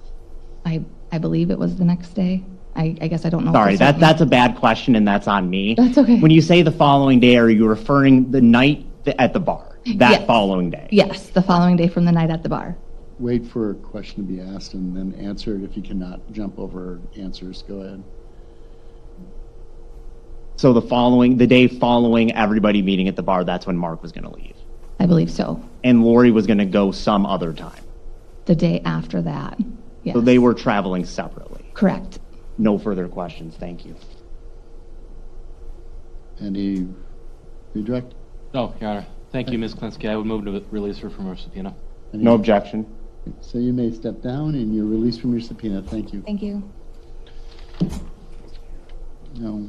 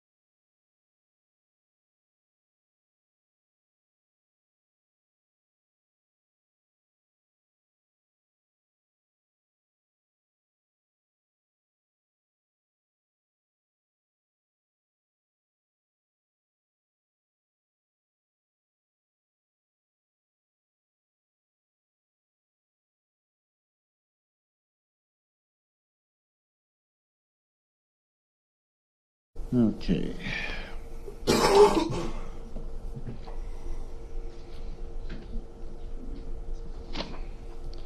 All right, all the parties are back in the courtroom. Mr. Zachary, have you talked to Ms. Phillips about testifying or not testifying? I have, Your Honor. And what was her decision? Ms. Phillips intends to testify. Okay, so I'm going to review this with you, Ms. Phillips. First of all, Ms. Phillips, do you understand you have a right to testify? Yes. Point. Yeah, I grabbed that microphone. Thank you. And do you understand that you have a right not to testify? Yes. Do you understand that the decision whether to testify is for you to make? Yes. Has anyone made any threats or promises to you to influence your decision? No. Have you discussed the decision whether or not to testify with your attorney? Yes. Have you made a decision? Yes. What is that decision? I will testify. And then, Mr. Zachary, have you had sufficient opportunity to thoroughly discuss this case and the decision whether to testify with the defendant? Yes, Your Honor. Are you satisfied that she is making her decision knowingly, intelligently, and voluntarily? I am. All right. The court will make a finding that Ms. Phillips does understand that she has a right to testify. She also understands she has a right not to testify.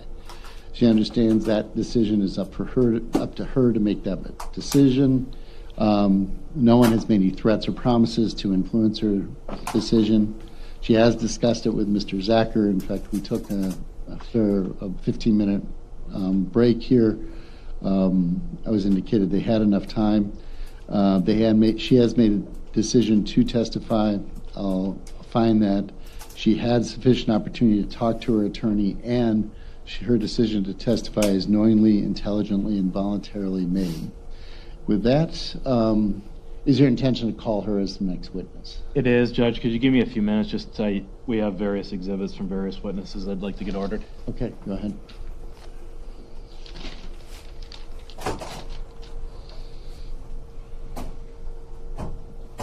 Those exhibits for me, please.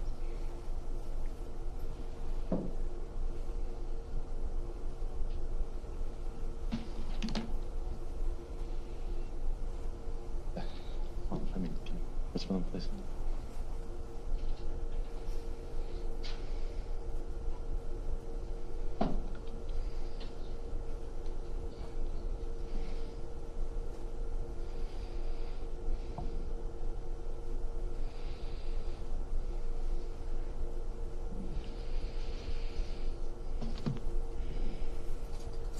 Okay. Oh, I need the ones that have already been admitted. Yeah.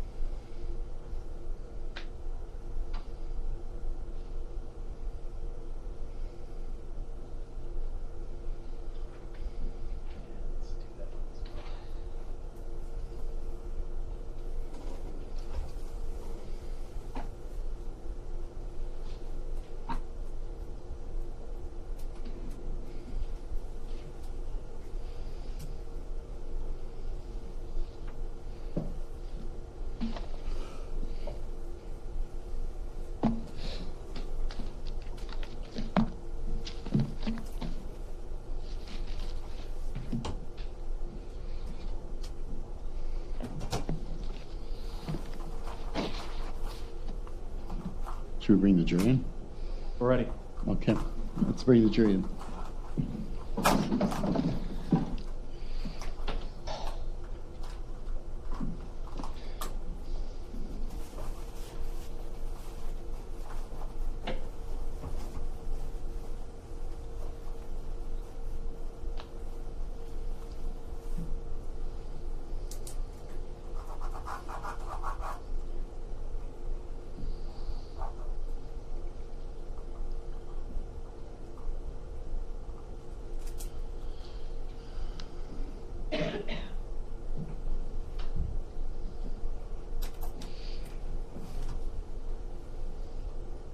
Everybody may be seated.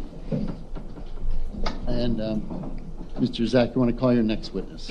Yes, Your Honor. Ms. Phillips will be testifying next.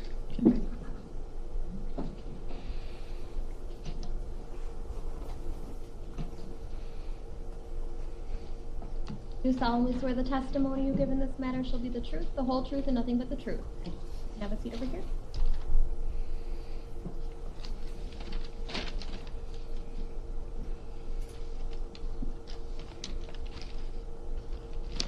Alrighty. Would you introduce yourself to the jury, please? Lori Phillips? Ms. Phillips, are you the widow of Mark Phillips?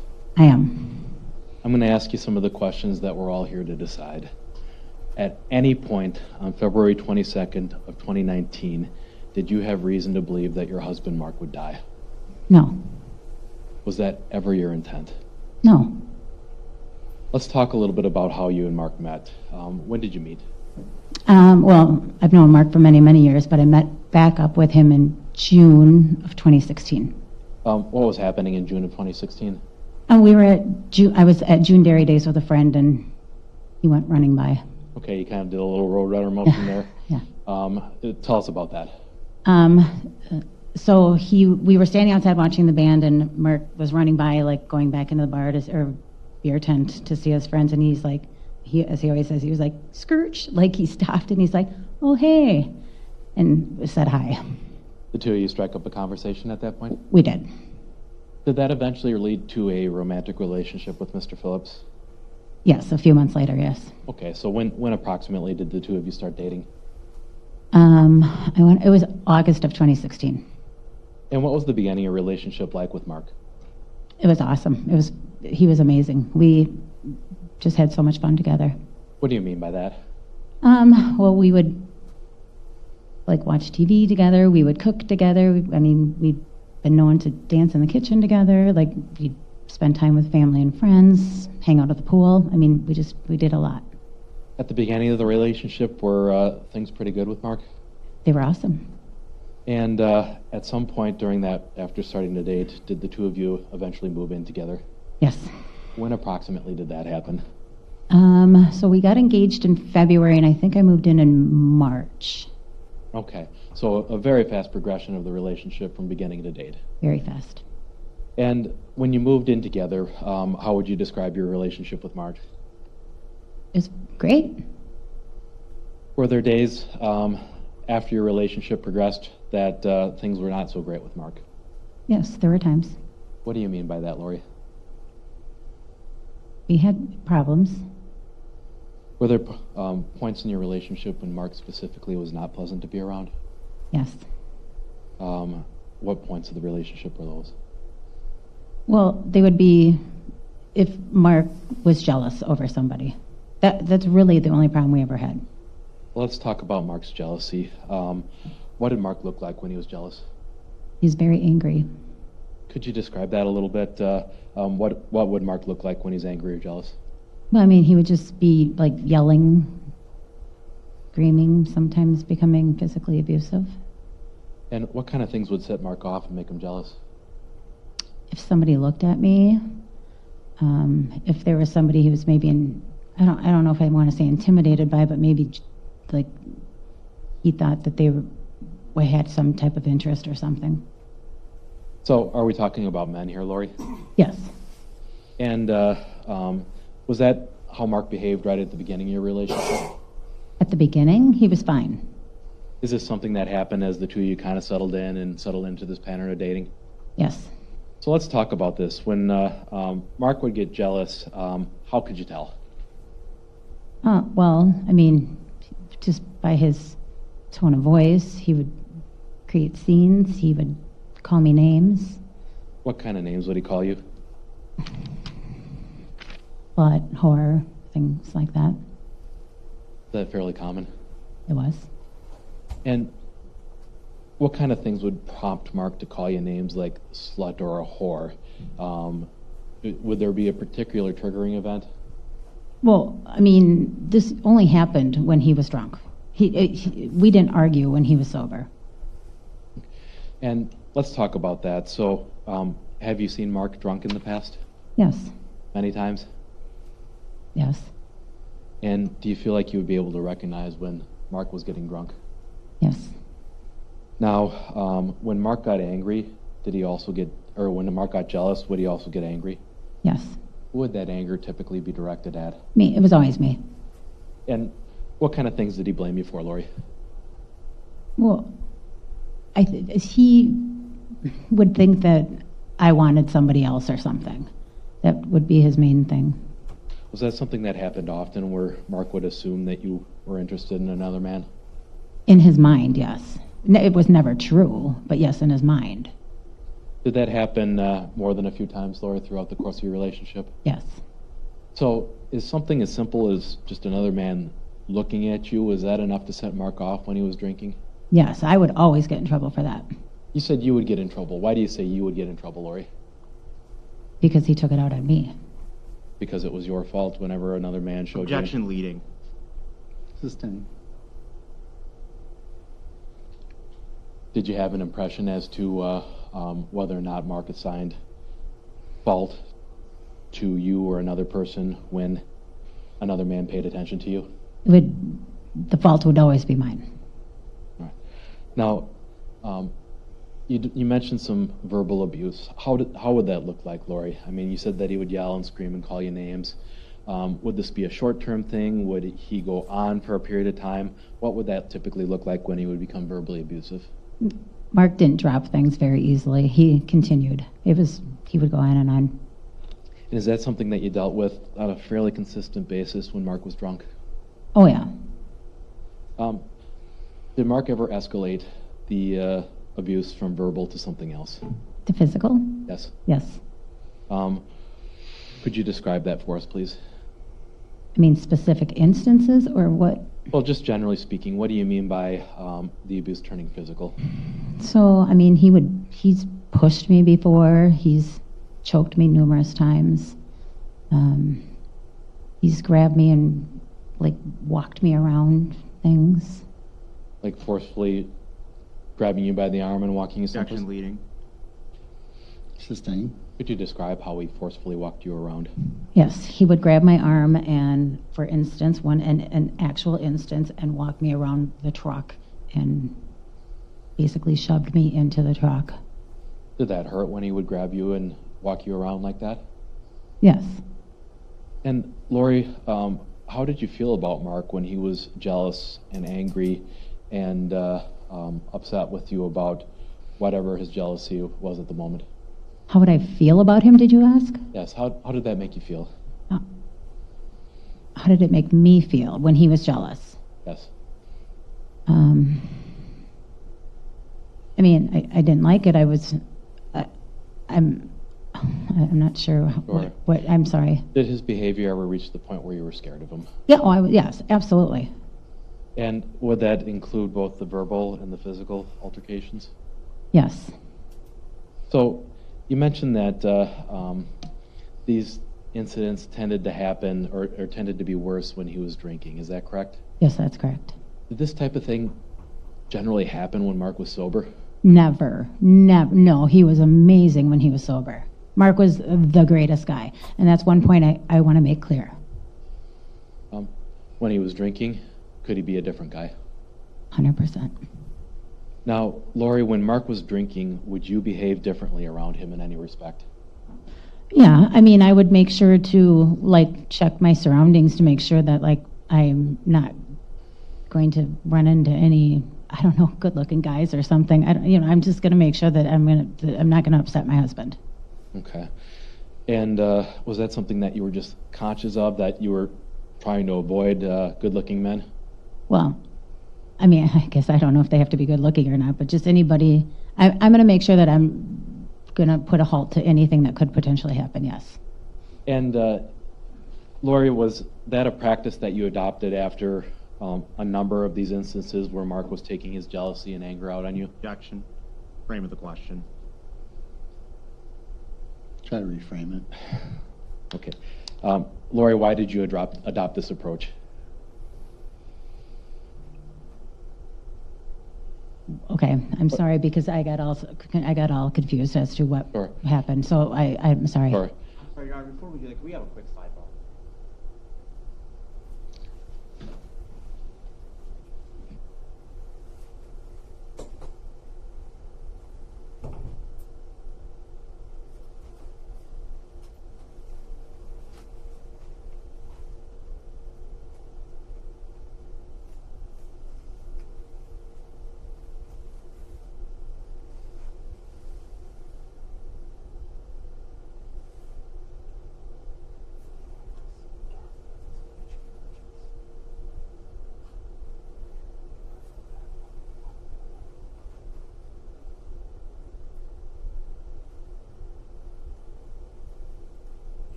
Lori, when you were out with Mark and he was drinking, did you always remain cautious of your surroundings to avoid triggering him?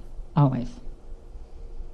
Now, I want to talk about a few specific incidents leading up to this, and I want to bring you back to your birthday on January 19th of 2018.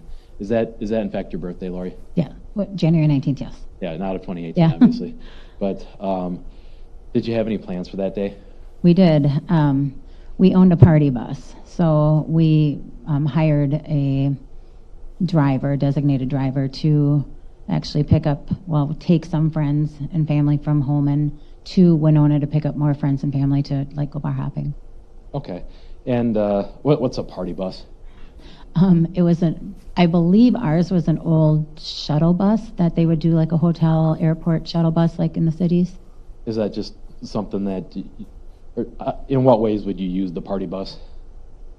To take our friends around and go drinking. Okay. But we always had a designated driver. Okay. So the plan was that you and your friends and family would all go out bar hopping? Correct. Where were you going to go out bar hopping? We were in Winona. And was Mark part of these plans? Absolutely. Now, did that end up being a fun evening for you, Lori? In the beginning, yes. At some point, did that change? It did. What changed?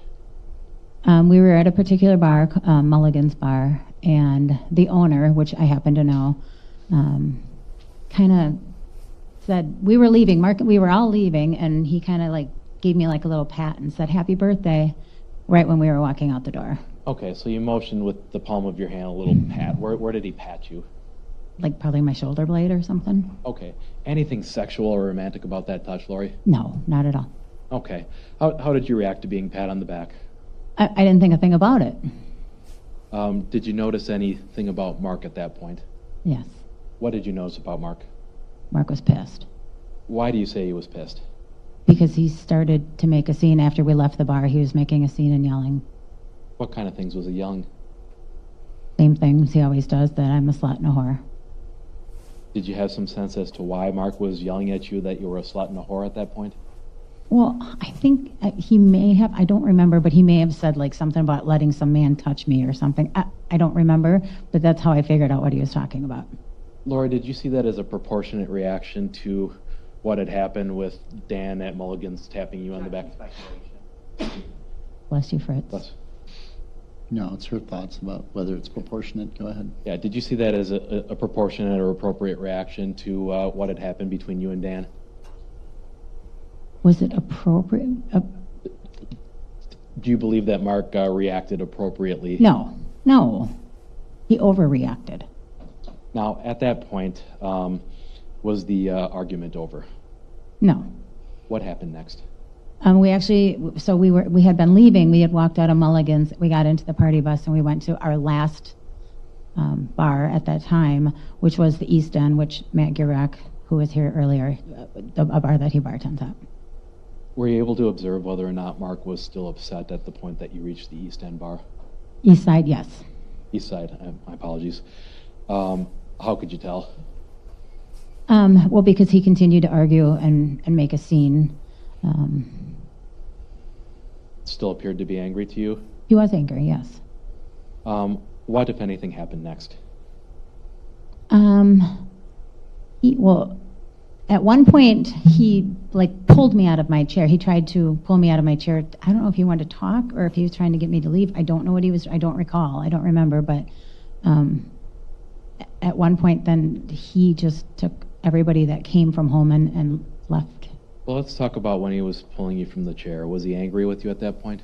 Yes. What kind of things was he yelling and was he yelling and screaming still? Was he? Yes, he was. Do you recall anything particular that Mark was yelling and screaming at you as he was trying to pull you off the chair? I mean, it's going to be the same things. I'm asking specifically as to the East Side bar. Did Mark say anything in particular while he was grabbing you on the arm?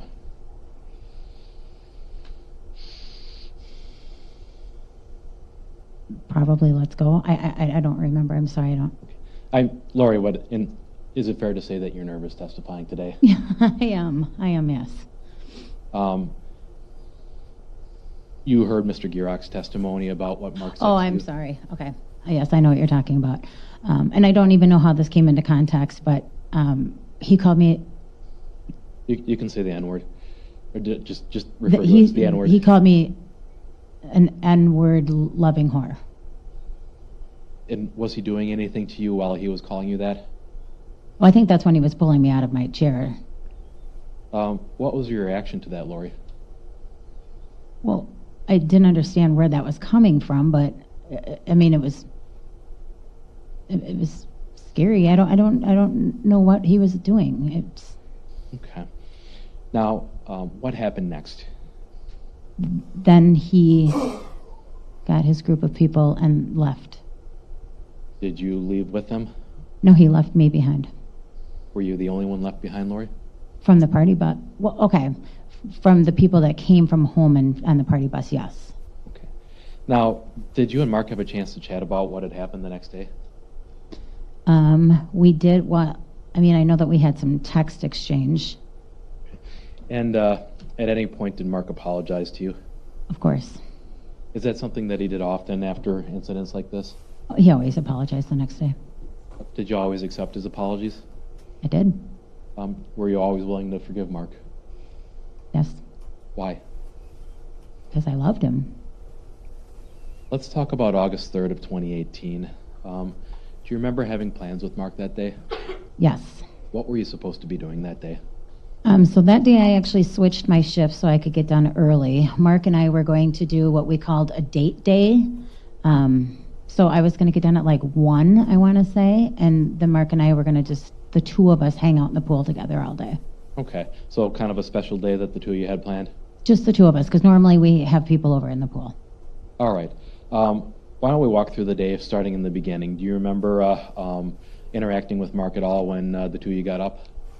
Yeah. So I actually logged on, and I worked at home, so I logged on to work, and Mark actually went out to breakfast with his parents. And was there anything about that that was notable to you? Well, I mean, I think they met at like 7:30 a.m., and I know that's Mark started drinking at that time.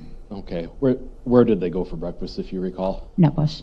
Okay. They do have great breakfast there, but what would Mark, were you familiar with what Mark would typically drink at Nutbush? Well, normally at breakfast time he would get a bloody with like a beer chaser. So a Bloody Mary with a beer chaser? Correct. Was that typically all that Mark drank at breakfast? Well, after the Bloody Mary and beer chaser, he would normally just order a bottle of beer. Okay. At some point after breakfast, did you have a chance to interact with Mark? Yes. And did you notice whether or not he had been drinking at breakfast? Well, I think he kind of threw it in my face that he had a good Bloody Mary, so while I was working. All right. Now, what happened next? So Mark was coming home, and he said he had gotten a call from Mo, a guy that he works with, and said he had forgotten that he promised Mo that he would golf in a golf tournament that day. Okay. And I'm just going to ask you, Lori, how did you react to Mark saying that he was going to go golfing instead of spending the day with you? I was super disappointed. Okay. But I told him I wasn't going to say no, he couldn't go.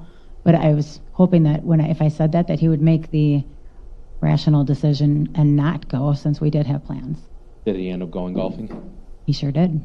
And is there anything about Mark and golfing that concerned you? It was drinking beer all day. Okay. Is that something that he typically did when he was out golfing? Mm-hmm. Yes. And did you have any chance to communicate with Mark throughout the day? Yeah, I mean, we were texting and calling for a portion of the day. At any point, did you get the sense that Mark was beginning to become intoxicated? Yes. And did that concern you, Lori? Yes. Why? Because Mark turns into a different person when he's drunk. Now, at some point, did the time of day get into the evening? Yes. So, well, originally when he told me he was going to go golfing, he said he would come home. He'd be home by 4, which I already knew that wasn't going to be true. So I gave him to like 5 or 6 into when I started calling him, and that's when he started ignoring me. So yeah, I went into evening, and then he stopped answering my calls, so I ended up calling Mo to try and talk to my husband. Okay. Did you get a sense that Mark was drunk from what you were able to observe? Oh yeah. And at some point, did it get later into the evening? Yes. Had you seen Mark by the time that you were ready to go to bed that evening? No. What was your impression of where Mark was or what he was doing at that point? They were bar hopping. Okay. And were you concerned that Mark had been out drinking all day? Yes, since 7:30 in the morning, correct. Did you take any steps in response to that when you were getting ready to go to bed? I did. I locked the door. Why'd you lock the door, Lori? Because I didn't want any altercation. You were worried that, is that something you were worried would happen if Mark came home in that condition? Yeah, absolutely. What did you figure that Mark would do if you locked the door and locked him out? Well, I would think that he would go sleep in the man cave. He's done that before. Well, yeah, let's talk about the man cave. Does that have a couch or a futon or something where somebody can sleep on it? Mm-hmm. It had actually a pretty large couch. And you said that that's something that Mark's done before, that he's passed out in the man cave? He has. All right. Did you end up sleeping through the night that evening, Lori? No. Why not? Because Mark came home, I want to say he came home at like 11:30 at night, somewhere around there, 11:30, I can't remember what time it was. But he was locked out, so he started pounding on the bedroom windows. Did you have a chance to observe Mark at any point while he was pounding on the bedroom windows? I don't know if I looked out the windows, but I obviously heard him. And what was your impression of whether or not Mark was drunk or sober at that point? I'm going to say he was like annihilated. He was drunk. Okay. What happened next? Well, at some point, he called his parents over. And, I guess I should say that the house that we lived in was Mark's, but under his parents' name. Now, did you want to let Mark in when he was in that condition? Absolutely not. Did Mark eventually end up getting into the house? He did. How did that happen? He broke down the back door. Did you physically see the remains of the door after it had been broken down? I did. And what's the first contact you remember having with Mark inside of the home at that point? Well, he and his mom and his dad all ran through the house into the bedroom where I was laying. What in particular did you notice about Mark when he ran into the bedroom? He ran over around the other side. So our bed is here, and they come in this door, and I was laying over here, so he ran over here. His parents stayed over here. Did anything concern you about the location where Mark ran to? Yes. What concerned you about that? Well, because he ran over and lunged for something. All right. And when you say lunged, do you mean that he was lunging with an arm, with a hand grasping for something? Correct. Where was the hand lunging towards? Well, we have a safe, and there was a loaded gun laying in the safe. Is that something that was typically there? Yes. And what was your impression of what Mark was lunging for when he ran into the room? The gun. Did Mark end up grabbing the gun? No. Now, Lori, did you take any action in response to Mark breaking down the door and lunging towards that safe where the gun was? I did. I called the police. Why did you call the police? Because my husband was drunk and running for a gun, and he was upset. Were you scared of Mark at that point? Of course I was. All right. At some point after the August 3rd of 2018 incident, did you and Mark end up breaking up? After the August 3rd, yes. And did you end up moving to a different location at some point, Lori? I did. I moved into an apartment on Alaska. Do you remember what the address was? Yep, it was 518 Quincy Street, apartment number 1. Now, after you and Mark broke up, did Mark leave you alone? No, Why do you say that? because he used to break into my apartment when I wasn't home. And when I was home. Okay. Let's talk in particular about one of those incidents. You mentioned that Mark, there was a particular incident where Mark broke into your apartment in Alaska. Is that correct? Yes. Do you recall whether or not you had been talking to Mark in some form earlier that day? Well, I mean, I believe we were texting. And did you have some sense, Lori, as to whether or not Mark was upset during your exchanges? He was upset. What, if any, steps did you take in response to that? So I actually had a deadbolt as well as a lock on the door handle. I locked them both. And not knowing if he was going to come over or not, I actually took a chair and I propped it up to the door to do an extra step of security so that Mark couldn't get through. Well, let's talk about that. What kind of chair was this? I have a high-top kitchen table, so they're higher chairs. Like a higher backed chair or like a stool? I think they call them like pub tables maybe, that they're just taller, and so the chairs are taller as well. Is this something you'd ever done before, Lori, propping up a chair underneath your doorknob to prevent it from being kicked in? No. Was there something about your interactions with Mark where you had the sense that things were not going to go well? I had a feeling that he was going to come over, yes. Now, Lori, did you end up going to bed that evening? I did. And when you went to bed, was your door still locked and secured with that high-backed chair? It was, yes. What do you recall happening next? I heard a big crash, like a big something.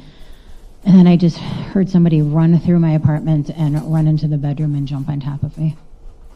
Did you get a sense of who that was jumping on top of you? It was, I was going to say my husband. He wasn't my husband at the time. He was my fiance. Maybe boyfriend, I guess. I don't know if we had broke up. I don't remember. It was Mark Phillips? It was Mark, I'm sorry, yes. And what was Mark doing when he jumped on top of you? Choking me. Could you breathe? Not well, no. How did that feel, Lori, when Mark broke into your apartment in the middle of the night, jumped on your bed and began choking you? It was terrifying. It was scary. You don't expect to be assaulted in your own bedroom by somebody you love. Did Mark let up at some point? I mean, he must have. He had to have. What would you do, or how would you deal with Mark when he was this angry and this out of control?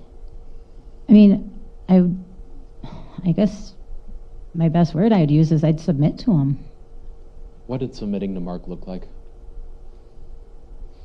I mean, if he's like coming over to say, hey, I know you want so-and-so or something, I would just like be like, no, Mark, it's not true. Like, I would just make sure that he knew what his thoughts were not true, or just kind of just give in to make things better. Would you always give in to Mark whenever he is in one of these moods? Yes. Now, Lori, at some point, did you and Mark end up getting back together and moving into the house in Holmen? Yes. And did Mark's behavior get any better during that time frame after you moved back in?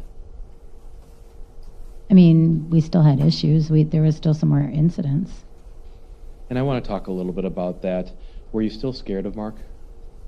Not when he's sober. Never when he's sober. But if he was ever intoxicated, yes. Were there times that Mark would get intoxicated after you moved back in? Yes. And were there times when Mark got intoxicated that the two of you would argue? Yes. And I want to talk in particular about a time after you'd moved back in. Do you remember having an argument with Mark after you'd been drinking at night? I believe I know which one you're talking about. If I'm sleeping in the other room, is Yes. yes. And do you ever remember what the argument was about? I have no idea. I mean, I can just imagine it was some jealousy thing. So after Mark, and was Mark drinking that evening? Yes, that evening, yes. So what did you do when the two of you started arguing? I decided to move into the spare bedroom and sleep there for the night. What happened next? I woke up to Mark coming in the room. I don't know the time or anything. Like, I don't even know if there's a clock in that room. But it was dark out. And I woke up to the door opening, and Mark just stood in the doorway. What was your perception of what was happening right then, Lori? Well, because he just stood there, and I didn't know what he was doing.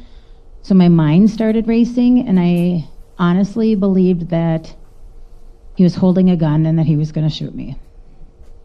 Had you reached that point in your relationship that you believed that your husband was capable of killing you? Yes. Lori, did you have some general idea that others were concerned for you at that time frame? Yes. And at the time, were you willing to listen to their concerns? I mean, I listened to them, but in my mind, I had everything under control. In hindsight, do you believe that you actually had everything under control? No. Now, were there points in your relationship that you were isolated from being able to seek out a support system? Yes. Particular to your cell phone, were there points in time where you would be denied access to your telephone? To my telephone? Well, anytime we were in an argument, Mark would take my phone away from me. Was that fairly frequent? He always took when we were arguing, he always took my phone from me. Is there another time where you believe that you had been isolated in the course of your relationship from sources of support? Yes. What are you referring to with that? So Mark and I had an argument, and for some reason he went downstairs in the basement, which I was like, there's nothing down there in the basement. We don't even go down there. So I thought that was odd because I'm up there talking downstairs to Mark. And then he came back up and he left. I want to say he left to go to, well, I was going to say Bismarck, but I bet you he was working in the cities then. And he left. He had my phone. And so I just went to log into work and I couldn't log in. What kind of work were you doing at the time, Lori? I was working at Mayo Clinic in Human Resources. Did you work remotely typically? All the time, yeah. Did you rely on internet access in order to work in that time frame? Yes. What did you do when you went to log in? Well, I went to log in and I was unable to log in. I couldn't get the internet up. Did you take any steps in response to that? Yes. So I called our internet provider, and they couldn't get there till the next day. So let me ask you this. How were you able to call the internet provider if Mark had your telephone? That's a good question. I don't know how I contacted them. That's a really good question. Somehow I did. I don't know. What did you do in terms of work that day if you were unable to log in? Well, I don't think I was able to, unless if that's the day I actually drove to Rochester. So I ended up having to drive to Rochester because I couldn't log in. Okay. That day or the next day. I unfortunately, it was like over 5 years ago. Did the internet issue ever get resolved? It did. And what was your impression as to the cause of the problem with the internet? They advised that the line was intentionally cut in the basement. Mark was the only person who had been in the basement? Correct. How did that make you feel, Lori, when Mark would take your telephone, cut off your access to internet, cut off your access to sources of support? Well, I mean, I was completely isolated, and we lived, if I can, like out in the boonies. Like, if something were to happen, I don't know what I would have done. So, Lori, I gotta ask you, after all of these red flags and warning signs, why did you keep coming back to Mark? because I loved him. Do you acknowledge in retrospect that the relationship was unhealthy for the two of you? Today, yes. Today I can acknowledge it, yes. At the time, do you think that you were able to see exactly how toxic things were? At the time, no. Were there points in time, Lori, that you would minimize or justify Mark's behavior towards you because you loved him? Always. I always did that. Now, the two of you eventually got married. When did that happen? December 29th of 2018, sorry. And did Mark's behavior, the angry, jealous behavior, stop after the two of you were married? No. Let's talk a little bit about what your future plans were. We've heard a little bit about a move to North Dakota. Was that going to happen in February of 2019? Yes. And what was the reason for the move? Mark's job. Did Mark get a different position?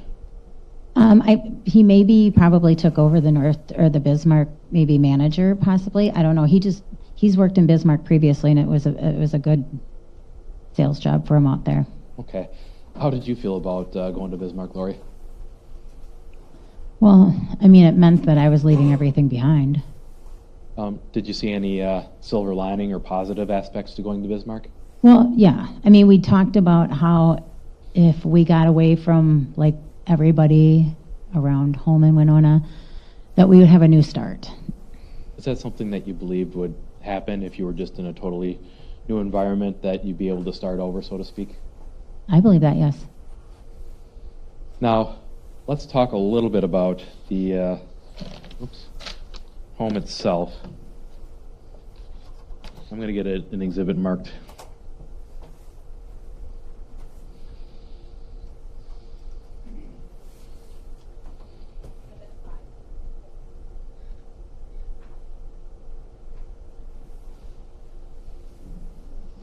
Sorry, I'm off for 526.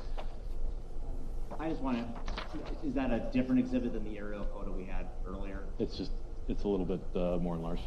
Oh, no objection. I just wanted to make sure that I didn't miss something. Okay. Any objection being received? And No. Okay, be received and published. Published.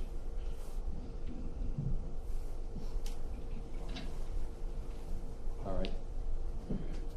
Lori, I'm publishing the exhibit. Do you recognize this overhead photograph? Yes.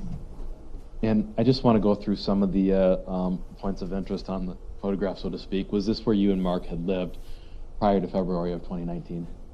Yes. All right. So I am pointing to a large structure in the middle of this photograph. What is that? Oh, sorry, I was looking over there. That's the house. All right. And how many doors did that house have? Or how many exterior entrances or exits? Well, there was a front door and a back door. Which door did you use more frequently? The back door. All right. And where is the back door in relation to this photograph? So, the back, yep, right back there, yep. Where I'm pointing the laser pointer right now? Correct. Okay. And I see there's a structure behind the house. What is that? That's the man cave. And is that what you were describing earlier, where Mark had some couches and a television and other things out there? Yes. What is this over here? So on the right is the 2-car garage, and on the left is the 1-car garage. What did you have in the 2-car and the 1-car garages? Well, the 1-car garage was like storage, and the 2-car garage we used, so the Outback, the car was in there. And when we had the Camaro, when it wasn't in storage, the Camaro would be in there too. Okay. And you said that you would usually park the Outback. Is that a Subaru Outback? Correct. Who would typically drive the Subaru Outback? Well, I mean, it was new. I mean, so when I bought the truck in December. When we bought the truck, we traded in my Cadillac. So I lost my car and took over the Subaru in December then. So me. So the Subaru had been Mark's previously, though? Yes, yep. All right. And you said that you would park the Subaru typically inside of that 2-car garage. Yeah, on the right side. On the right side. Okay. Where would the truck typically be parked once you and Mark purchased that? The truck would always be parked in between the man cave and the house. All right, and I'm using the laser pointer. Is that approximately the area where the truck would be parked? Correct. All right, and I noticed that you have a horseshoe-type driveway here, is that correct? Yes. Is there a particular driveway that you would go into or out of when you were driving in and out of the property? Me or Mark or in general? Let's start with you. Was there a particular driveway that you tended to use? I always used I think that they're calling this one W, the one on the left. Is that W? I'm going to hand you the laser pointer. Why don't you point out the one that you were using? This is the one that I usually drive up, right here. All right. And did that matter which direction you were coming from, which driveway you tended to take, Lori? I mean, I think I always use that one. If we're coming from West Salem, Mark would take this one, but I think I still take this one. Okay. And who typically drove the Dodge Ram pickup truck after the two of you purchased it? Mark. How many times would you say that you had actually driven that pickup truck? Maybe 3 times. It was too big for me. It wasn't my thing. It was Mark's thing. It was a big truck. Let's talk about the difference. Could you describe some of the differences between the Subaru that you typically drove and the Dodge Ram?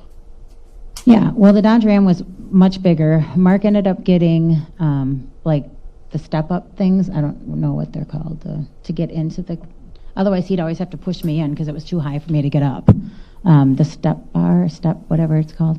So the rail on the side of the truck? To step up into the truck, yes. We had to get those. I don't know why they didn't come with the truck, but we had to have that installed. So those steps that we've seen in the previous exhibits in this case on the truck, was that something that Mark had installed after the truck was purchased? Correct. All right. And those steps you mentioned were because the truck was high enough that you couldn't get yourself up there ordinarily? To try to hike myself up, correct. He was, honestly, I swear, he would push me in to help me up there. Sure. So let's describe the house a little bit itself. How many floors did it have? Well, I mean, it had the basement, which nobody ever went into, the main level, and then an upstairs. Where was the master bedroom that you shared with Mark? The master bedroom was on the main level. And how many bathrooms did the house have? 1. Where was that at? The middle of the house, I would say. Was that on the main level? level? Main level, I'm sorry, yes. Okay. Now, I noticed a structure in the back here behind the garages at the very north end of the photo. What is that? That's a barn. Okay, and what happened in the barn? Mark stored things. We did a lot of like crafting, like making tables and stuff like that. We did some crafting down there, but like his lawnmower and maybe UTV, ATV were down there. Okay. Lori, there was reference to a hot tub. Does the hot tub appear in this photograph at all? No, the pool nor the hot tub are in this photo. I'm going to give you the laser again. Could you point out where the pool and the hot tub were? Yep. So the deck went here, the pool would have been right here, and then the hot tub was on the deck next to the pool. So behind and adjacent to the man cave? Correct.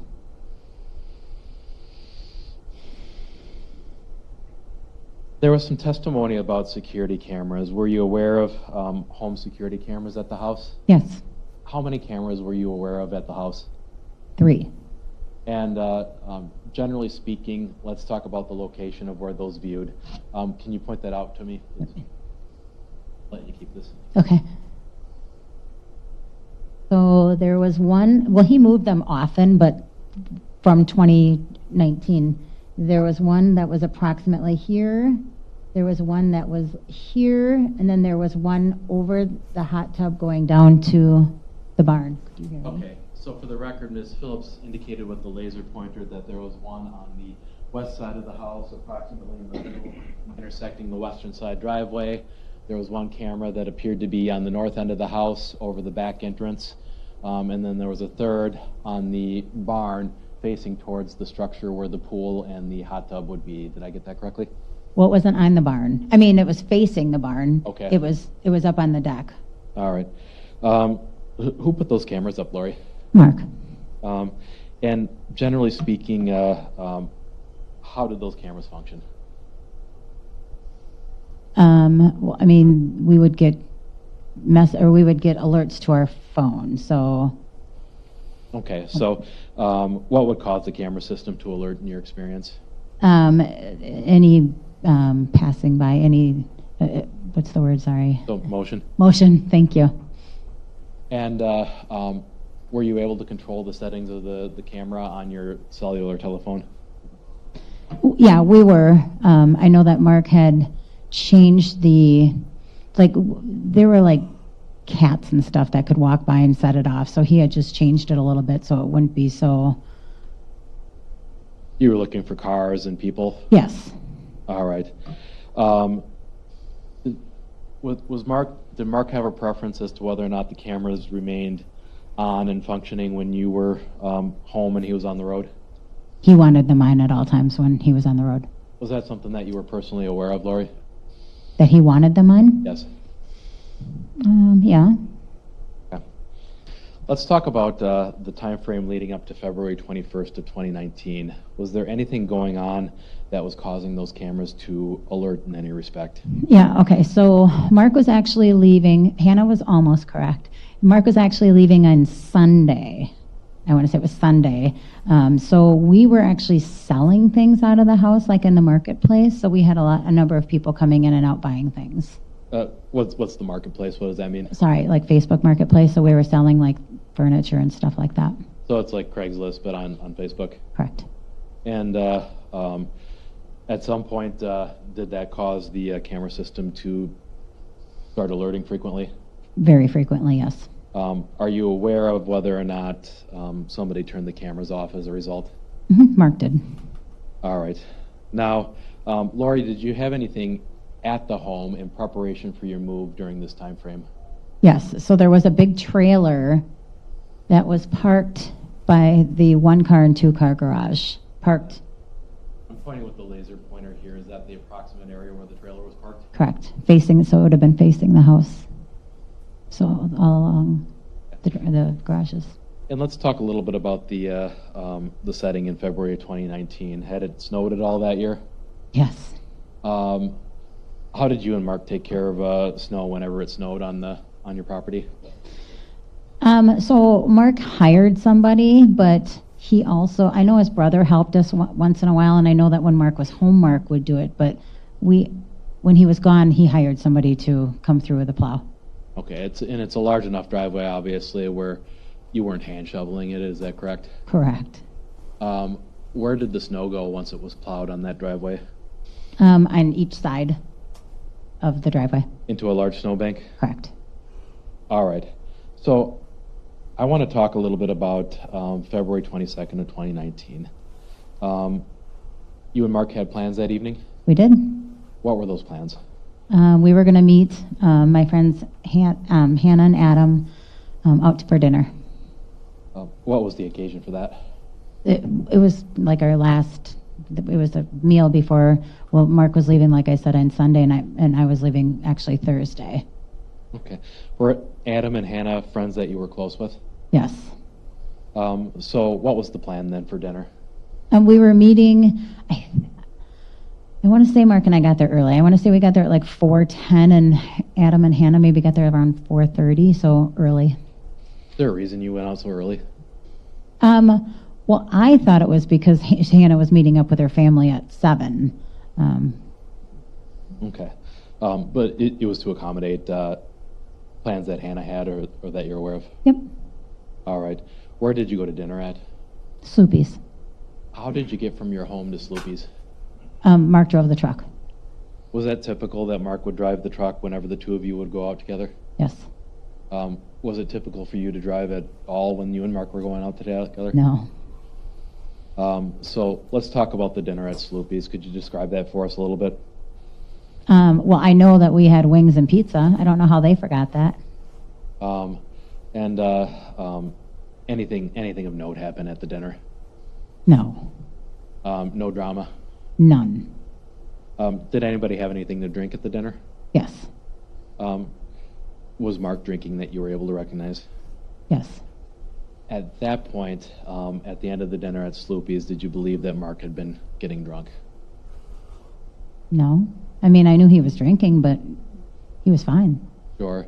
And Lori, I want to clarify something. When you spoke with Investigator Leinfelder, do you have a distinction, I guess, subjectively between drunk, buzzed, intoxicated? Well, I mean, I would say buzzed. I mean, if you're asking me with regard to Mark, I'm not sure if that's what you're asking or not, but like Yes. buzzed Mark is a fun Mark. Drunk Mark is not a fun Mark. Okay. There is a distinction between those, at least subjectively, right? Correct. Okay. So at some point, did you decide that you wanted to go to another location? Let me rephrase. At some point, did you and Mark end up going to a different location? We did. We went to a place called the Dive Bar in South La Crosse. How did you come to that conclusion to go to the dive bar? That's where Hannah and Adam were going. Hannah was meeting her family there, so we decided to tag along. Was there any particular reason that you decided to tag along to the dive bar? Oh, yeah. Well, there was a drawing, so we were all over that. It was like for $1,500 or something. Okay. How did you get from Sloopy's to the dive bar? Mark drove. Had you ever been to the dive bar before that point? I'd never even heard of it before. All right. Once you got to the dive bar, did you notice whether or not Mark was drinking alcohol? Yes. At some point, did you notice that Mark appeared to be getting into that zone where you would describe him as drunk? After a conversation, yes. And did it concern you, Lori, that Mark appeared to be getting drunk? Well, of course. And it's going to sound like a redundant question at this point, but I have to ask you why. Because Mark turns into a different person when he's drunk. All right. Now, after you got to the dive bar, did anything happen that caused you concern? Yes. I saw Mark talking to a guy named Scott Cundy. Who's Scott Cundy? He's just a friend. He's somebody that we both know. How long have you known Mr. Cundy for? Oh, my goodness. 30-some years, probably. Okay. And what about Mark's conversation with Scott Cundy caused you any concern? So when he was, so I walked over by them because I'm like, is that Scott? And he said, yeah. So I walked over and talked to them, and Scott said, oh, hey, he said, Terry LaFleur's coming. I'm like, oh, okay. And then he's like, well, I knew you'd know him. And I was like, whoa, whoa, whoa. What does that mean? I said, I've never been with Terry. What does that mean? Because I knew immediately Mark was on high alert. Okay. So let's back up and break that down a little bit. Who's Terry LaFleur? Again, just somebody I know from being born and raised in La Crosse. Did you ever have any interactions with Mr. LaFleur when you were younger? Let me break that up. Did you ever work with Mr. LaFleur as a part-time bartender? Oh, I guess I didn't realize it at the time, but yes, that's how Scott was referring. That's the reason I knew him, correct, is because we used to bartend together at Ghost Chapter 2. How long ago was that, before 2019? Oh my goodness. So it was before I was pregnant. My son's going to be 30 next month. So before I was pregnant with him. Okay, so a long time before that evening in 2019 is when you and Mr. LaFleur worked together? Correct. And I didn't even realize that we worked together, so I don't know. I mean, he just said he was a bartender at Chapter 2. I don't know that he was when I worked there, but... So, Lori, were you and Mr. LaFleur ever romantically involved? No. So, when Mr. Cundy said that he knew you would know Terry LaFleur, you described your reaction as, whoa, whoa, whoa, what does that mean? Why did you react that way to an innocuous remark about Terry LaFleur? Because I knew that Mark paid very close attention to that. Did you notice any changes in Mark's demeanor when Mr. Cundy mentioned Terry LaFleur? Well, yes, but I don't know that it wasn't because he mentioned Terry. It had nothing to do with Terry, I wouldn't say. It's the fact that Mark became jealous over somebody he thought was coming to see me. Okay. So at some point, or after going, whoa, whoa, whoa, what does that mean? I've never been with Terry. Did Mark accept your explanation and move on from the subject? No. What happened instead? Well, instead, he started making a scene and, of course, calling me names again. So when you say he's making a scene, what do you mean by that, Lori? Well, he was just like yelling and, again, like calling names. And when he yells and stuff, he's using, he makes a scene and he doesn't care that he makes a scene. Is that something that's easy to calm Mark down from when he starts making a scene over things like this? No. What kind of things was he yelling during this initial time frame when he was making a scene? It was like, oh, you just love all this attention. You just want to, I apologize, you just want to fuck Terry. Was he saying this in a joking manner or some other way? No, he was not. He was not joking around. How is he saying that? What was your impression of Mark's mindset at that point? He was pissed. He's like, you just want to fuck Terry. I know you do. He's coming here just to see you. Like, again, my fault. Was he calling you names during this time frame too? Yes. What kind of names? The normal, slut, whore. Now, during this time frame, what were you trying to do with Mark when he was calling you a slut and a whore and saying that you wanted to fuck Terry LaFleur? I tried to tell him that there was absolutely nothing going on, that there was no way that he was coming to see me. He heard Scott say that Terry was coming. So Mark's mind went to, Terry's coming to see you. Not that they had already had plans. That is my impression, that they already had plans and Terry was coming. And Scott, just plain as day, just happened to say, Terry's coming, and that he knew that I knew him. Is this the typical type of misunderstanding that could happen when Mark was drunk and jealous, that he would assume an innocuous reference to a man like Mr. LaFleur meant that he was coming over there to have sex with you? Well, yeah, I mean, that's in his mind. That's where his mind goes, yes. Now, I do want to show you a couple of clips of video from the dive bar here as to when Mark was making a scene.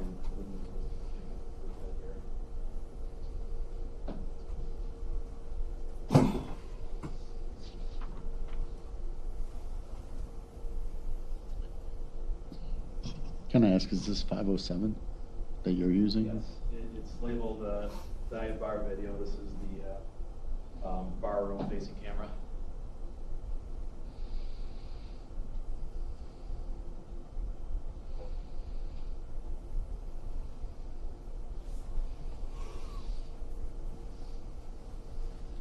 All right, and the camera stopped at looks like 24 minutes and 1 second. Lori, it's a little bit difficult here to see, but am I pointing at where Mark is right now? Yes. Yes. And would you be the blonde head of hair hidden behind the woman over there? Yes, I'm in front of Hannah with the hat on. And that's my next question here. Who am I pointing at right now? That's Hannah Kinsky. And we have some other people at the edge of the table. Who are these people? So that's Hannah's family, and I guess one family friend. All right. And I'm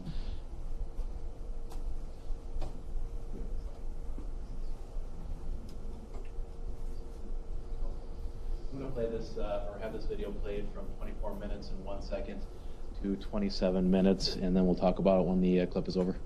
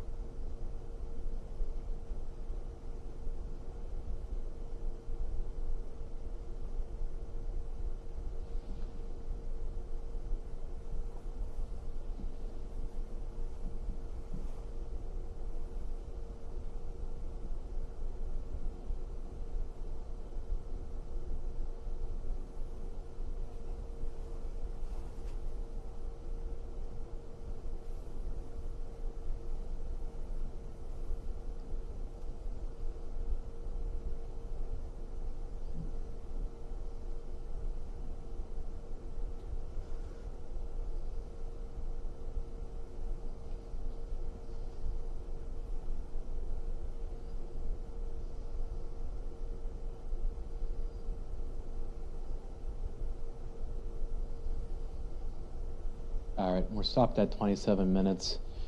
Lori, do you see Mark, I guess, gesturing and talking during that video? Yes. Does that appear consistent with when he was, as you described it, making a scene? Yes.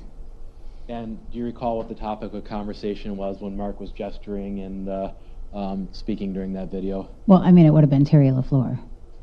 All right. And during that time frame, it appeared that Mark was yelling as he was coming towards you. Is that your recollection as well? Yes. We had somebody arrive in the table in the middle of that clip, a gentleman wearing a ball cap there. Who's that? That's Bob Kinsky, Hannah's dad. And we have, looks like Mr. Stevens arrived as well. Is he the gentleman sitting next to you? Yeah, he came from the bathroom or something, and he's sitting next to me. All right. Now, is this one of those moments during the night where it was described as everyone was kind of trying to ignore what was going on between you and Mark? I mean, that's my impression, yes. And the gentleman who comes up to you, who did you say that was? Hannah's dad, Bob Kinsky. And what's your recollection of what happened at that moment? I don't remember what he said, but I think that he wanted to make sure everything was okay, and it seemed to me that he looked at Mark like he wanted to be like, hey, bud, let's cut it out type thing, but I mean, that's my perception. I don't remember. I mean, he could have just been, I think that Bob was really just trying to help. Okay. Did Mr. Klinsky's intervention end up causing Mark to drop the topic of Terry LaFleur at any point? No. All right. And since this is a difficult to manage video, I'm going to jump ahead to another point here in a moment. But Lori, was this the last time during the evening where Mark was yelling and screaming at you at the bar about his impression that you wanted to have sex with Terry LaFleur? No, I don't think so. Did that happen throughout the night? It did. All right.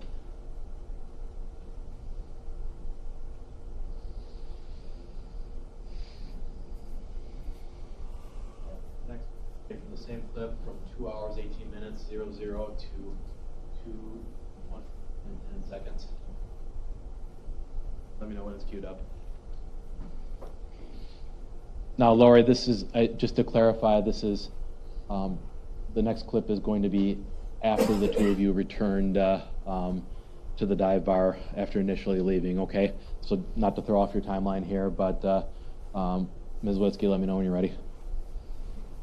All right, let's play that clip.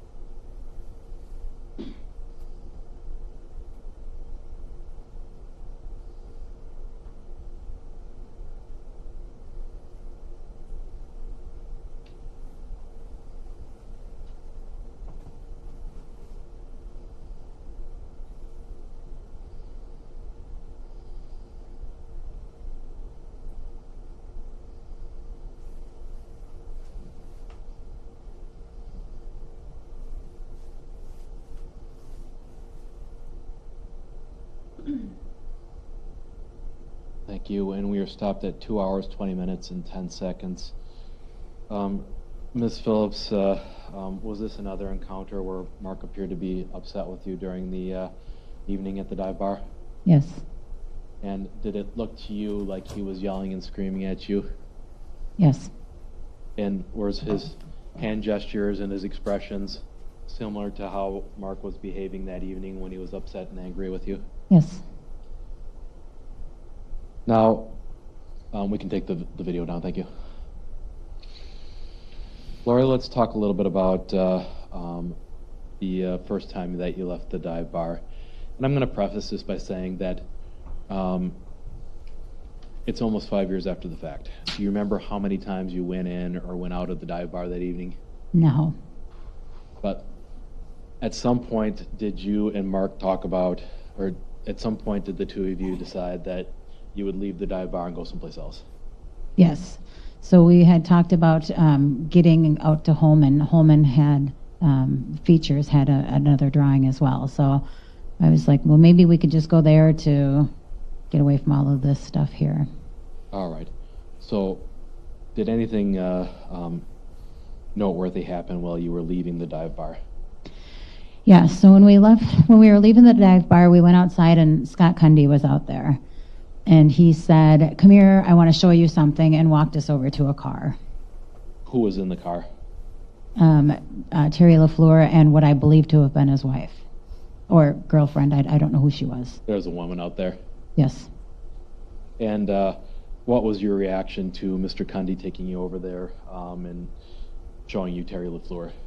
I mean, it was awkward, whereas I was like, hi, it was just an awkward encounter. Was Mark with you at that point? He was, until he said, I'm going to go get the car, or I'm going to go get the truck. Okay. How long would you estimate that Mark was gone for? He just walked right around the corner. He was in the parking lot still, so he just got the truck and came right back. So, 30 seconds. He wasn't gone long at all. So what happened when Mark got back with the truck? When Mark got back with the truck, then everybody, like Terry and his friend, got out of the truck, as well as Scott, and all walked over to Mark's truck. Okay. Anything happened at that point when everyone walked over to Mark's truck? I think they were just talking. I think they were probably even talking about the truck. It was a guy thing. How long would you say that you were out there by the truck for? Not long. What happened next? We left.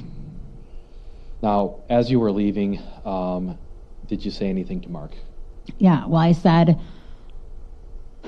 well, tonight was fun, type thing like that.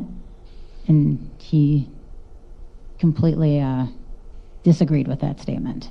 Why do you say that Mark completely disagreed with that statement? Because he was angry. How do you know that? Because all he wanted to do was fight. He was angry and wanted to argue about the whole Terry LaFleur thing. So what kind of things was he saying about Terry LaFleur during this car ride? That he knows that I want to fuck him.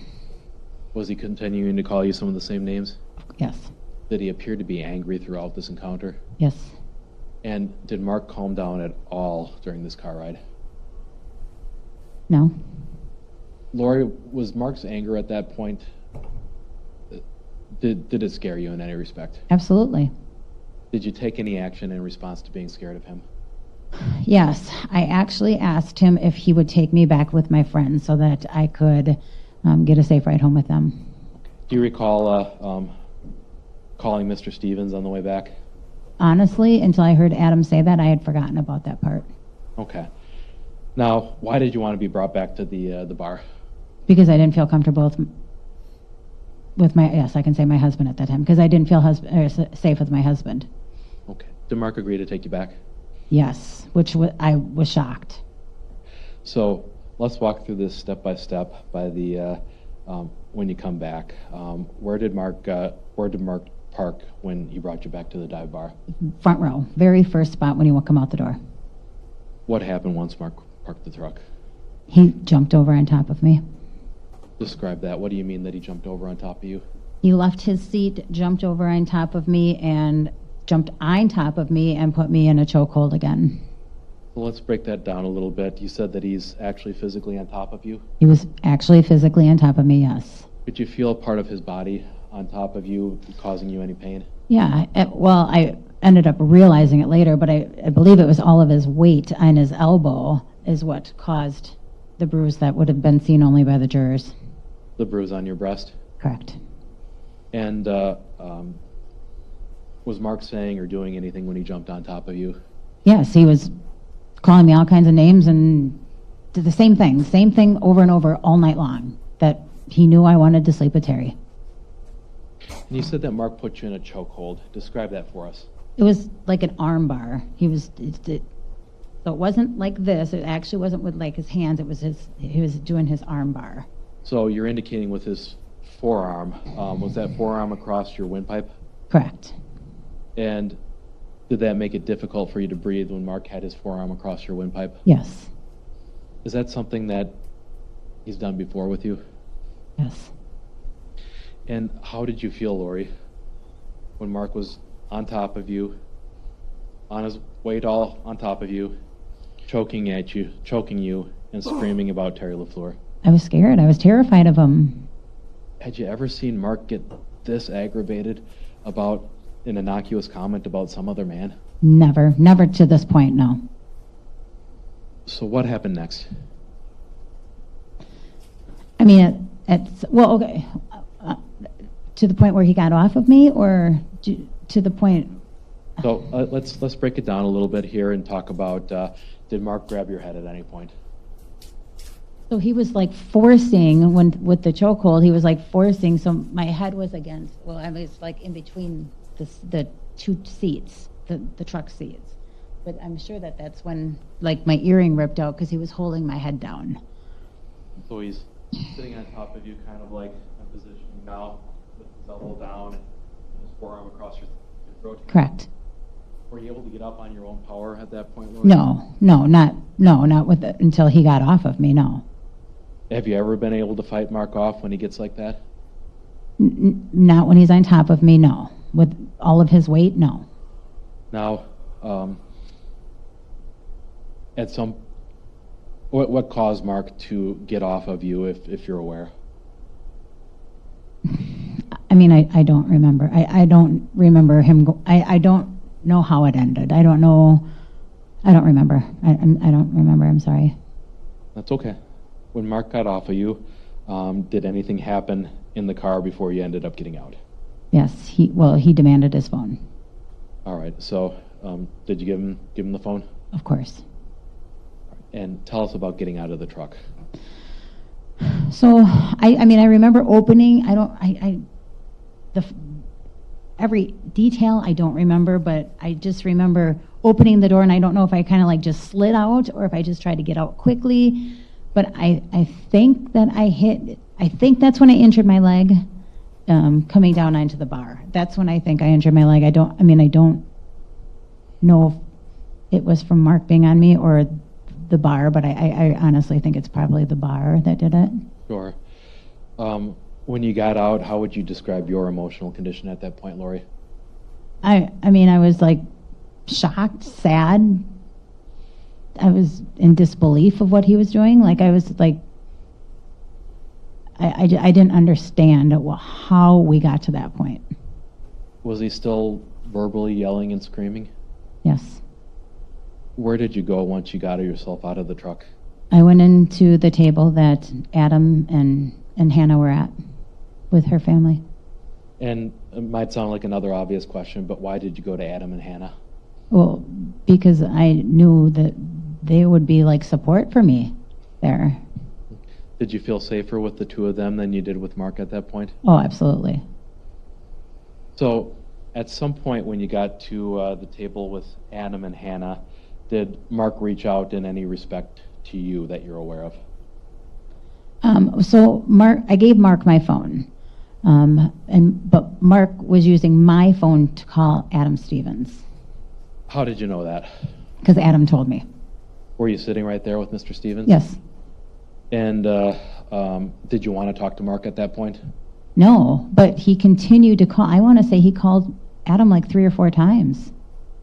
At some point, did you end up taking the phone and talking to Mark? Well, I think I took it, but Adam may have also handed it to me, but I was ready to take it because I took the phone and I said, leave Stevens, I call Adam Stevens, I go, leave Stevens out of this. Quit calling him. Was that the end of your conversation? It was not. What happened next? He asked me if Terry LaFleur was still in the bar. Was Mr. LaFleur still there? I looked around and I found him, yes. Did you indicate to your husband whether or not Terry was still there? I told him he was. What happened then? He told me to go to him. Did you? Of course. And what happened once you got to Mr. LaFleur? What I remember Mark saying is, tell him I'm going to kick his ass. How did you react to that, standing next to Mr. LaFleur with your husband telling you to tell Mr. LaFleur that he was going to kick his ass? I mean, it was super uncomfortable. But I can remember, I'm holding the phone talking to Mark, and I remember looking at Terry, and I'm like, he's crazy right now. You know, like, he's crazy, just, I'm sorry, type thing. But did you actually say it? Yeah, I said he's crazy. Yes. Oh, you told Mr. LaFleur that Mark said he was going to come in and kick his ass? Mark was being crazy, yes.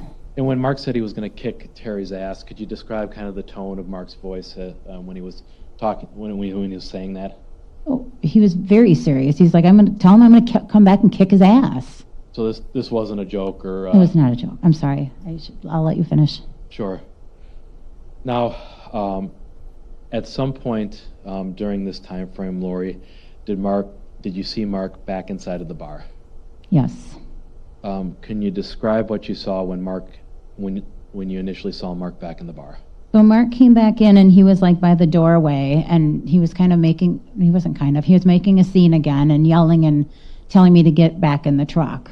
And I just remember looking at Hannah, and Hannah's like, just go to him, just go to him so he'll stop. Fair to say that Mark was embarrassing everyone that he was asleep? I'm sure he did. So, did you go to him? I started to, yes.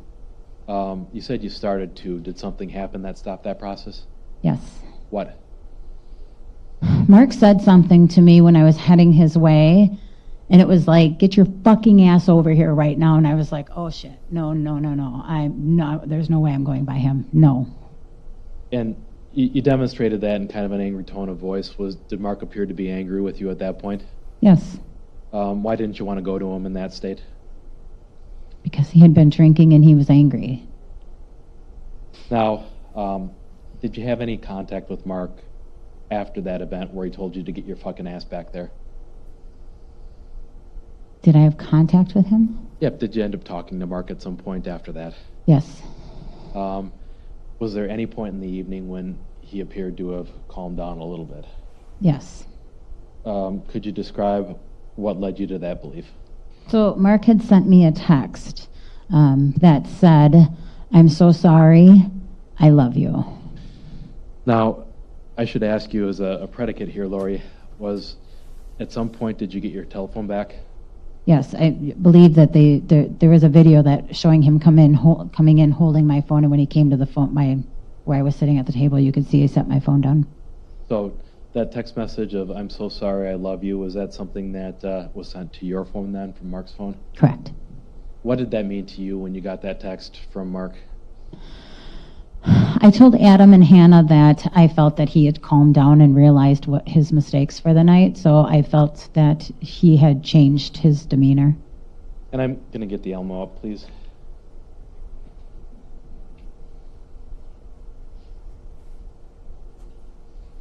Displaying Exhibit 517, previously been admitted. I'm going to scroll in here. Lori, it's in UTC time again, so subtracting 6 hours, it'd be around, this is why I went to law school instead of medical school. It'd be later in the evening, but does this appear to be the text that you got from Mark? 8:52 p.m., yes. Yes, that's it. Okay. And you said that was kind of a sign to you that you, that calming down at that point? Correct.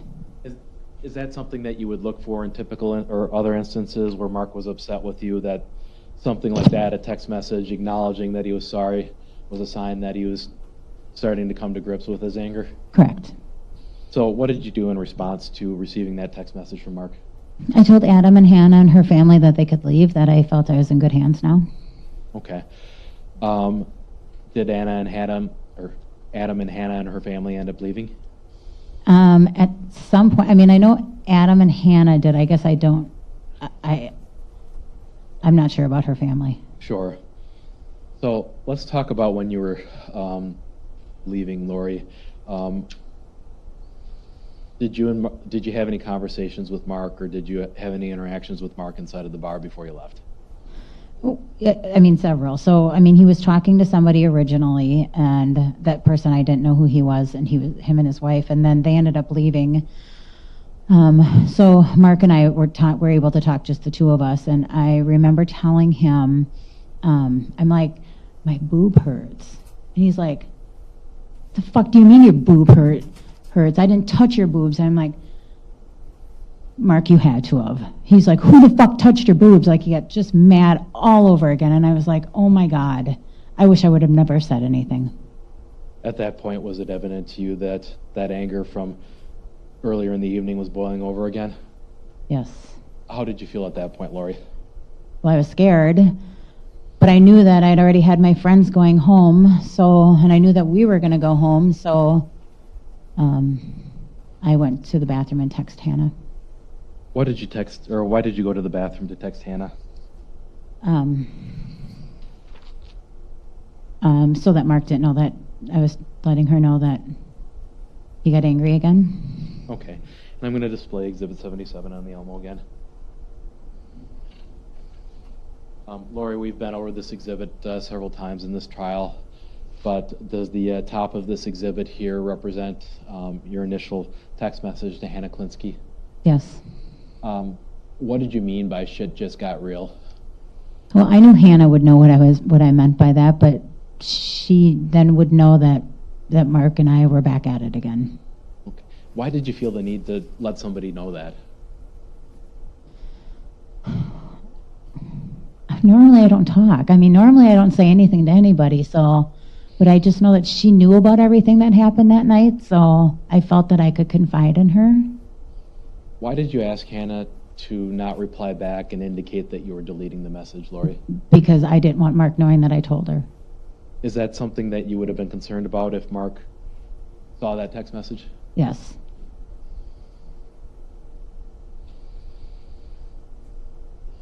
Now, Lori, there were a number of different clips of you going in and out of the dive bar towards the end of the evening. Is that correct? I mean, I guess I don't remember going in and out that many times. I'll tell you that right now. So let's talk about when you got out of the restroom. What did you do at that point? So when I got out of the restroom, I didn't see Mark. So I got the crazy idea to just get in the truck and take off on my own. Did you have your own key to the truck? Yes. Let's talk about that. Why did you decide to get in the truck and take off on your own? Because I didn't think it would be a good thing if we were together, since Mark was getting mad all over again. Okay. And at the moment, did you know where Mark was at? I assumed the restroom. All right. So when you got out to the truck, what happened? I put it in reverse. I don't know if I actually moved or not when I saw Mark coming out of the bar. Okay. What did you do when you saw Mark outside of the bar? Put it in drive and got out of the truck. Okay. How did Mark appear when he came over to you? I'm sorry, park. I apologize. I put it in park. Okay. How did Mark appear when he came over to you at the truck?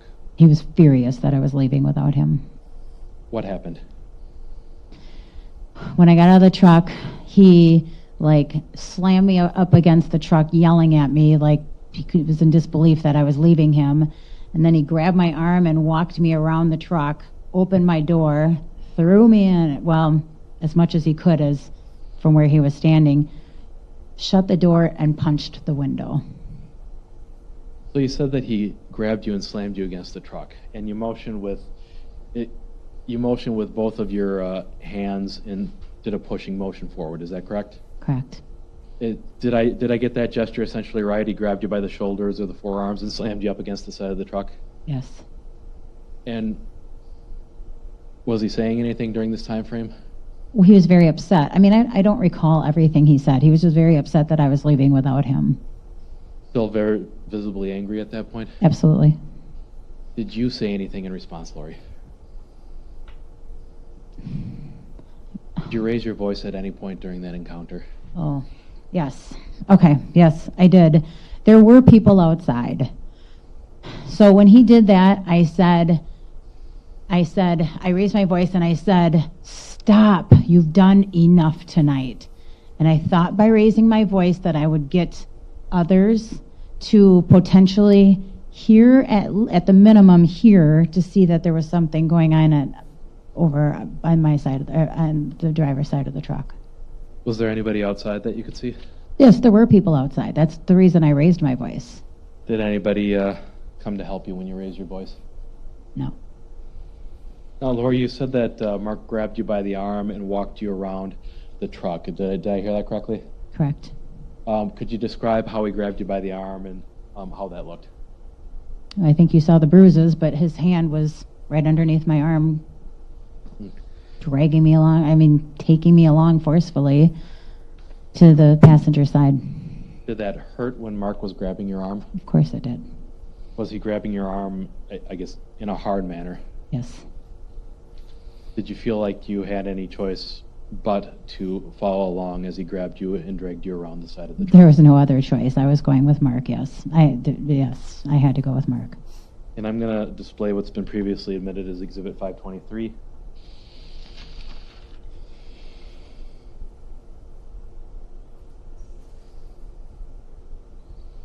Lori, what are we looking at in this photograph? My arm. And it looks like there's some bruising along your bicep in the middle of your arm. Correct. Is that approximately where Mark was grabbing you and dragging you? Yes.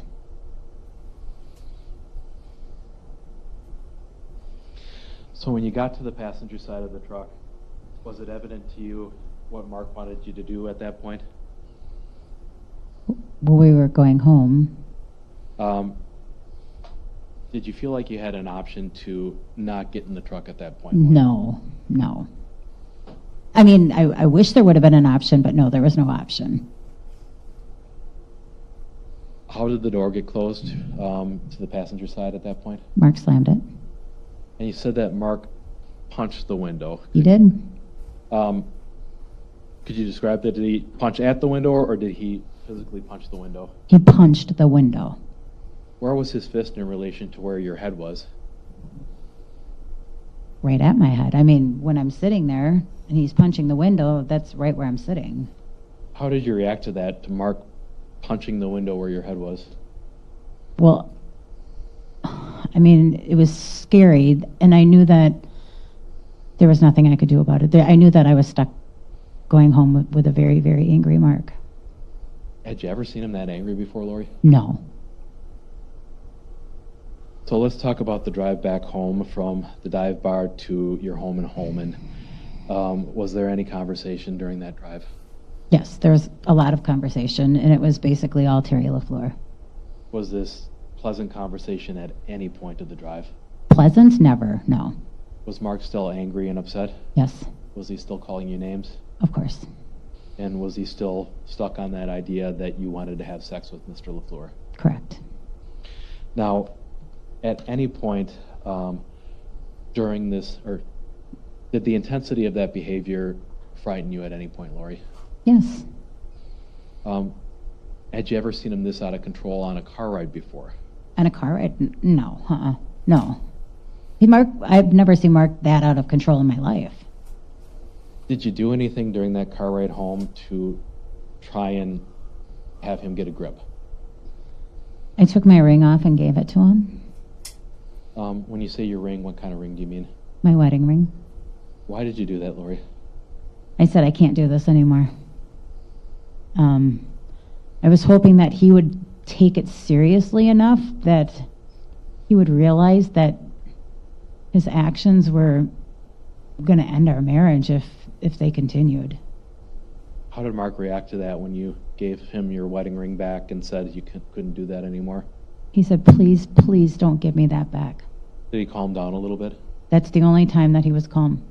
Did he seem to realize that his behavior might lead to the eventual loss of his marriage? Well, yeah. Now, Lori, had you come up with any plans of what you would do to keep yourself safe when you got back home? I had decided that I wasn't going to stay at home, that I wasn't going to sleep in the house with Mark. So what was the plan? I didn't have a plan at that time. I just knew I wasn't staying there. All right. And it might sound, again, like an obvious question, but I still have to ask you at this stage, why weren't you going to stay there? Because Mark was in a mood that I didn't feel safe to be with him. So when you got back home, what did you do? Actually, Mark went in the house right away, and I didn't remember when I was talking to Mr. Leinfelder that I did go in the house, but I did go in the house. We had 2 seltzers that were in the truck, and I put them on the counter, and then I went to the bathroom and grabbed my contacts and contact case and my glasses. Why'd you grab your contacts and your glasses? Because I was going to leave and stay somewhere else. So where did you go once you grabbed your contact lenses and your glasses? Back to the truck. What's the next time that you remember seeing Mark after you got back to the truck? Mark was running out of the house, and when I looked at him, he was running out of the house like this, charging towards me in the truck. And you motioned that you had your right fist up, made into a fist, back by, I guess, your head. Is that correct? Coming towards the window, correct. And did it appear that Mark had his fist up like he was about to strike something? Yes, I mean, like it was like a threat coming towards me, correct. You said that he was running towards you. Did I hear that right, Lori? Or moving very briskly, yes. I don't know if he was, he was moving quickly towards me, yes. How did you react to that when Mark was moving quickly towards you with his fist up like that? I remember going, no, no, no, no, Mark. I remember saying that 100%. Were you scared of Mark at that point? Very scared. What happened next? It's like something clicked, and he's like, well, if you're leaving, I'm going to get all my stuff out of the truck. So he came over to the passenger side and started just rummaging through crap that was in the truck. And that's the best word I can use for the things that they were worthless things. And what was your impression of what Mark was doing at that point? I think that he was trying to delay me from leaving. When you say that he was rummaging through crap, can we talk about a little bit what some of that was? Yeah. So I mean, there were some can koozies. There was like some bank receipts. There were some beer chips. I remember seeing gum, like nothing of value. And where was he placing all of this property when he was going through the truck? Everything was put onto the passenger side seat. Was Mark saying anything to you as he was going through all of these items? Yeah, I mean, he was like, I'm just so you know, I'm changing the locks, which he always said. And then he found, I mean, he was saying a bunch of things. He was just trying to hurt me. But he also found some beer chips to a tavern in Holmen. And he said that he was going to go there and go find some women. Was this in the course of continuing to yell and scream at you? Mm-hmm. Yes. And at some point, did Mark come upon a can koozie that you saw earlier in this trial? Yes. Sorry, I forgot about that. Yes. Did you recognize that can koozie? Yeah. So Mark bought me that can koozie on my birthday. My birthday was the month prior to that. And it was, well, you saw it, part of it anyway, but it was a can koozie that had like animated breast, and it said "Tits My Birthday" on it. Did Mark do anything when he came across that can koozie? Yeah, he threw it at me and he said, "Here, this is all you're good for." What did you do in response to that? I was like, whatever, and I tossed it out the door. I mean, he was like rummaging through stuff. He didn't even know it went over his head and out the door. Was Mark calming down at all during this time frame? No. And Lori, was anything you were saying or doing causing Mark to calm down or reduce the intensity of his behavior that night? No, he just kept getting more and more furious. So, as you saw Mark behaving this way at the passenger side of the truck, did you do anything in response? When he was getting furious? Oh, yes. So I grabbed my phone because he hadn't taken it yet. So I still had my phone. So I wanted to record how he was treating me, how he was talking to me, so that he could hear it the next day to realize the crap that I go through with him when he's drunk. So, were you able to get your phone out? Partially, yes. I got my phone out, but Mark noticed I had my phone and lunged for it. But I had pulled it back, and it like hit the window and dropped straight down in between my door and my seat. What do you remember seeing about Mark next? After it dropped, I looked at him immediately, and he was furious. It's like I looked at somebody that I didn't recognize at all. And he just took off and came around to come get me in the truck. When you say he came around to come get you, what was your impression of what Mark was doing there? He was going to come get me and drag me out of the truck, and I don't know what he would have done. I have no idea what he would have done. Were you scared that the physical abuse would continue? Absolutely. Were you scared that the physical abuse could escalate to something more violent? Yes. And when you say that Mark was running around the truck, describe the route that he was going there. So he went around the door, because the passenger door was wide open. He went around the door and ran around the truck. Was he running very quickly? Yes.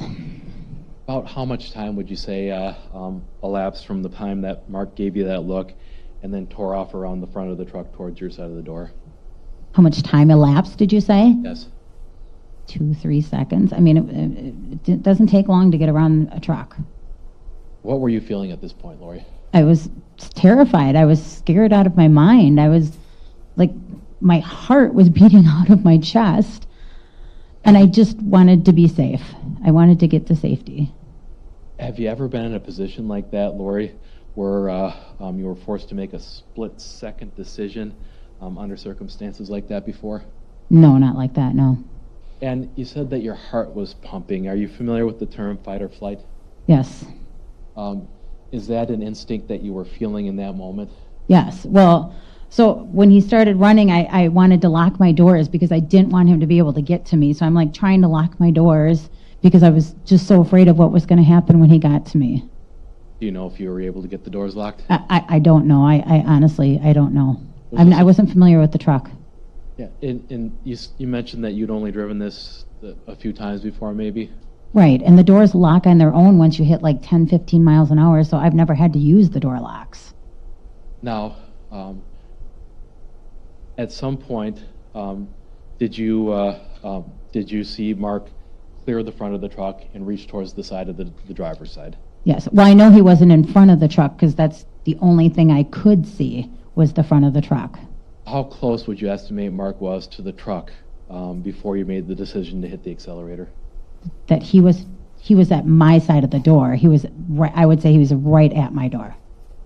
And Lori, what were you thinking when you, or let me ask you this, did you put the truck into drive and hit the accelerator? I did. What were you thinking during that process? To get the hell out of there. Were you even spending much time consciously thinking about this? No, I mean, my husband's here. He's not in. So I should say, when I see forward only, it's because it's dark out and this door is wide open. So my light is on inside the truck. So it's right inside the truck. I can see forward because of the lights, but it was hard to see anything else. But I knew that he had cleared the front because he was not in my vision. And Lori, is it fair to characterize your reaction here as more instinct and less conscious thought process? 100% instinct. Were you thinking about anything other than getting yourself to safety at that moment? No. Was this a position, Lori, that you ever asked to be in? No. No. Was it something that you had any time to think about and consider the pros, the cons, and the risks? No, it was like 2 or 3 seconds. Once you hit the gas and left the driveway, where did you go? I took a right out of the driveway, and that's actually when I took my right. That's when the passenger door shut, and then I drove down a little bit to a subdivision that ended up being, like, when I say a little bit, I guess it was approximately 2 miles away. Okay, so let's back up a little bit.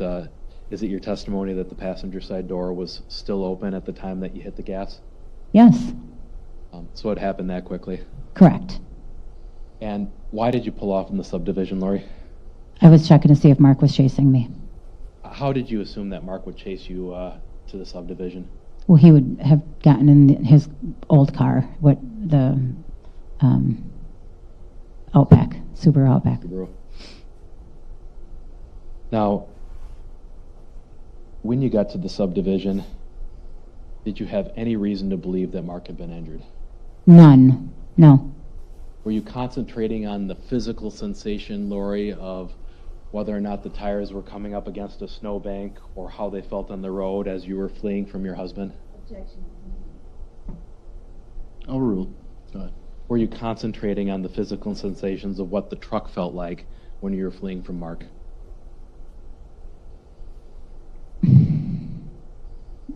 I mean, I don't think so, no. What was first and foremost in your mind when you were trying to escape from Mark? To get out of there, to get to safety, to get away from my husband. Did you have the sense when you left that you thought you had hit Mark or struck him in some respect? Not one time, no. Lori, if you had had that sense that you had injured Mark or you had hit him with the truck, what would your response have been? I would have stopped. I would have stopped and helped him. Now, once you got to that subdivision,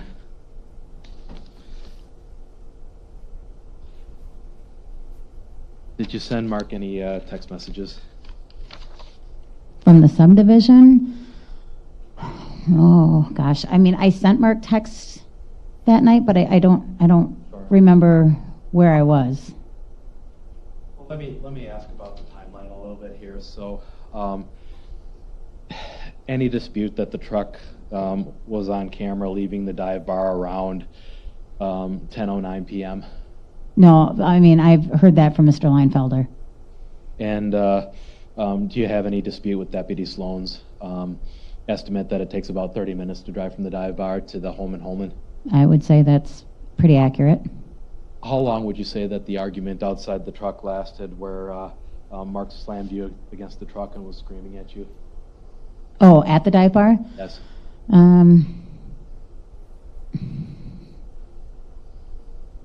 A minute? I don't know. 2 minutes? I don't know. And did it take some time when you got home to go get your contact lens case and your glasses? Well, yeah. I mean, I was inside probably for like less than a minute probably, but I mean, there was other things that happened in that time. And then obviously there was some time as well that elapsed while Mark was yelling at you and going through the items in the truck? Correct. So if we add, conservatively 5 minutes to 10:09, and then 30 minutes for travel time, can we say approximately when you would have left Mark would have been around 10:44 p.m., somewhere in that range? Sure. Okay. I'm showing you what's previously been admitted as Exhibit 517.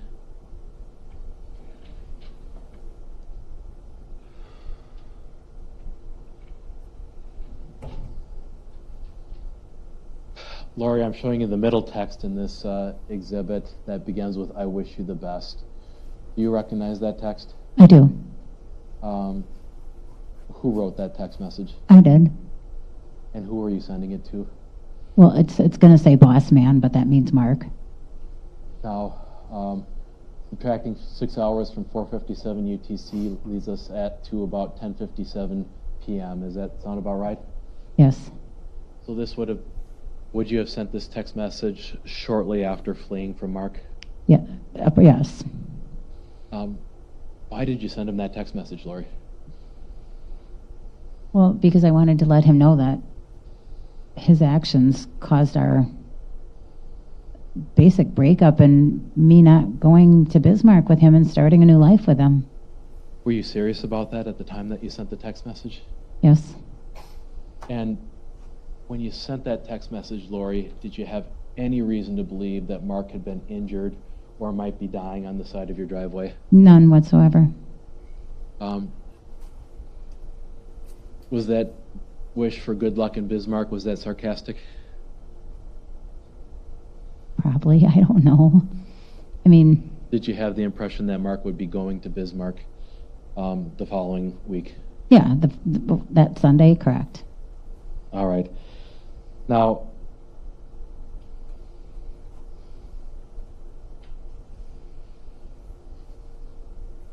Lori, how long would you estimate you stayed at the subdivision for?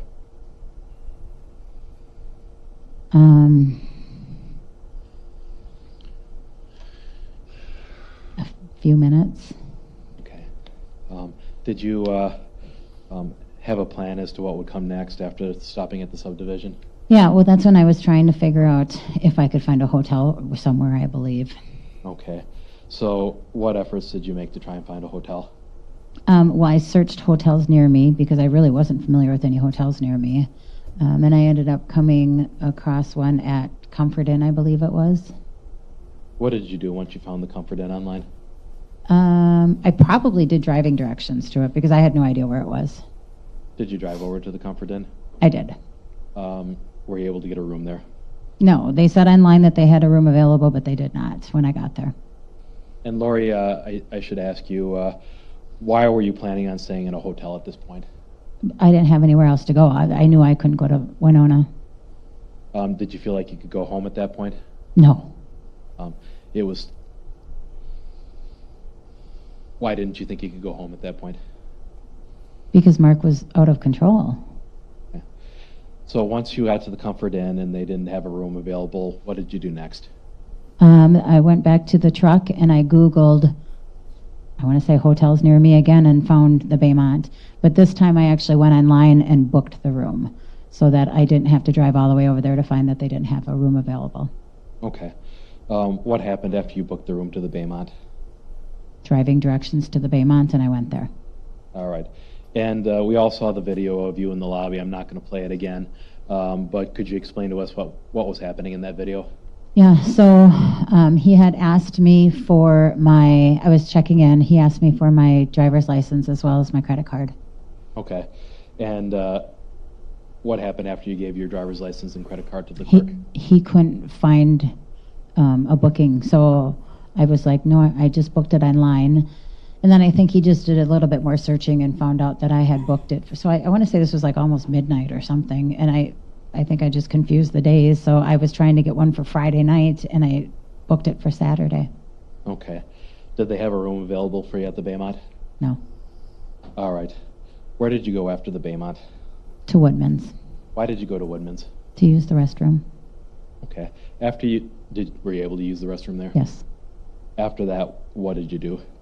I went back to the truck, and I can remember texting Hannah from the truck and from the parking lot. Okay. And we'll talk about that a little bit. Were you using the internet at any point, either at Woodman's or at some point during this encounter where you were looking for a place to stay? Yes. And you recall seeing the document containing your Google searches for the evening? Yes. And it looked like looking for it here now, but we've all seen it. It looked like at a certain point you searched for the phrase physical abuse. Is that correct? Misspelled, but yes. Okay. The O is right next to the P on the smart keyboard. Right. Why did you search for physical abuse, Lori? Because I wanted to find something to send to Mark to let him know that his actions were not okay. And I wanted him to know, like, how I felt, what I went through that night. Is it fair to say that you were trying to figure out how to process that incident? Yes.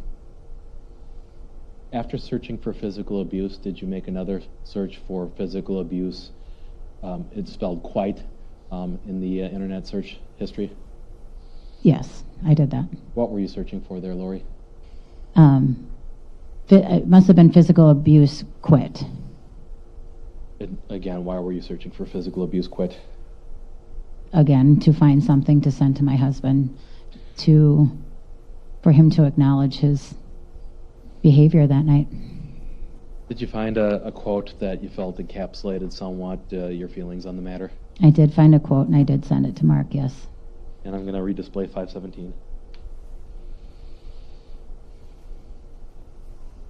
Bottom quote here starts with, an abuser can seem emotionally needy.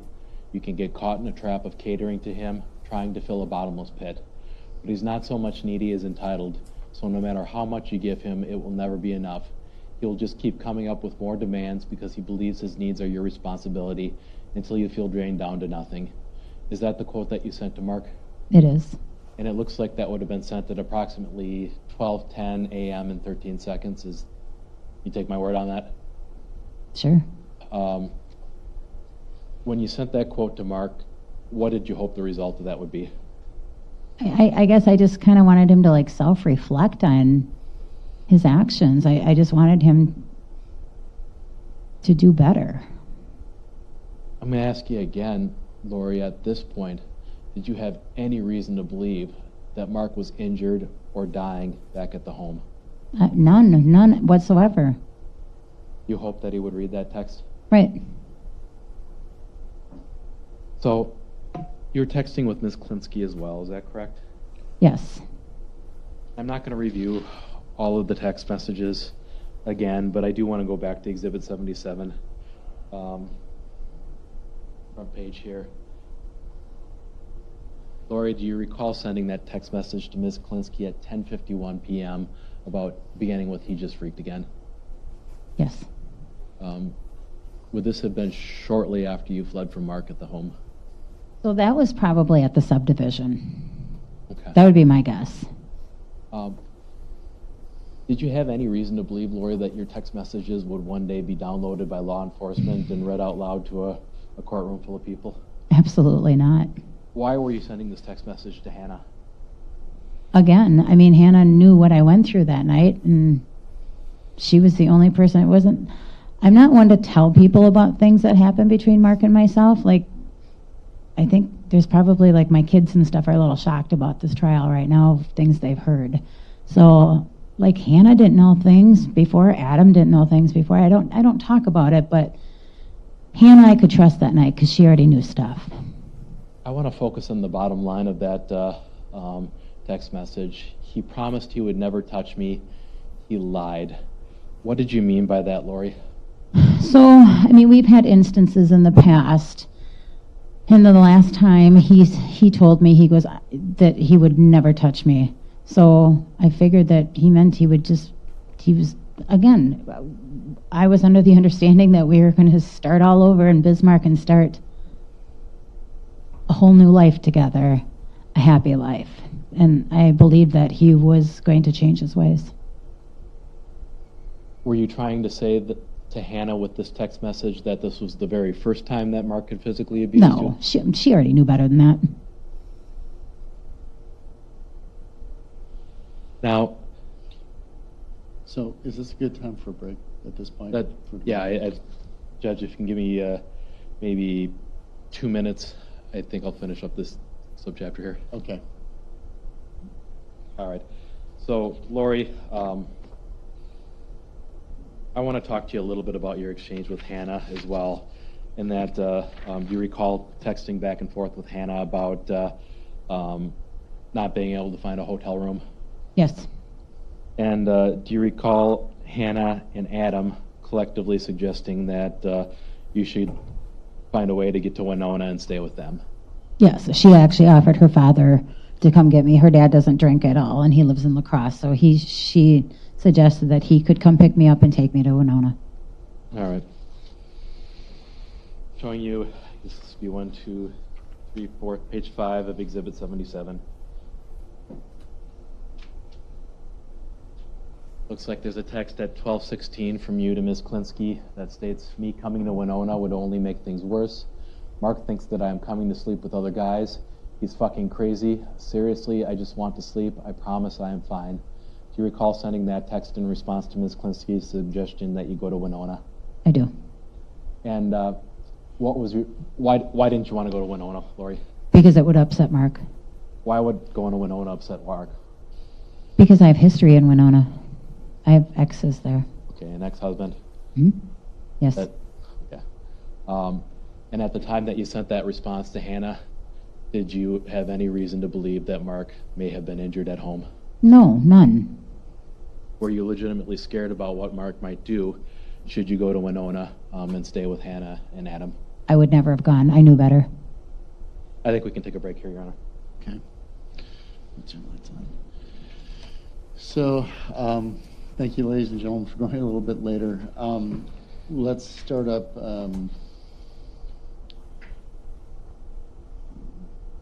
Same time, 8:30, 8:45. Get here early. Maybe we can start early. I'm sorry it's been long days, but I was hoping to see if we can get this all wrapped up tomorrow. I will forewarn you that if for some reason we can't finish it tomorrow, it's possible that we would go to Monday.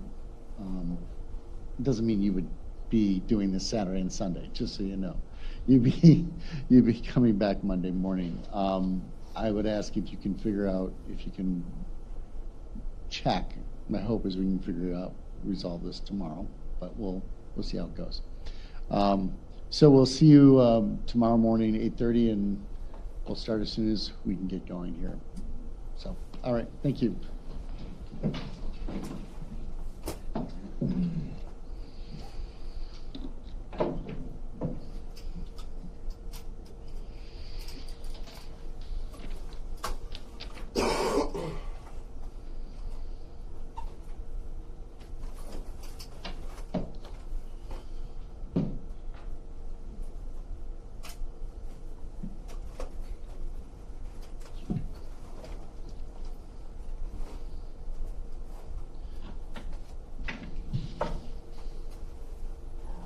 Okay.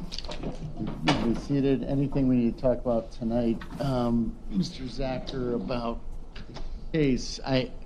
Before I actually ask that, I'm going to send a draft jury instruction to, and obviously look through it, see what's appropriate, what's not appropriate. If we need to add some things, or not, I will just send that off to you. We'll talk about it tomorrow.